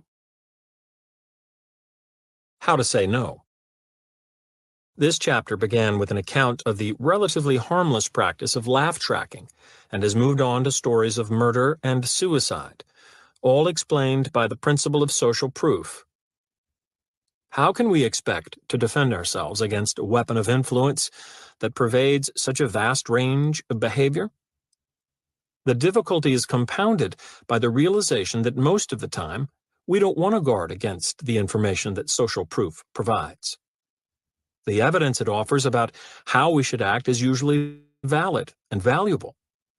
With it, we can cruise confidently through a myriad of decisions without personally having to investigate the detailed pros and cons of each. In this sense, the principle of social proof equips us with a wonderful kind of automatic pilot device, not unlike that aboard most aircraft. Yet there are occasional but real problems with automatic pilots. These problems appear whenever the flight information locked into the control mechanism is wrong. In these instances, we will be taken off course. Depending on the size of the error, the consequences can be severe. But because the automatic pilot afforded by the principle of social proof is more often an ally than an enemy, we can't be expected to want simply to disconnect it. Thus, we are faced with a classic problem: how to make use of a piece of equipment that simultaneously benefits and imperils our welfare. Fortunately, there is a way out of the dilemma. Because the disadvantages of automatic pilots arise principally when incorrect data have been put into the control system, our best defense against these disadvantages is to recognize when the data are in error.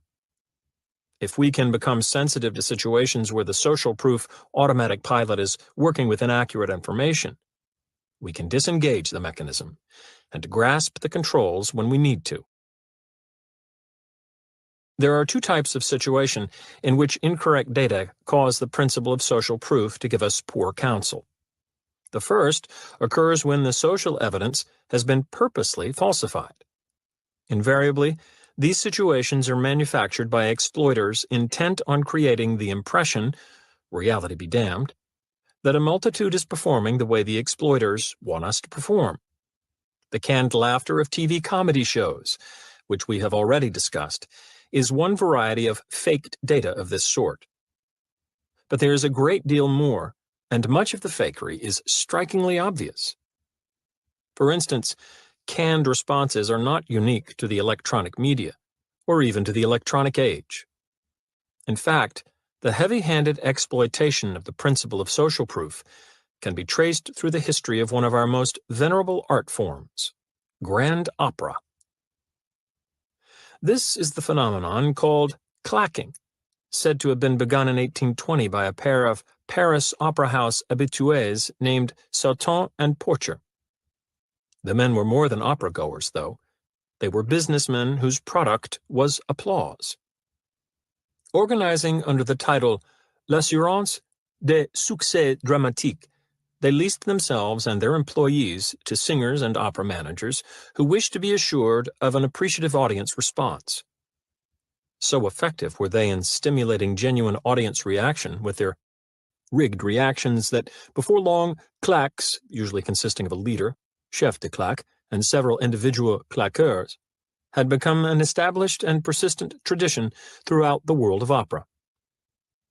As music historian Robert Sabin notes, by 1830 the claque was a full-bloom institution, collecting by day, applauding by night, all in the honest open. But it is altogether probable that neither Sauton nor his ally Porcher had a notion of the extent to which their scheme of paid applause would be adopted and applied wherever opera is sung. As clacking grew and developed, its practitioners offered an array of styles and strengths. In the same way that laugh track producers can hire individuals who excel in titters, chuckles, or belly laughs, the claques spawned their own specialists, the pleureux, chosen for their ability to weep on cue, the bisseurs, who called bis, repeat, and encore in ecstatic tones, and in direct kinship with today's laugh track performer, the rieur, selected for the infectious quality of his laugh. For our purposes, though, the most instructive parallel to modern forms of canned response is the conspicuous character of the fakery. No special need was seen to disguise or vary the claque, who often sat in the same seats, performance after performance, year after year, led by a chef de claque 2 decades into his position. Even the monetary transactions were not hidden from the public. Indeed, 100 years after the birth of clacking, a reader of the London Musical Times could scan the advertised rates of the Italian claqueurs. Whether in the world of Rigoletto or Gilligan's Island, then, audiences have been successfully manipulated by those who use social evidence, even when that evidence has been openly falsified. Advertised rates of the Italian claque. For applause on entrance, if a gentleman, 25 lire. For applause on entrance, if a lady, 15 lire. Ordinary applause during performance, each 10 lire. Insistent applause during performance, each 15 lire. Still more insistent applause, 17 lire. For interruptions with bene or bravo, 5 lire. For a bis at any cost, 50 lire. Wild enthusiasm, a special sum to be arranged. From ordinary applause to wild enthusiasm, claqueurs offered their services in an audaciously public fashion. In this case, in a newspaper read by many of the audience members they fully expected to influence. Claque-were. What Sauton and Porcher realized about the mechanical way that we abide by the principle of social proof is understood as well by a variety of today's exploiters. They see no need to hide the manufactured nature of the social evidence they provide.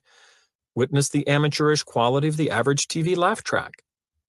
They seem almost smug in the recognition of our predicament.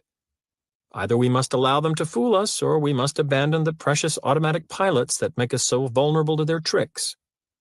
But in their certainty that they have us trapped, such exploiters have made a crucial mistake. The laxity with which they construct phony social evidence gives us a way to fight back. Because automatic pilots can be engaged and disengaged at will, we can cruise along trusting in the course steered by the principle of social proof until we recognize that a piece of inaccurate data is being used. Then we can take the controls, make the necessary correction for the misinformation, and reset the automatic pilot. The transparency of the rigged social proof we get these days provides us with exactly the cue we need for knowing when to perform this simple maneuver. With no more cost than a bit of vigilance for plainly counterfeit social evidence, then, we can protect ourselves nicely. Let's take an example. A bit earlier, we noted the proliferation of average person on the street ads, in which a number of ordinary people speak glowingly of a product, often without knowing that their words are being recorded. As would be expected according to the principle of social proof, these testimonials from average people like you and me make for quite effective advertising campaigns. They have always included one relatively subtle kind of distortion. We hear only from those who like the product. As a result, we get an understandably biased picture of the amount of social support for it. More recently, though, a cruder and more unethical sort of falsification has been introduced. Commercial producers often don't bother to get genuine testimonials. They merely hire actors to play the roles of average people testifying in an unrehearsed fashion to an interviewer. It is amazing how bald-faced these unrehearsed interview commercials can be. The situations are obviously staged. The participants are clearly actors, and the dialogue is unmistakably pre-written. Recently, I was watching TV and a commercial came on, and the announcer, in a tone of voice usually reserved for major developments in the Persian Gulf, said, "Now consumers can ask Angela Lansbury their questions about bufferin." As a normal human, the natural reaction to this announcement is, "Huh?" Meaning, what does Angela Lansbury have to do with bufferin? But this commercial featured several consumers who had apparently been stopped at random on the street, and every one of them had a question for Angela Lansbury about bufferin. Basically, what they asked was, "Ms. Lansbury, is bufferin a good product that I should purchase, or what?" These consumers seemed very earnest. It was as if they had been going around for months, wringing their hands and saying, "I have a question about bufferin. If only I could ask Angela Lansbury." What we are seeing here is yet another example of a worsening problem that has been swept under the rug for too long in this nation. The invasion of consumers from Mars. They look like humans, but they don't act like humans, and they are taking over. I know that whenever I encounter an influence attempt of this sort, it sets off in me a kind of alarm with a clear directive. Attention, attention, bad social proof in this situation. Temporarily disconnect automatic pilot. It's so easy to do. We need only make a conscious decision to be alert to counterfeit social evidence. And the smug overconfidence of the exploiters will play directly into our hands. We can relax until their manifest fakery is spotted, at which time we can pounce. And we should pounce with a vengeance. I am speaking here of more than simply ignoring the misinformation, although this defensive tactic is certainly called for. I am speaking of aggressive counterattack. Whenever possible, we ought to sting those responsible for the rigging of social evidence. We should purchase no products featured in phony, unrehearsed interview commercials. Moreover, each manufacturer of the items should receive a letter explaining our response and recommending that they discontinue use of the advertising agency that produced so deceptive a presentation of their product. Of course, we don't always want to trust the actions of others to direct our conduct, especially in a situation important enough to warrant our personal investigation of the pros and cons, or in which we are experts. But we do want to be able to count on others' behavior as a source of valid information in a large array of settings. If, in such settings, we find that we cannot trust the information to be valid because someone has tampered with the evidence, we ought to be ready to strike back. In such instances, I personally feel driven by more than the aversion to being duped. I bristle at the thought of being pushed into an unacceptable corner by those who would undermine one of my hedges against the decisional overload of modern life. And I get a genuine sense of righteousness by lashing out when they try. If you are like me, so should you. In addition to the times when social evidence is deliberately faked, there is another time when the principle of social proof will regularly steer us wrong.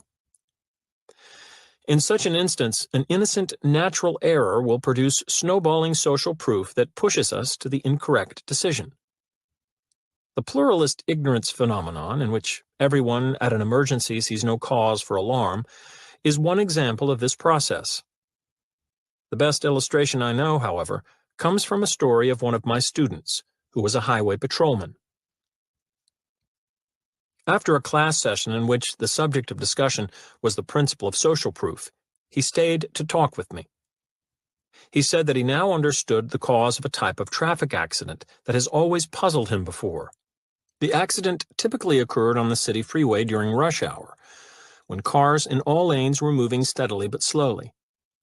Events leading to the accident would start when a pair of cars, one behind the other, would simultaneously begin signaling an intention to get out of the lane they were in and into the next. Within seconds, a long line of drivers to the rear of the first two would follow suit, thinking that something, a stalled car or a construction barrier, was blocking the lane ahead. It would be in this rush to cram into the available spaces of the next lane that a collision frequently happened. The odd thing about it all, according to the patrolman, was that very often there had been no obstruction to be avoided in the first place, and by the time of the accident, this should have been obvious to anyone who looked. He said he had more than once witnessed such accidents when there was a visibly clear road in front of the ill-fated lane switchers. The patrolman's account provides certain insights into the way we respond to social proof. First, we seem to assume that if a lot of people are doing the same thing, they must know something we don't. Especially when we are uncertain, we are willing to place an enormous amount of trust in the collective knowledge of the crowd. Second, quite frequently the crowd is mistaken because they are not acting on the basis of any superior information but are reacting, themselves, to the principle of social proof. So, if a pair of freeway drivers decided by coincidence to change lanes at the identical moment, the next two drivers might well do the same, assuming that the forward drivers had spotted an obstruction. The resulting social evidence confronting drivers behind this group would be potent. 4 successive cars, all with their turn signals flashing, trying to angle into the next lane. More signal lights would go on. The social proof would be undeniable by then. For drivers to the rear, there could be no question about the correctness of switching lanes. All those guys ahead must know something. So intent would they be upon working themselves into the next lane that, without even checking the true condition of the road before them, the drivers would begin a line-long flank assault. Crash. There is a lesson here. An automatic pilot device like social proof should never be trusted fully. Even when no saboteur has fed bad information into the mechanism, it can sometimes go haywire by itself. We need to check the machine from time to time to be sure that it hasn't worked itself out of sync with the other sources of evidence in the situation: the objective facts, our prior experiences, our own judgments. Fortunately, this precaution requires neither much effort nor much time. A quick glance around is all that is needed, and this little precaution is well worth it. The consequences of single-minded reliance on social evidence can be frightening. This aspect of the social proof phenomenon always reminds me of the way certain Indian tribes, the Blackfeet, Cree, Snake, and Crow, used to hunt the North American buffalo. There are 2 features of buffalo that make them especially susceptible to erroneous social evidence. First, their eyes are set in their heads so that it is easier for them to see to the side than to the front. Second, when they run, as in a stampede, it is with their heads down low so they cannot see above the herd. As a result, the Indians realized it was possible to kill tremendous numbers of buffalo by starting a herd running toward a cliff. The animals, responding to the thundering social proof around them and never looking up to see what lay ahead, did the rest. One astonished observer to such a hunt described the deadly outcome of the buffalo's obsessive trust and collective knowledge. In this way, it was possible to decoy a herd toward a precipice and cause it to plunge over en masse, the leaders being thrust over by their followers, and all the rest following of their own free will. Certainly, a flyer whose plane is locked onto automatic pilot would be wise to glance occasionally at the instrument panel and out the window. In the same way, we need to look up and around periodically whenever we are locked onto the evidence of the crowd. Without this simple safeguard against misguided social proof, our prospects might well run parallel to those of the freeway lane switchers and the North American buffalo. Crash. Reader's report from a former racetrack employee. I became aware of one method of faking social evidence to one's advantage while working at a racetrack.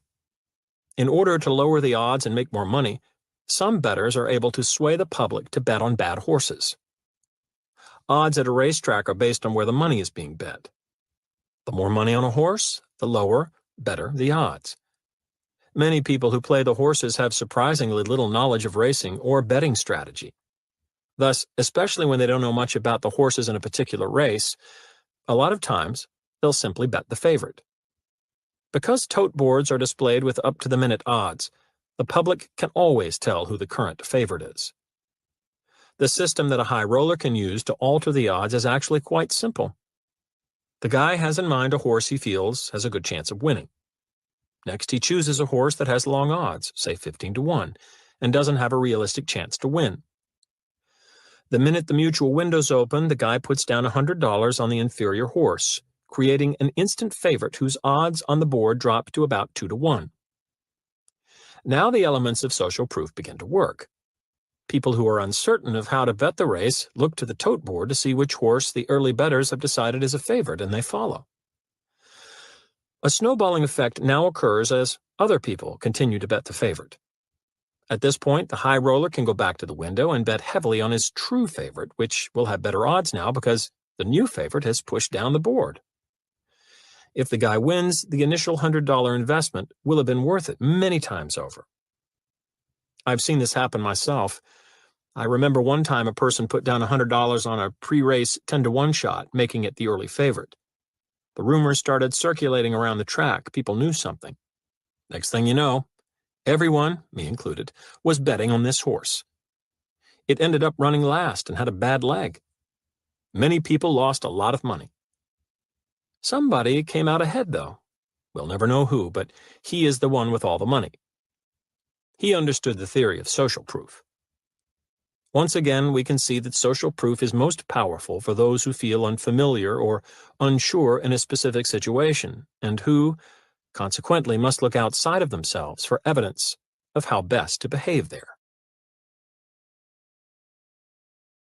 Chapter 5. Liking. The Friendly Thief. The main work of a trial attorney is to make a jury like his client. Clarence Darrow. Few people would be surprised to learn that, as a rule, we most prefer to say yes to the requests of someone we know and like. What might be startling to note, however, is that this simple rule is used in hundreds of ways by total strangers to get us to comply with their requests.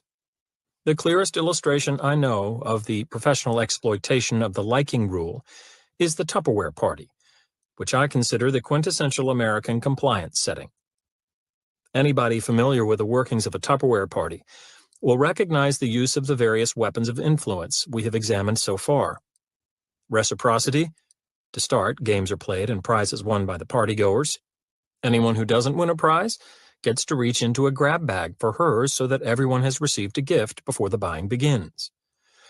Commitment. Each participant is urged to describe publicly the uses and benefits she has found in the Tupperware she already owns. And social proof. Once the buying begins, each purchase builds the idea that other similar people want the product. Therefore, it must be good. All the major weapons of influence are present to help things along. But the real power of the Tupperware party comes from a particular arrangement that trades on the liking rule.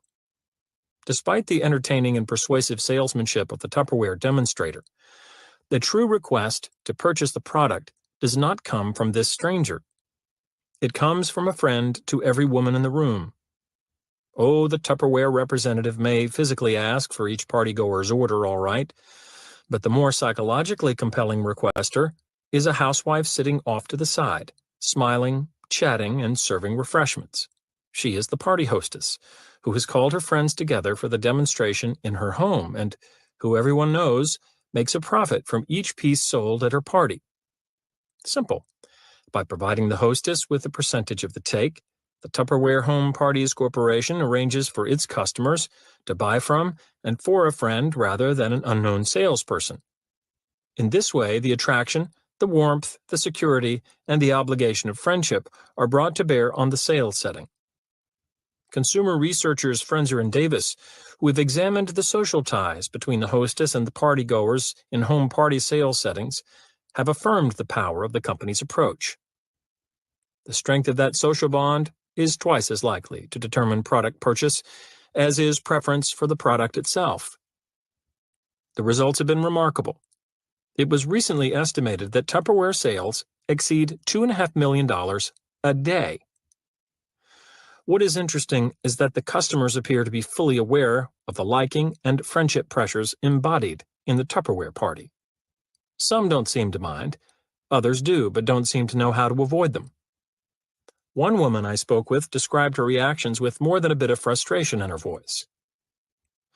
It's gotten to the point now where I hate to be invited to Tupperware parties. I've got all the containers I need, and if I wanted any more, I could buy another brand cheaper in the store. But when a friend calls up, I feel like I have to go. And when I get there, I feel like I have to buy something. What can I do? It's for one of my friends. With so irresistible an ally as the friendship principle operating, it is little wonder that the company has abandoned retail sales outlets and has pushed the home party concept until a Tupperware party now starts somewhere every 2.7 seconds. But of course, all sorts of other compliance professionals recognize the pressure to say yes to someone we know and like. Take, for instance, the growing number of charity organizations that recruit volunteers to canvass for donations close to their own homes. They understand perfectly how much more difficult it is for us to turn down a charity request when it comes from a friend or a neighbor. Other compliance professionals have found that the friend doesn't even have to be present to be effective. Often, just the mention of the friend's name is enough. The Shackley Corporation, which specializes in door-to-door sales of various home-related products, advises its salespeople to use the endless chain method for finding new customers. Once a customer admits to liking a product, he or she can be pressed for the names of friends who would also appreciate learning about it. The individuals on that list can then be approached for sales, and a list of their friends, who can serve as sources for still other potential customers, and so on in an endless chain. The key to the success of this method is that each new prospect is visited by a salesperson armed with the name of a friend who suggested I call on you. Turning the salesperson away under those circumstances is difficult.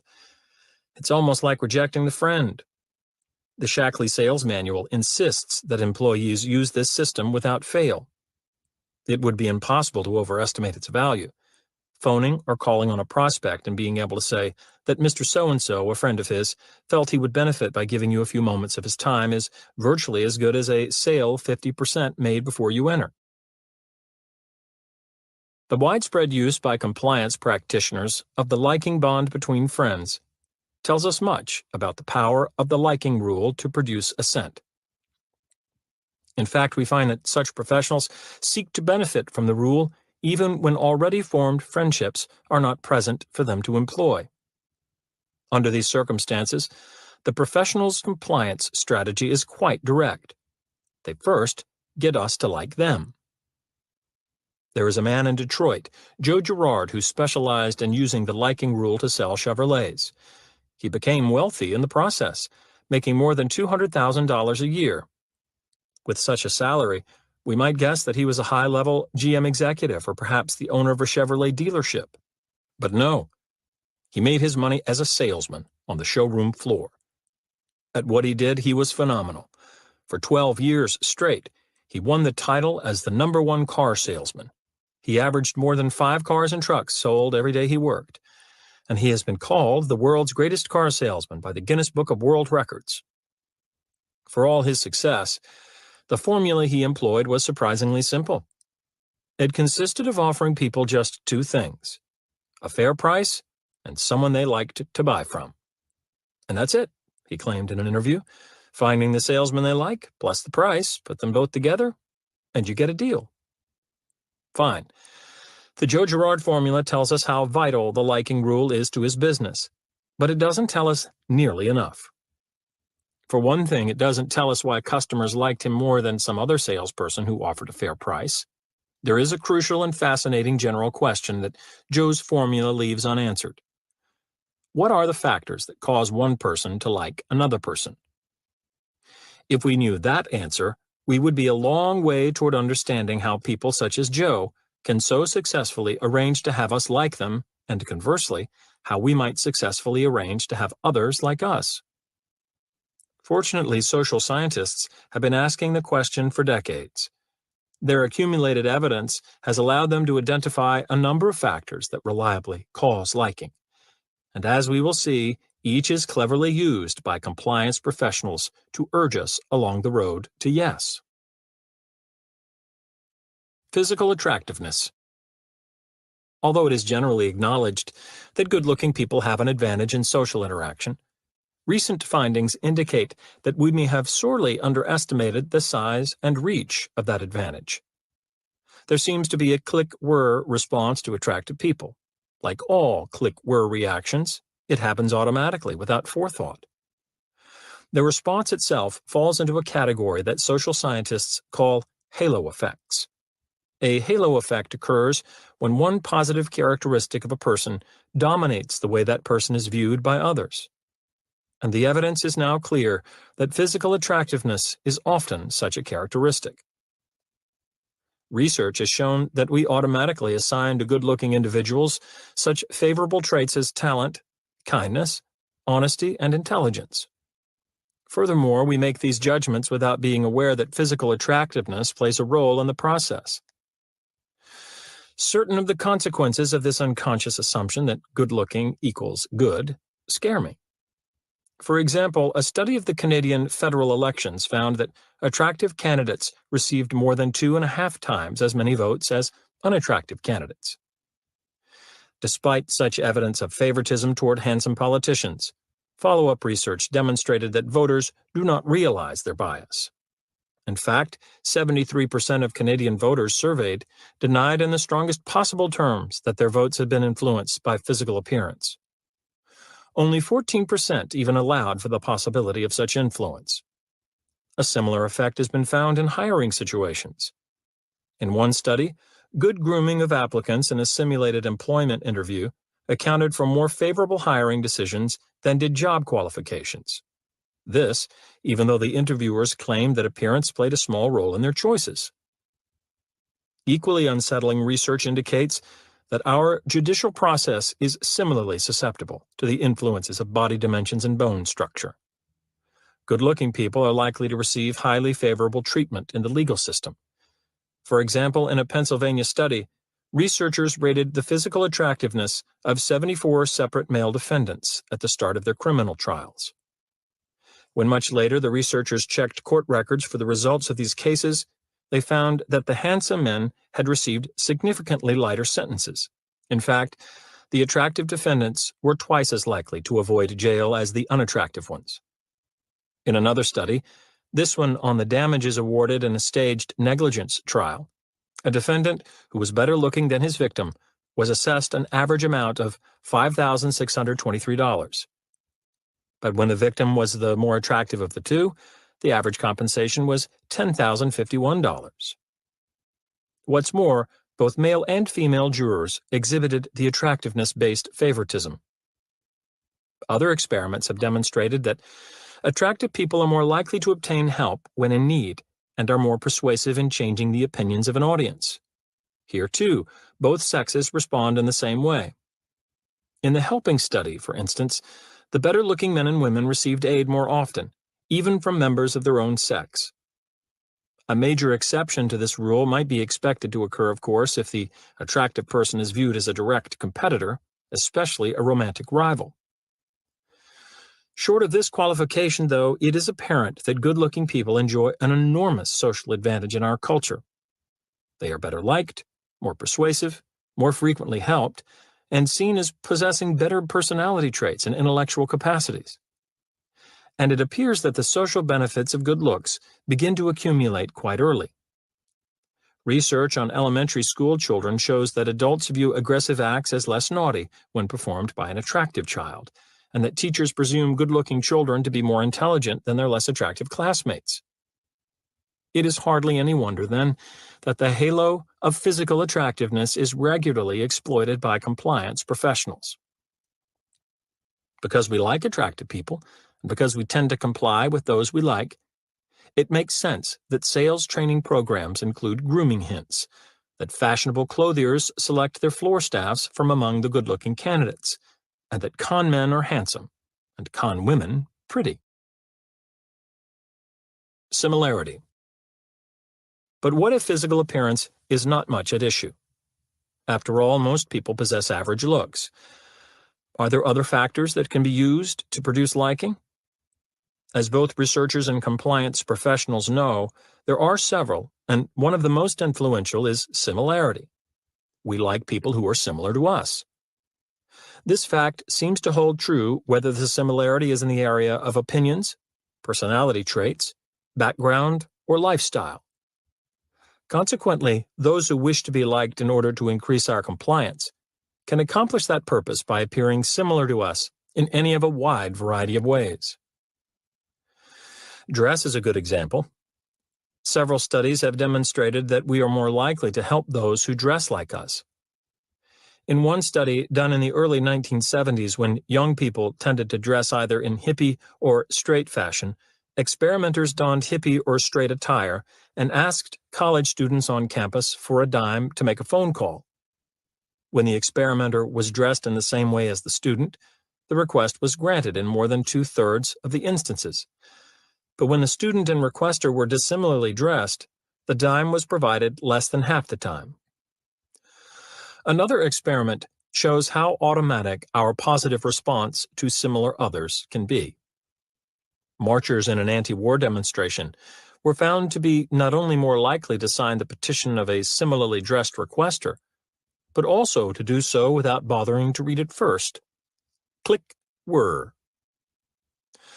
Another way requesters can manipulate similarity to increase liking and compliance is to claim that they have backgrounds and interests similar to ours. Car salesmen, for example, are trained to look for evidence of such things while examining the customer's trade-in. If there is camping gear in the trunk, the salesman might mention later on how he loves to get away from the city whenever he can. If there are golf balls in the back seat, he might remark that he hopes the rain will hold off until he can play the 18 holes he has scheduled for later in the day. If he notices that the car was purchased out of state, he might ask where the customer is from and report with surprise that he or his wife was born there too. As trivial as these similarities may seem, they appear to work. One researcher who examined the sales records of insurance companies found that customers were more likely to buy insurance when the salesperson was like them in such areas as age, religion, politics, and cigarette smoking habits. Because even small similarities can be effective in producing a positive response to another, and because a veneer of similarity can be so easily manufactured, I would advise special caution in the presence of requesters who claim to be just like you. Indeed, it would be wise these days to be careful around salespeople who just seem to be just like you. Many sales training programs now urge trainees to mirror and match the customer's body posture, mood, and verbal style, as similarities along each of these dimensions have been shown to lead to positive results. Compliments. Actor McLean Stevenson once described how his wife tricked him into marriage. She said she liked me. Although designed for a laugh, the remark is as much instructive as humorous. The information that someone fancies us can be a bewitchingly effective device for producing return liking and willing compliance. So, often in terms of flattery or simple claims of affinity, we hear positive estimation from people who want something from us. Remember Joe Girard, the world's greatest car salesman, who says the secret of his success was getting customers to like him? He did something that, on the face of it, seems foolish and costly. Each month, he sent every one of his more than 13,000 former customers a holiday greeting card containing a personal message. The holiday greeting changed from month to month, Happy New Year or Happy Thanksgiving, etc., but the message printed on the face of the card never varied. It read, "I like you." As Joe explained it, there's nothing else on the card, nothing but my name. I'm just telling them that I like them. I like you. It came in the mail every year, 12 times a year, like clockwork. I like you on a printed card that went off to 13,000 other people too. Could a statement of liking so impersonal, so obviously designed to sell cars, really work? Joe Girard thinks so. And a man as successful as he was at what he did deserves our attention. Joe understands an important fact about human nature.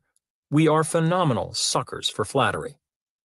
Although there are limits to our gullibility, especially when we can be sure that the flatterer is trying to manipulate us, we tend, as a rule, to believe praise and to like those who provide it, oftentimes when it is clearly false. An experiment done on men in North Carolina shows how helpless we can be in the face of praise. The men in the study received comments about themselves from another person who needed a favor from them. Some of the men got only positive comments, some got only negative comments, and some got a mixture of good and bad. There were 3 interesting findings. First, the evaluator who provided only praise was liked best by the men. Second, this was the case even though the men fully realized that the flatterer stood to gain from their liking him. Finally, unlike the other types of comments, pure praise did not have to be accurate to work. Positive comments produced just as much liking for the flatterer when they were untrue as when they were true. Apparently, we have such an automatically positive reaction to compliments that we can fall victim to someone who uses them in an obvious attempt to win our favor. Click whir. When seen in this light, the expense of printing and mailing well over 150,000 I Like You cards each year seems neither as foolish nor as costly as before. Contact and cooperation. For the most part, we like things that are familiar to us. To prove the point to yourself, try a little experiment. Get the negative of an old photograph that shows a front view of your face and have it developed into a pair of pictures. One that shows you as you actually look and one that shows a reverse image, so that the right and left sides of your face are interchanged. Now decide which version of your face you like better and ask a good friend to make the choice too. If you are at all like a group of Milwaukee women on whom this procedure was tried, you should notice something odd. Your friend will prefer the true you, but you will prefer the reverse image. Why? Because you both will be responding favorably to the more familiar face. Your friend to the one the world sees, and you to the transposed one you find in the mirror every day. Because of its effect on liking, familiarity plays a role in decisions about all sorts of things, including the politicians we elect. It appears that in an election booth, voters often choose a candidate merely because the name seems familiar. In one controversial Ohio election a few years ago, a man given little chance of winning the state attorney general race swept to victory when, shortly before the election, he changed his name to Brown, a family name of much Ohio political tradition. How could such a thing happen? The answer lies partially in the unconscious way that familiarity affects liking. Often we don't realize that our attitude towards something has been influenced by the number of times we have been exposed to it in the past. For example, in one experiment, the faces of several individuals were flashed on a screen so quickly that later on, the subjects who were exposed to the faces in this manner couldn't recall having seen any of them before. Yet, the more frequently a person's face was flashed on the screen, the more these subjects came to like that person when they met in a subsequent interaction. And because greater liking leads to greater social influence, these subjects were also more persuaded by the opinion statements of the individuals whose faces had appeared on the screen most frequently. On the basis of evidence that we are more favorable toward the things we have had contact with, some people have recommended a contact approach to improving race relations.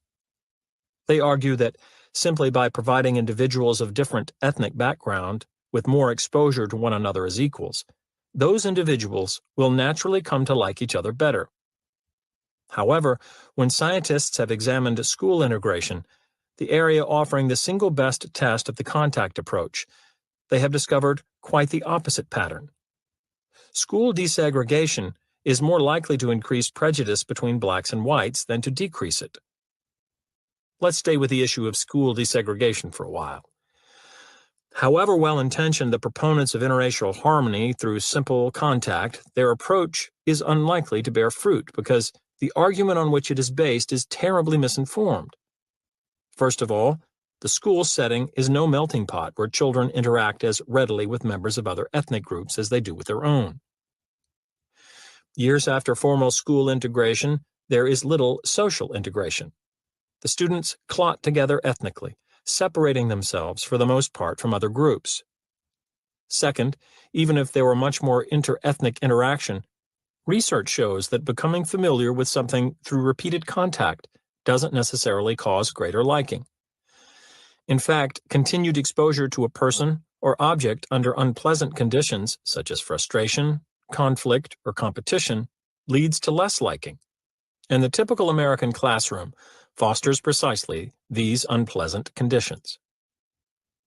Consider the illuminating report of a psychologist, Elliot Aronson, called in to consult with school authorities on problems in the Austin, Texas schools. His description of how he found education proceeding in the standard classroom could apply to nearly any public school in the United States. In general, here is how it works. The teacher stands in front of the class and asks a question. 6 to 10 children strain in their seats and wave their hands in the teacher's face, eager to be called on and show how smart they are. Several others sit quietly with eyes averted, trying to become invisible. When the teacher calls on one child, you see looks of disappointment and dismay on the faces of the eager students, who missed a chance to get the teacher's approval. And you will see relief on the faces of the others who didn't know the answer. This game is fiercely competitive, and the stakes are high because the kids are competing for the love and approval of one of the 2 or 3 most important people in their world. Further, this teaching process guarantees that the children will not learn to like and understand each other. Conjure up your own experience. If you knew the right answer and the teacher called on someone else, you probably hoped that he or she would make a mistake so that you would have a chance to display your knowledge. If you were called on and failed, or if you didn't even raise your hand to compete, you probably envied and resented your classmates who knew the answer. Children who fail in this system become jealous and resentful of the successes, putting them down as teachers' pets or even resorting to violence against them in the schoolyard. The successful students, for their part, often hold the unsuccessful children in contempt, calling them dumb or stupid. This competitive process does not encourage anyone to look benevolently and happily upon his fellow students. Should we wonder, then, why raw school desegregation, whether by enforced busing, district rezoning, or school closures, so frequently produces increased rather than decreased prejudice? When our own children find their pleasant social and friendship contacts within their own ethnic boundaries and get repeated exposure to other groups only in the competitive cauldron of the classroom, we might expect as much. Are there available solutions to this problem? One possibility might be to end our attempts at school integration, but that hardly seems workable. Even were we to ignore the inevitable legal and constitutional challenges and the disruptive societal wrangle such a retreat would provoke, there are solid reasons for pursuing classroom integration. For instance, although white students' achievement levels remain steady, it is 10 times more likely that the academic performance of minority students will significantly increase rather than significantly decline after desegregation. We must be cautious in our approach to school desegregation, not to throw out the baby because it is sitting in some dirty bathwater. The idea, of course, is to jettison just the water, leaving the baby shining from the bath. Right now, though, our baby is soaking in the schmutzwasser of increased racial hostility. Fortunately, real hope for draining away that hostility is emerging from the research of education specialists into the concept of cooperative learning. Because much of the heightened prejudice from classroom desegregation seems to stem from increased exposure to outside group members as rivals, these educators have experimented with forms of learning in which cooperation rather than competition with classmates is central. Off to camp. To understand the logic of the cooperative approach, It helps to re-examine the fascinating 3-decades-old research program of Turkish-born social scientist Muzaffer Sherif. Intrigued with the issue of intergroup conflict, Sherif decided to investigate the process as it developed in boys' summer camps. Although the boys never realized that they were participants in an experiment, Sherif and his associates consistently engaged in artful manipulations of the camp's social environment to observe the effects on group relations. It didn't take much to bring on certain kinds of ill will. Simply separating the boys into 2 residence cabins was enough to stimulate a we versus they feeling between the groups, and assigning names to the 2 groups, the Eagles and the Rattlers, accelerated the sense of rivalry. The boys soon began to demean the qualities and accomplishments of the other group. But these forms of hostility were minor compared to what occurred when the experimenters purposely introduced competitive activities into the factions' meetings with one another. Cabin against cabin treasure hunts, tugs of war, and athletic contests produced name-calling and physical friction.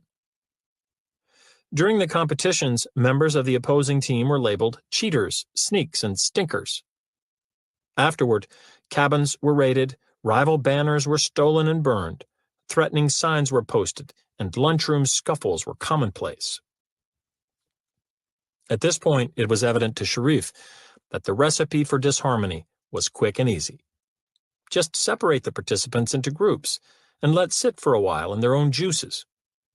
They mixed together over the flame of continued competition, and there you have it, cross-group hatred at a rolling boil. A more challenging issue then faced the experimenters: how to remove the entrenched hostility they had created. They first tried the contact approach of bringing the bands together more often. But even when the joint activities were pleasant ones, such as movies and social events, the results were disastrous.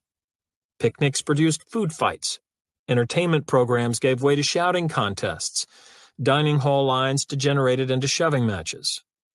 Sherif and his research team began to worry that, in Dr. Frankenstein fashion, they might have created a monster they could no longer control. Then, at the height of the strife, they hit on a resolution that was at once simple and effective. They constructed a series of situations in which competition between the groups would have harmed everyone's interests, in which cooperation was necessary for mutual benefit. On a day-long outing, the single truck available to go into town for food was found to be stuck. The boys were assembled, and all pulled and pushed together until the vehicle was on its way. In another instance, the researchers arranged for an interruption of the camp's water supply, which came through pipes from a distant tank. Presented with the common crisis and realizing the need for unified action, the boys organized themselves harmoniously to find and fix the problem before day's end. And yet another circumstance requiring cooperation, the campers were informed that a desirable movie was available for rental, but that the camp could not afford it. Aware that the only solution was to combine resources, the boys rented the film with pooled money and spent an unusually congenial evening enjoying it together. The consequences, though not instantaneous, were nonetheless striking. Conjoint efforts toward common goals steadily bridged the rancorous rift between the groups. Before long, the verbal baiting had died, the jostling in lines had ended, and the boys had begun to intermix at the meal tables. Further, when asked to list their best friends, significant numbers changed from an earlier exclusive naming of in-group chums to a listing that included boys in the other group. Some even thanked the researchers for the opportunity to rate their friends again because they realized they had changed their minds since the old days. In one revealing episode, the boys were returning from a campfire on a single bus, something that would have produced bedlam before but was now specifically requested by the boys. When the bus stopped at a refreshment stand, the boys of one group, with $5 left in its treasury, decided to treat their former bitter adversaries to milkshakes. We can trace the roots of this surprising turnabout to those times when the boys had to view one another as allies instead of opponents. The crucial procedure was the experimenters' imposition of common goals on the groups. It was the cooperation required to achieve these goals that finally allowed the rival group members to experience one another as reasonable fellows, valued helpers and friends. And when success resulted from the mutual efforts, it became especially difficult to maintain feelings of hostility toward those who had been teammates in the triumph. Back to school. In the welter of racial tensions that followed school desegregation, certain educational psychologists began to see the relevance to the classroom in Sharif's findings. If only the learning experience there could be modified to include at least occasional inter-ethnic cooperation toward mutual successes, perhaps cross-group friendships would have a place to grow. Although similar projects have been underway in various states, an especially interesting approach in this direction, termed the jigsaw classroom, was developed by Elliot Aronson and his colleagues in Texas and California. The essence of the jigsaw route to learning is to require that students work together to master the material scheduled for an upcoming examination. This is accomplished by forming students into cooperating teams and giving each student only one part of the information, one piece of the puzzle necessary to pass the test. Under this system, the students must take turns teaching and helping one another. Everyone needs everyone else to do well. Like Sharif's campers working on tasks that could be successfully accomplished only conjointly, the students became allies rather than enemies. When tried in recently desegregated classrooms, the jigsaw approach has generated impressive results. Studies have shown that compared to other classrooms in the same school using the traditional competitive method, jigsaw learning stimulated significantly more friendship and less prejudice between ethnic groups. Besides this vital reduction in hostility, there were other advantages. Self-esteem, liking for school, and test scores improved for minority students. And the white students benefited too. Their self-esteem and liking for school went up, and their test performance was at least as high as that of whites in the traditional classes. Gains such as these cry out for more detailed explanation. What exactly goes on in the jigsaw classroom to account for effects we had long ago lost hope of attaining in the public schools? A case study provided by Aronson helps us to understand better. It relates the experience of Carlos, a young Mexican-American boy, who found himself in a jigsaw group for the first time.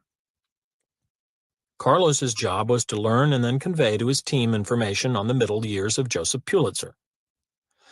A test on the famous newspaperman's life would soon face each group member. Aronson tells what happened. Carlos was not very articulate in English, his second language, and because he was often ridiculed when he had spoken up in the past, he had learned over the years to keep quiet in class. We might even say that Carlos and the teacher had entered into a conspiracy of silence. He would become anonymous, buried in the bustle of classroom activity, and not be embarrassed by having to stumble over answers. She, in turn, would not call on him. Her decision probably came from the purest of motives. She didn't want to humiliate him or watch the other kids make fun of him. But by ignoring Carlos, the teacher had, in effect, written him off. She was implying that he was not worth bothering with. At least that was the message the other kids got. If the teacher wasn't calling on Carlos, it must be because Carlos is stupid. It is likely that Carlos himself came to the same conclusion. Naturally, Carlos was quite uncomfortable with the new system, which required him to talk to his group mates. He had a great deal of trouble communicating his paragraph. He stammered, hesitated, and fidgeted. The other kids were not helpful at all. They reacted out of their old, overlearned habit. When a kid stumbles, especially one they think is stupid, they resort to ridicule and teasing. "Aw, you don't know it," accused Mary. "You're dumb. You're stupid. You don't know what you're doing." One of us, assigned to observe the group process, would intervene with a bit of advice when she overheard such comments. "Okay, you can tease him if you want to," she said, "and that might be fun for you, but it's not going to help you learn about Joseph Pulitzer's middle years. The exam will take place in about an hour." Notice how she changed the reinforcement contingencies. Now Mary doesn't gain much from putting Carlos down, and she stands to lose a great deal. After a few days and several such experiences, it began to dawn on these kids that the only chance they had to learn about Carlos's segment was by paying attention to what Carlos had to say. And with that realization, the kids began to develop into pretty good interviewers, sort of junior Dick Cavitts. Instead of teasing Carlos or ignoring him, they learned to draw him out, to ask the questions that made it easier for him to explain out loud what was in his head.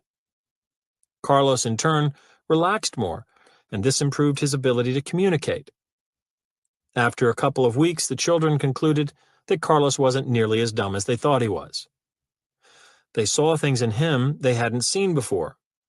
They began to like him more, and Carlos began to enjoy school more and think of his Anglo classmates not as tormentors, but as friends. There is a tendency when faced with positive results like those from the jigsaw classroom to become overly enthusiastic about a single, simple solution to a tenacious problem. Experience should tell us that such problems rarely yield to a simple remedy. That is no doubt true in this case as well. Even within the boundaries of cooperative learning procedures, the issues are complex.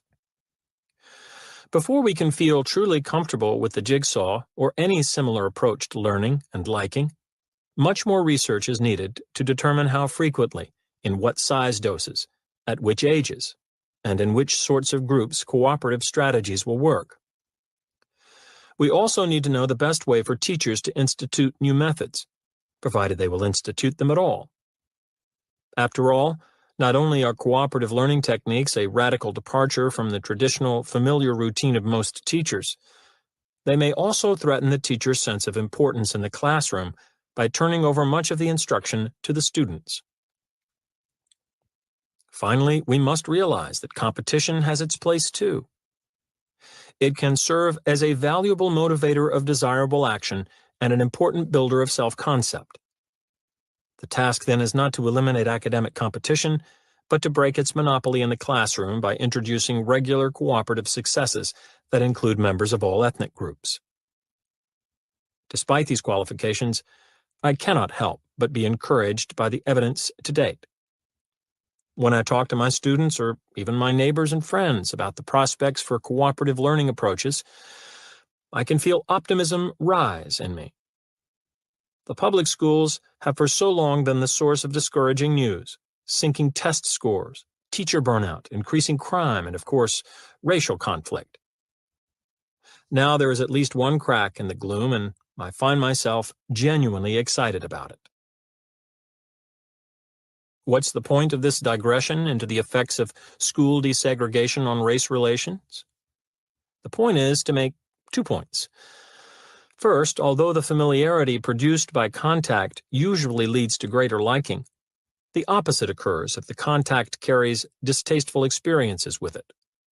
Therefore, when children of different racial groups are thrown into the incessant, harsh competition of the standard American classroom, we ought to see, and we do see, the worsening of hostilities. Second, the evidence that team-oriented learning is an antidote to this disorder may tell us about the heavy impact of cooperation on the liking process. But before we assume that cooperation is a powerful cause of liking, we should first pass it through what, to my mind, is the acid test. Do compliance practitioners systematically use cooperation to get us to like them so we will say yes to their requests? Do they point it out when it exists naturally in a situation? Do they try to amplify it when it exists only weakly? And most instructive of all, do they manufacture it when it is absent? As it turns out, cooperation passes the test with colors flying. Compliance professionals are forever attempting to establish that we and they are working for the same goals, that we must pull together for mutual benefit, that they are in essence our teammates. A host of examples is possible. Most are familiar, like the new car salesman who takes our side and does battle with his boss to secure us a good deal. but one rather spectacular illustration occurs in a setting few of us would recognize firsthand because the professionals are police interrogators whose job is to induce suspects to confess to crime. In recent years, the courts have imposed a variety of restrictions on the way police must behave in handling suspected criminals, especially in seeking confessions. Many procedures that in the past led to admissions of guilt can no longer be employed for fear that they will result in a judge's dismissal of the case. As yet, however, the courts have found nothing illegal in the use by the police of subtle psychology. For this reason, criminal interrogations have taken increasingly to the use of such ploys as the one they call good cop, bad cop. Good cop, bad cop works as follows. A young robbery suspect, let's say, who has been advised of his rights and is maintaining his innocence, is brought to a room to be questioned by a pair of officers. One of the officers, either because the part suits him or because it is merely his turn, plays the role of bad cop. Before the suspect even sits down, bad cop curses the son of a bitch for the robbery. For the rest of the session, his words come only with snarls and growls. He kicks the prisoner's chair to emphasize his points. When he looks at the man, he seems to see a mound of garbage. If the suspect challenges bad cop's accusations or just refuses to answer them, bad cop becomes livid. His rage soars. He swears he will do everything possible to assure a maximum sentence. He says he has friends in the district attorney's office who will hear from him of the suspect's non-cooperative attitude and who will prosecute the case hard. At the outset of bad cop's performance, his partner, good cop, sits in the background. Then, slowly, he starts to chip in. First, he speaks only to bad cop, trying to temper the burgeoning anger. "Calm down, Frank, calm down." But bad cop shouts back, "Don't tell me to calm down when he's lying right to my face. I hate these lying bastards." A bit later, good cop actually says something in the suspect's behalf. "Take it easy, Frank, he's only a kid." Not much in the way of support, but compared to the rantings of bad cop, the words fall like music on the prisoner's ears. Still, bad cop is unconvinced. "Kid, he's no kid, he's a punk. That's what he is, a punk. And I'll tell you something else, he's over 18. And that's all I need to get his ass sent so far behind bars, they'll need a flashlight to find him." Now, good cop begins to speak directly to the young man, calling him by his first name and pointing out any positive details of the case. "I'll tell you, Kenny, you're lucky that nobody was hurt and you weren't armed. When you come up for sentencing, that'll look good." If the suspect persists in claiming innocence, bad cop launches into another tirade of curses and threats. But this time, good cop stops him. "Okay, Frank," handing bad cop some money. "I think we could all use some coffee. How about getting us 3 cups? When bad cop is gone, it's time for good cop's big scene. "Look, man, I don't know why, but my partner doesn't like you, and he's going to try to get you. And he's going to be able to do it because we've got enough evidence right now. And he's right about the DA's office going hard on guys who don't cooperate.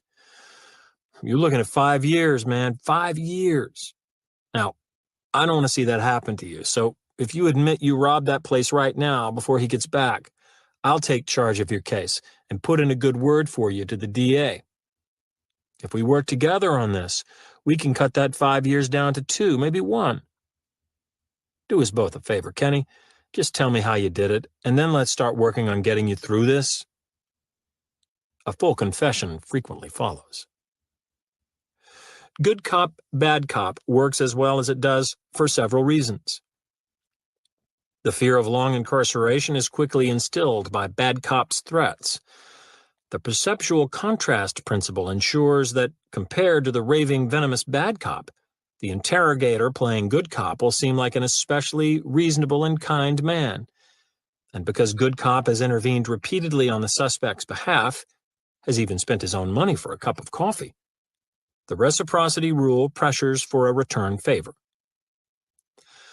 The big reason that the technique is effective, though, is that it gives the suspect the idea that there is someone on his side, someone with his welfare in mind, someone working together with him, for him. In most situations, such a person would be viewed very favorably, but in the deep trouble our robbery suspect finds himself, that person takes on the character of a savior. And from savior, it is but a short step to trusted father confessor. Conditioning and association. Why do they blame me, Doc? It was the shaky telephone voice of a local TV weatherman. He had been given my number when he called the psychology department at my university to find someone who could answer his question. A question that had always puzzled him but had recently begun to bother and depress him. I mean, it's crazy, isn't it? Everybody knows that I just report the weather, that I don't order it, right? So how come I get so much flack when the weather's bad? During the floods last year, I got hate mail. One guy threatened to shoot me if it didn't stop raining. Christ, I'm still looking over my shoulder from that one. And the people I work with at the station do it too, sometimes right on the air. They'll zing me about a heat wave or something. They have to know that I'm not responsible, but that doesn't seem to stop them. Can you help me understand this, Doc? It's really getting me down. We made an appointment to talk in my office, where I tried to explain that he was the victim of an age-old click-whirr response that people have to things they perceive as merely connected to one another. Instances of this response abound in modern life. But I felt that the example most likely to help the distressed weatherman would require a bit of ancient history. I asked him to consider the precarious fate of the imperial messengers of old Persia. Any such messenger assigned the role of military courier had special cause to hope mightily for Persian battlefield successes.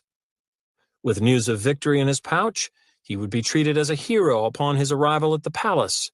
The food, drink, and women of his choice were provided gladly and sumptuously. Should his message tell of military disaster, though, the reception would be quite different. He was summarily slain. I hoped that the point of this story would not be lost on the weatherman.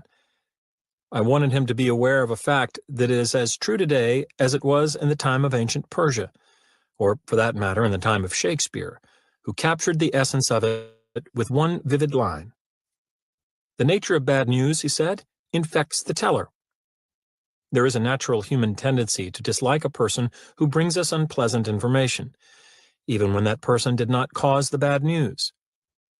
The simple association with it is enough to stimulate our dislike. But there was something else I hoped the weatherman would get from the historical examples. Not only was he joined in his predicament by centuries of other tellers, but also compared to some, such as the Persian messengers, he was very well off. At the end of our session, he said something to convince me that he appreciated this point quite clearly. "Doc," he said on his way out, "I feel a lot better about my job now. I mean, I'm in Phoenix where the sun shines 300 days a year, right? Thank God I don't do the weather in Buffalo." The weatherman's parting comment reveals that he understood more than I had told him about the principle that was influencing his viewers' liking for him. Being connected with bad weather does have a negative effect. But on the other side of the coin, being connected with sunshine should do wonders for his popularity. And he was right. The principle of association is a general one, governing both negative and positive connections. An innocent association with either bad things or good things will influence how people feel about us. Weathermen Pay Price for Nature's Curveballs, by David L. Langford, Associated Press. Television weather forecasters make a good living talking about the weather, but when Mother Nature throws a curveball, they duck for cover. Conversations with several veteran prognosticators across the country this week turned up stories of them being whacked by old ladies with umbrellas, accosted by drunks in bars, pelted with snowballs and galoshes, threatened with death, and accused of trying to play God. I had one guy call and tell me that if it snowed over Christmas, I wouldn't live to see New Year's, said Bob Gregory, who has been the forecaster at WTHR-TV in Indianapolis for 9 years. Most of the forecasters claimed they are accurate 80% to 90% of the time on one-day forecasts, but longer-range predictions get tricky. And most conceded they are simply reporting information supplied by computers and anonymous meteorologists from the National Weather Service, or a private agency. but it's the face on the television screen that people go after. Tom Bonner, 35, who has been with KARK-TV in Little Rock, Arkansas for 11 years, remembers the time a burly farmer from Lone Oak, with too much to drink, walked up to him in a bar, poked a finger in his chest, and said, "You're the one that sent that tornado and tore my house up. I'm going to take your head off." Bonner said he looked for the bouncer, couldn't spot him, and replied, "That's right about the tornado, and I tell you something else. I'll send another one if you don't back off." Several years ago, when a major flood left water 10 feet deep in San Diego's Mission Valley, Mike Ambrose of KGTV recalls that a woman walked up to his car, whacked the windshield with an umbrella, and said, "This rain is your fault." Chuck Whitaker of WSBT-TV in South Bend, Indiana, says, "One little old lady called the police department and wanted the weatherman arrested for bringing all the snow. A woman, upset that it had rained for her daughter's wedding, called Tom Jawls of WKBW-TV in Buffalo, New York, to give him a piece of her mind. She held me responsible and said if she ever met me, she would probably hit me," he said. Sonny Elliott of WJBK-TV, a forecaster in the Detroit area for 30 years, recalls predicting 2 to 4 inches of snow in the city several years ago, and more than 8 came down. To retaliate, his colleagues at the station set up a contraption that rained about 200 galoshes on him while he was giving the forecast the next day. "I've still got the lumps to prove it," he says.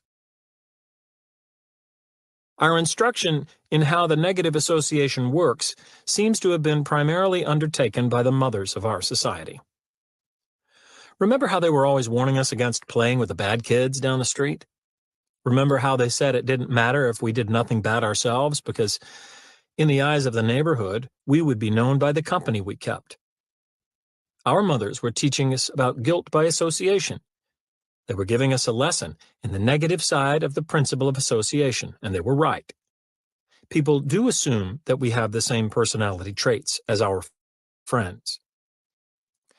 As for the positive associations, it is the compliance professionals who teach the lesson. They are incessantly trying to connect themselves or their products with the things we like. Did you ever wonder what all those good-looking models are doing standing around in the automobile ads? What the advertiser hopes they are doing is lending their positive traits, beauty and desirability, to the cars. The advertiser is betting that we will respond to the product in the same ways we respond to the attractive models merely associated with it. And they are right. In one study, men who saw a new car ad that included a seductive young woman model rated the car as faster, more appealing, more expensive looking, and better designed than did men who viewed the same ad without the model. Yet when asked later, the men refused to believe that the presence of the young woman had influenced their judgments. Because the association principle works so well, and so unconsciously, manufacturers regularly rush to connect their products with the current cultural rage. During the days of the first American moonshot, everything from breakfast drink to deodorant was sold with allusions to the U.S. space program. In Olympiad years, we are told precisely which is the official hairspray and facial tissue of our Olympic teams. During the 1970s, when the magic cultural concept appeared to be naturalness, the natural bandwagon was crowded to capacity.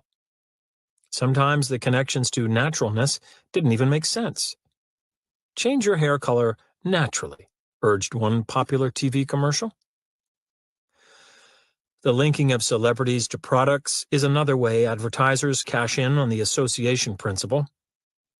Professional athletes are paid to connect themselves to things that can be directly relevant to their roles: sports shoes, tennis rackets, golf balls, or wholly irrelevant: soft drinks, popcorn poppers, pantyhose. The important thing for the advertiser is to establish the connection. It doesn't have to be a logical one, just a positive one. Of course, popular entertainers provide another form of desirability that manufacturers have always paid dearly to tie to their goods. But recently, politicians have caught on to the ability of a celebrity linkage to sway voters. presidential candidates assemble stables of well-known non-political figures who either actively participate in the campaign or merely lend their names to it. Even at the state and local level, a similar game is played. Take as evidence the comment of a Los Angeles woman I overheard expressing her conflicting feelings about a California referendum to limit smoking in public places. It's a real tough decision. They've got big stars speaking for it, and big stars speaking against it. You don't know how to vote. If politicians are relative newcomers to the use of celebrity endorsements, they are old hands at exploiting the association principle in other ways. For example, congressional representatives traditionally announce to the press the start of federal projects that will bring new jobs or benefits to their home states. This is true even when a representative has had nothing to do with advancing the project, or has in some cases voted against it. While politicians have long strained to associate themselves with the values of motherhood, country, and apple pie, it may be in the last of these connections, to food, that they have been most clever. For instance, it is White House tradition to try to sway the votes of balking legislators over a meal. It can be a picnic lunch, a sumptuous breakfast, or an elegant dinner, but when an important bill is up for grabs, out comes the silverware. And political fundraising these days regularly involves the presentation of food. Notice, too, that at the typical fundraising dinner, the speeches, the appeals for further contributions, and heightened effort never come before the meal is served, only during or after. The advantages to this pairing of the affairs of the table with those of the state are several. For example, time is saved and the reciprocity rule is engaged. The least recognized benefit, however, may be the one uncovered in research conducted in the 1930s by the distinguished psychologist Gregory Razran. Using what he termed the luncheon technique, he found that his subjects became fonder of the people and things they experienced while they were eating. In the example most relevant for our purposes, Razran's subjects were presented with some political statements they had rated once before. At the end of the experiment, after all the political statements had been presented, Razran found that only certain of them had gained in approval, those that had been shown while food was being eaten. And these changes in liking seemed to have occurred unconsciously, since the subjects could not remember which of the statements they had seen during the food service. How did Razran come up with the luncheon technique? What made him think it would work? The answer may lie in the dual scholarly roles he played during his career. Not only was he a respected independent researcher, he was also one of the earliest translators into English of the pioneering psychological literature of Russia. It was a literature dedicated to the study of the association principle and dominated by the thinking of a brilliant man, Ivan Pavlov. Although a scientist of varied and elaborated talent, he had, for instance, won a Nobel Prize years earlier for his work on the digestive system. Pavlov's most important experimental demonstration was simplicity itself. He showed that he could get an animal's typical response to food, salivation, to be directed towards something irrelevant to food, a bell, merely by connecting the two things in the animal's mind. If the presentation of food to a dog was always accompanied by the sound of a bell, soon the dog would salivate to the bell alone, even when there was no food to be had. It was not a long step from Pavlov's classic demonstration to Razran's luncheon technique. Obviously, a normal reaction to food can be transferred to some other thing through the process of raw association. Razran's insight was that there are many normal responses to food besides salivation, one of them being a good and favorable feeling. Therefore, it is possible to attach this pleasant feeling, this positive attitude, to anything, political statements being only an example, that is closely associated with good food. Nor is there a long step from the luncheon technique to the compliance professional's realization that all kinds of desirable things can substitute for food in lending their likable qualities to the ideas, products, and people artificially linked to them. In the final analysis, then, That is why those good-looking models are standing around in the magazine ads, and that is why radio programmers are instructed to insert the station's call letters jingle immediately before a big hit song is played. And that is even why the women playing barnyard bingo at a Tupperware party must yell the word Tupperware rather than bingo before they can rush to the center of the floor for a prize. It may be Tupperware for the women, but it's bingo for the company. Just because we are often the unaware victims of compliance practitioners' use of the association principle doesn't mean that we don't understand how it works or don't use it ourselves.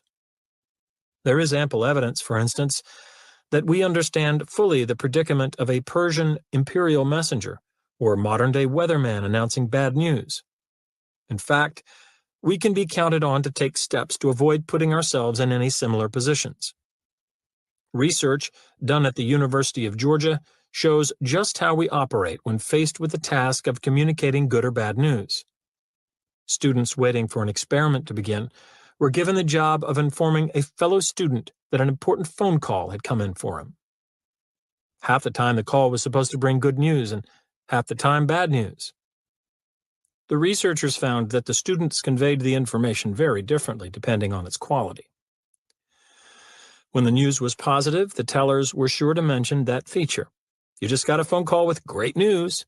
Better see the experimenter for the details.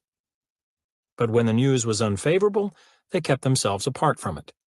You just got a phone call. Better see the experimenter for the details.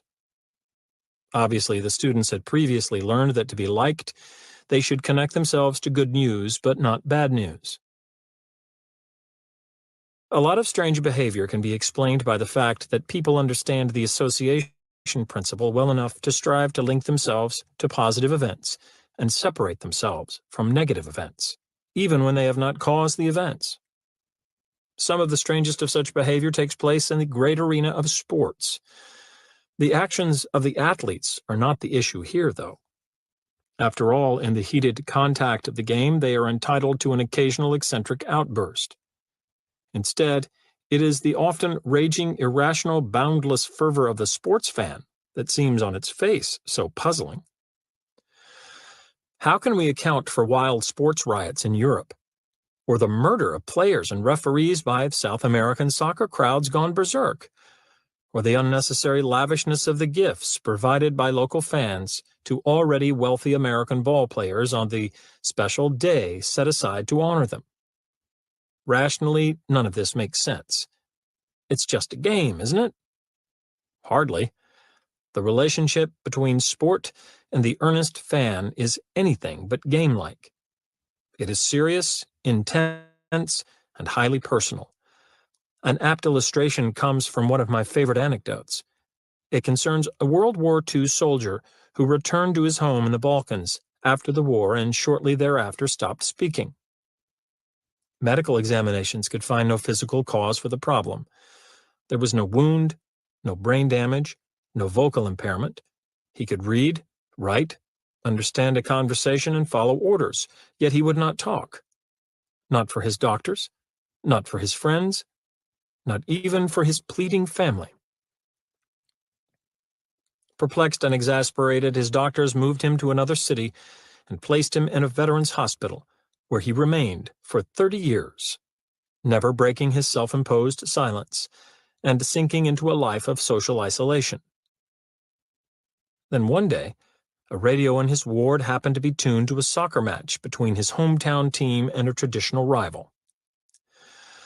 When at a crucial point of play, the referee called a foul against a player from the man's home team, the mute veteran jumped from his chair, glared at the radio, and spoke his first words in more than 3 decades.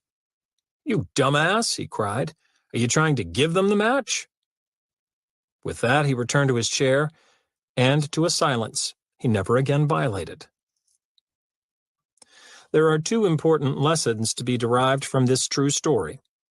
The first concerns the sheer power of the phenomenon.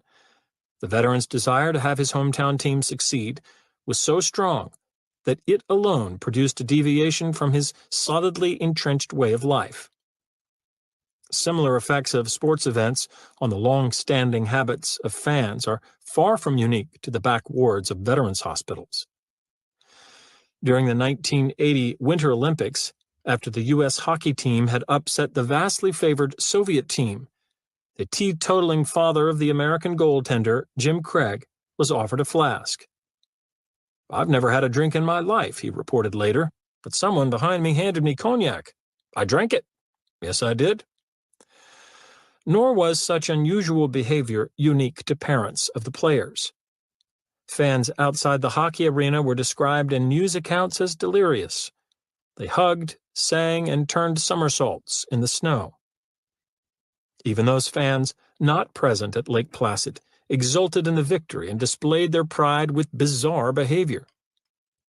In Raleigh, North Carolina, a swim meet had to be halted when, after the hockey score was announced, the competitors and audience alike chanted "USA, USA" until they were hoarse.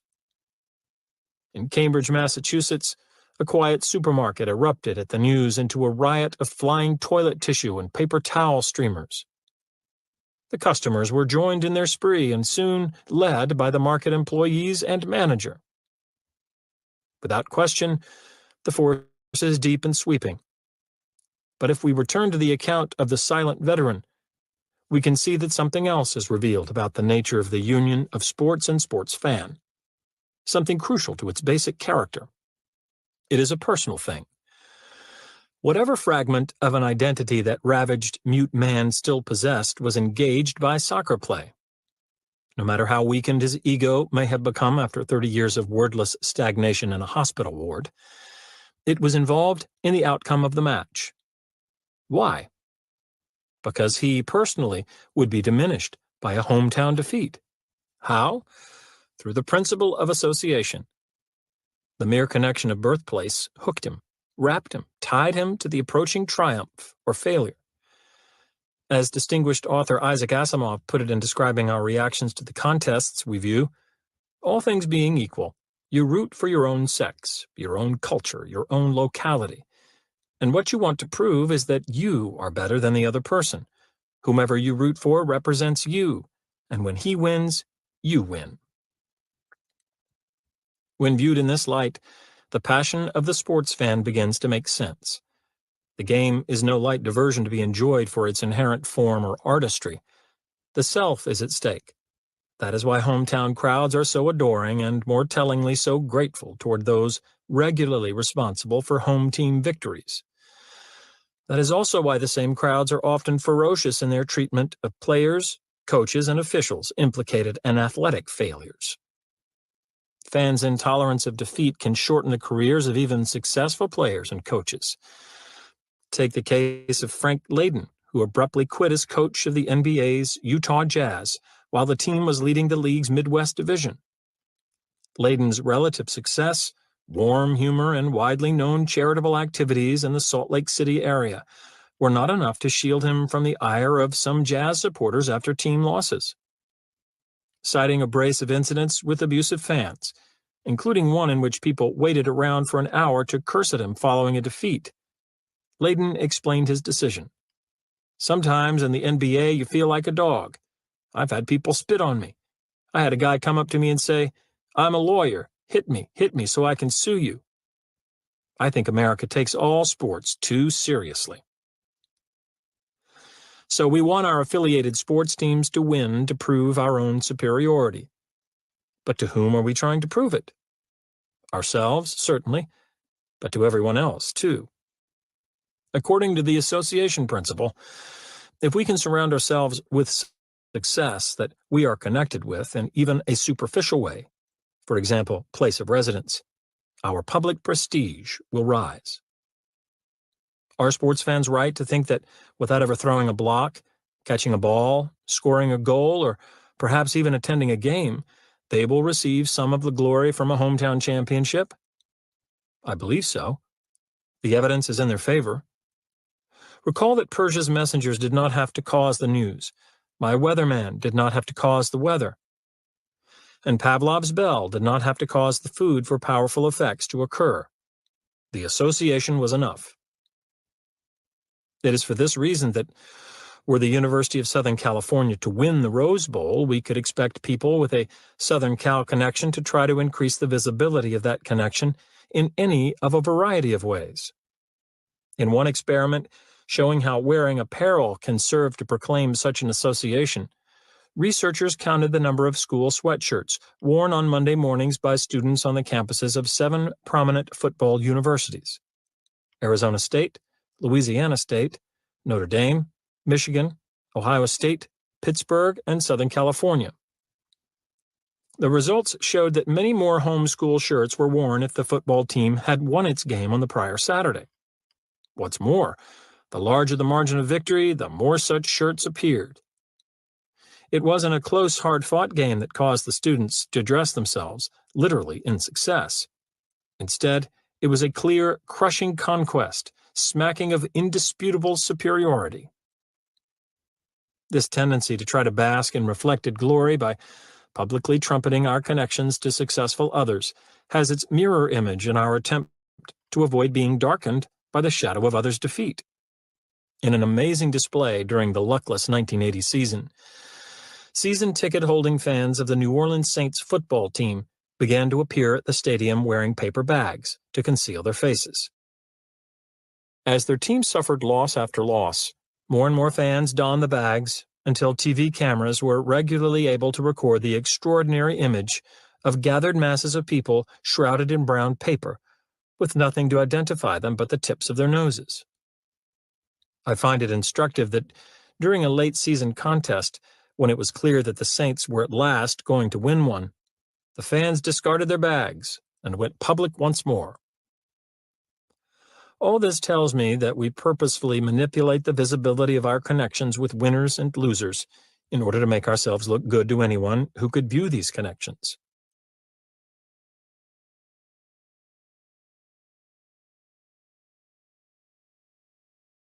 She my little dog, she my best friend, and I got big shoes, this ain't no size 10. The way I'm rocking it, the way I'm walking in, the way I'm walking in. Cause she my little dog, she my best friend, and I got big shoes, this ain't no size 10. The way I'm rocking it, the way I'm walking in, the way I'm walking in.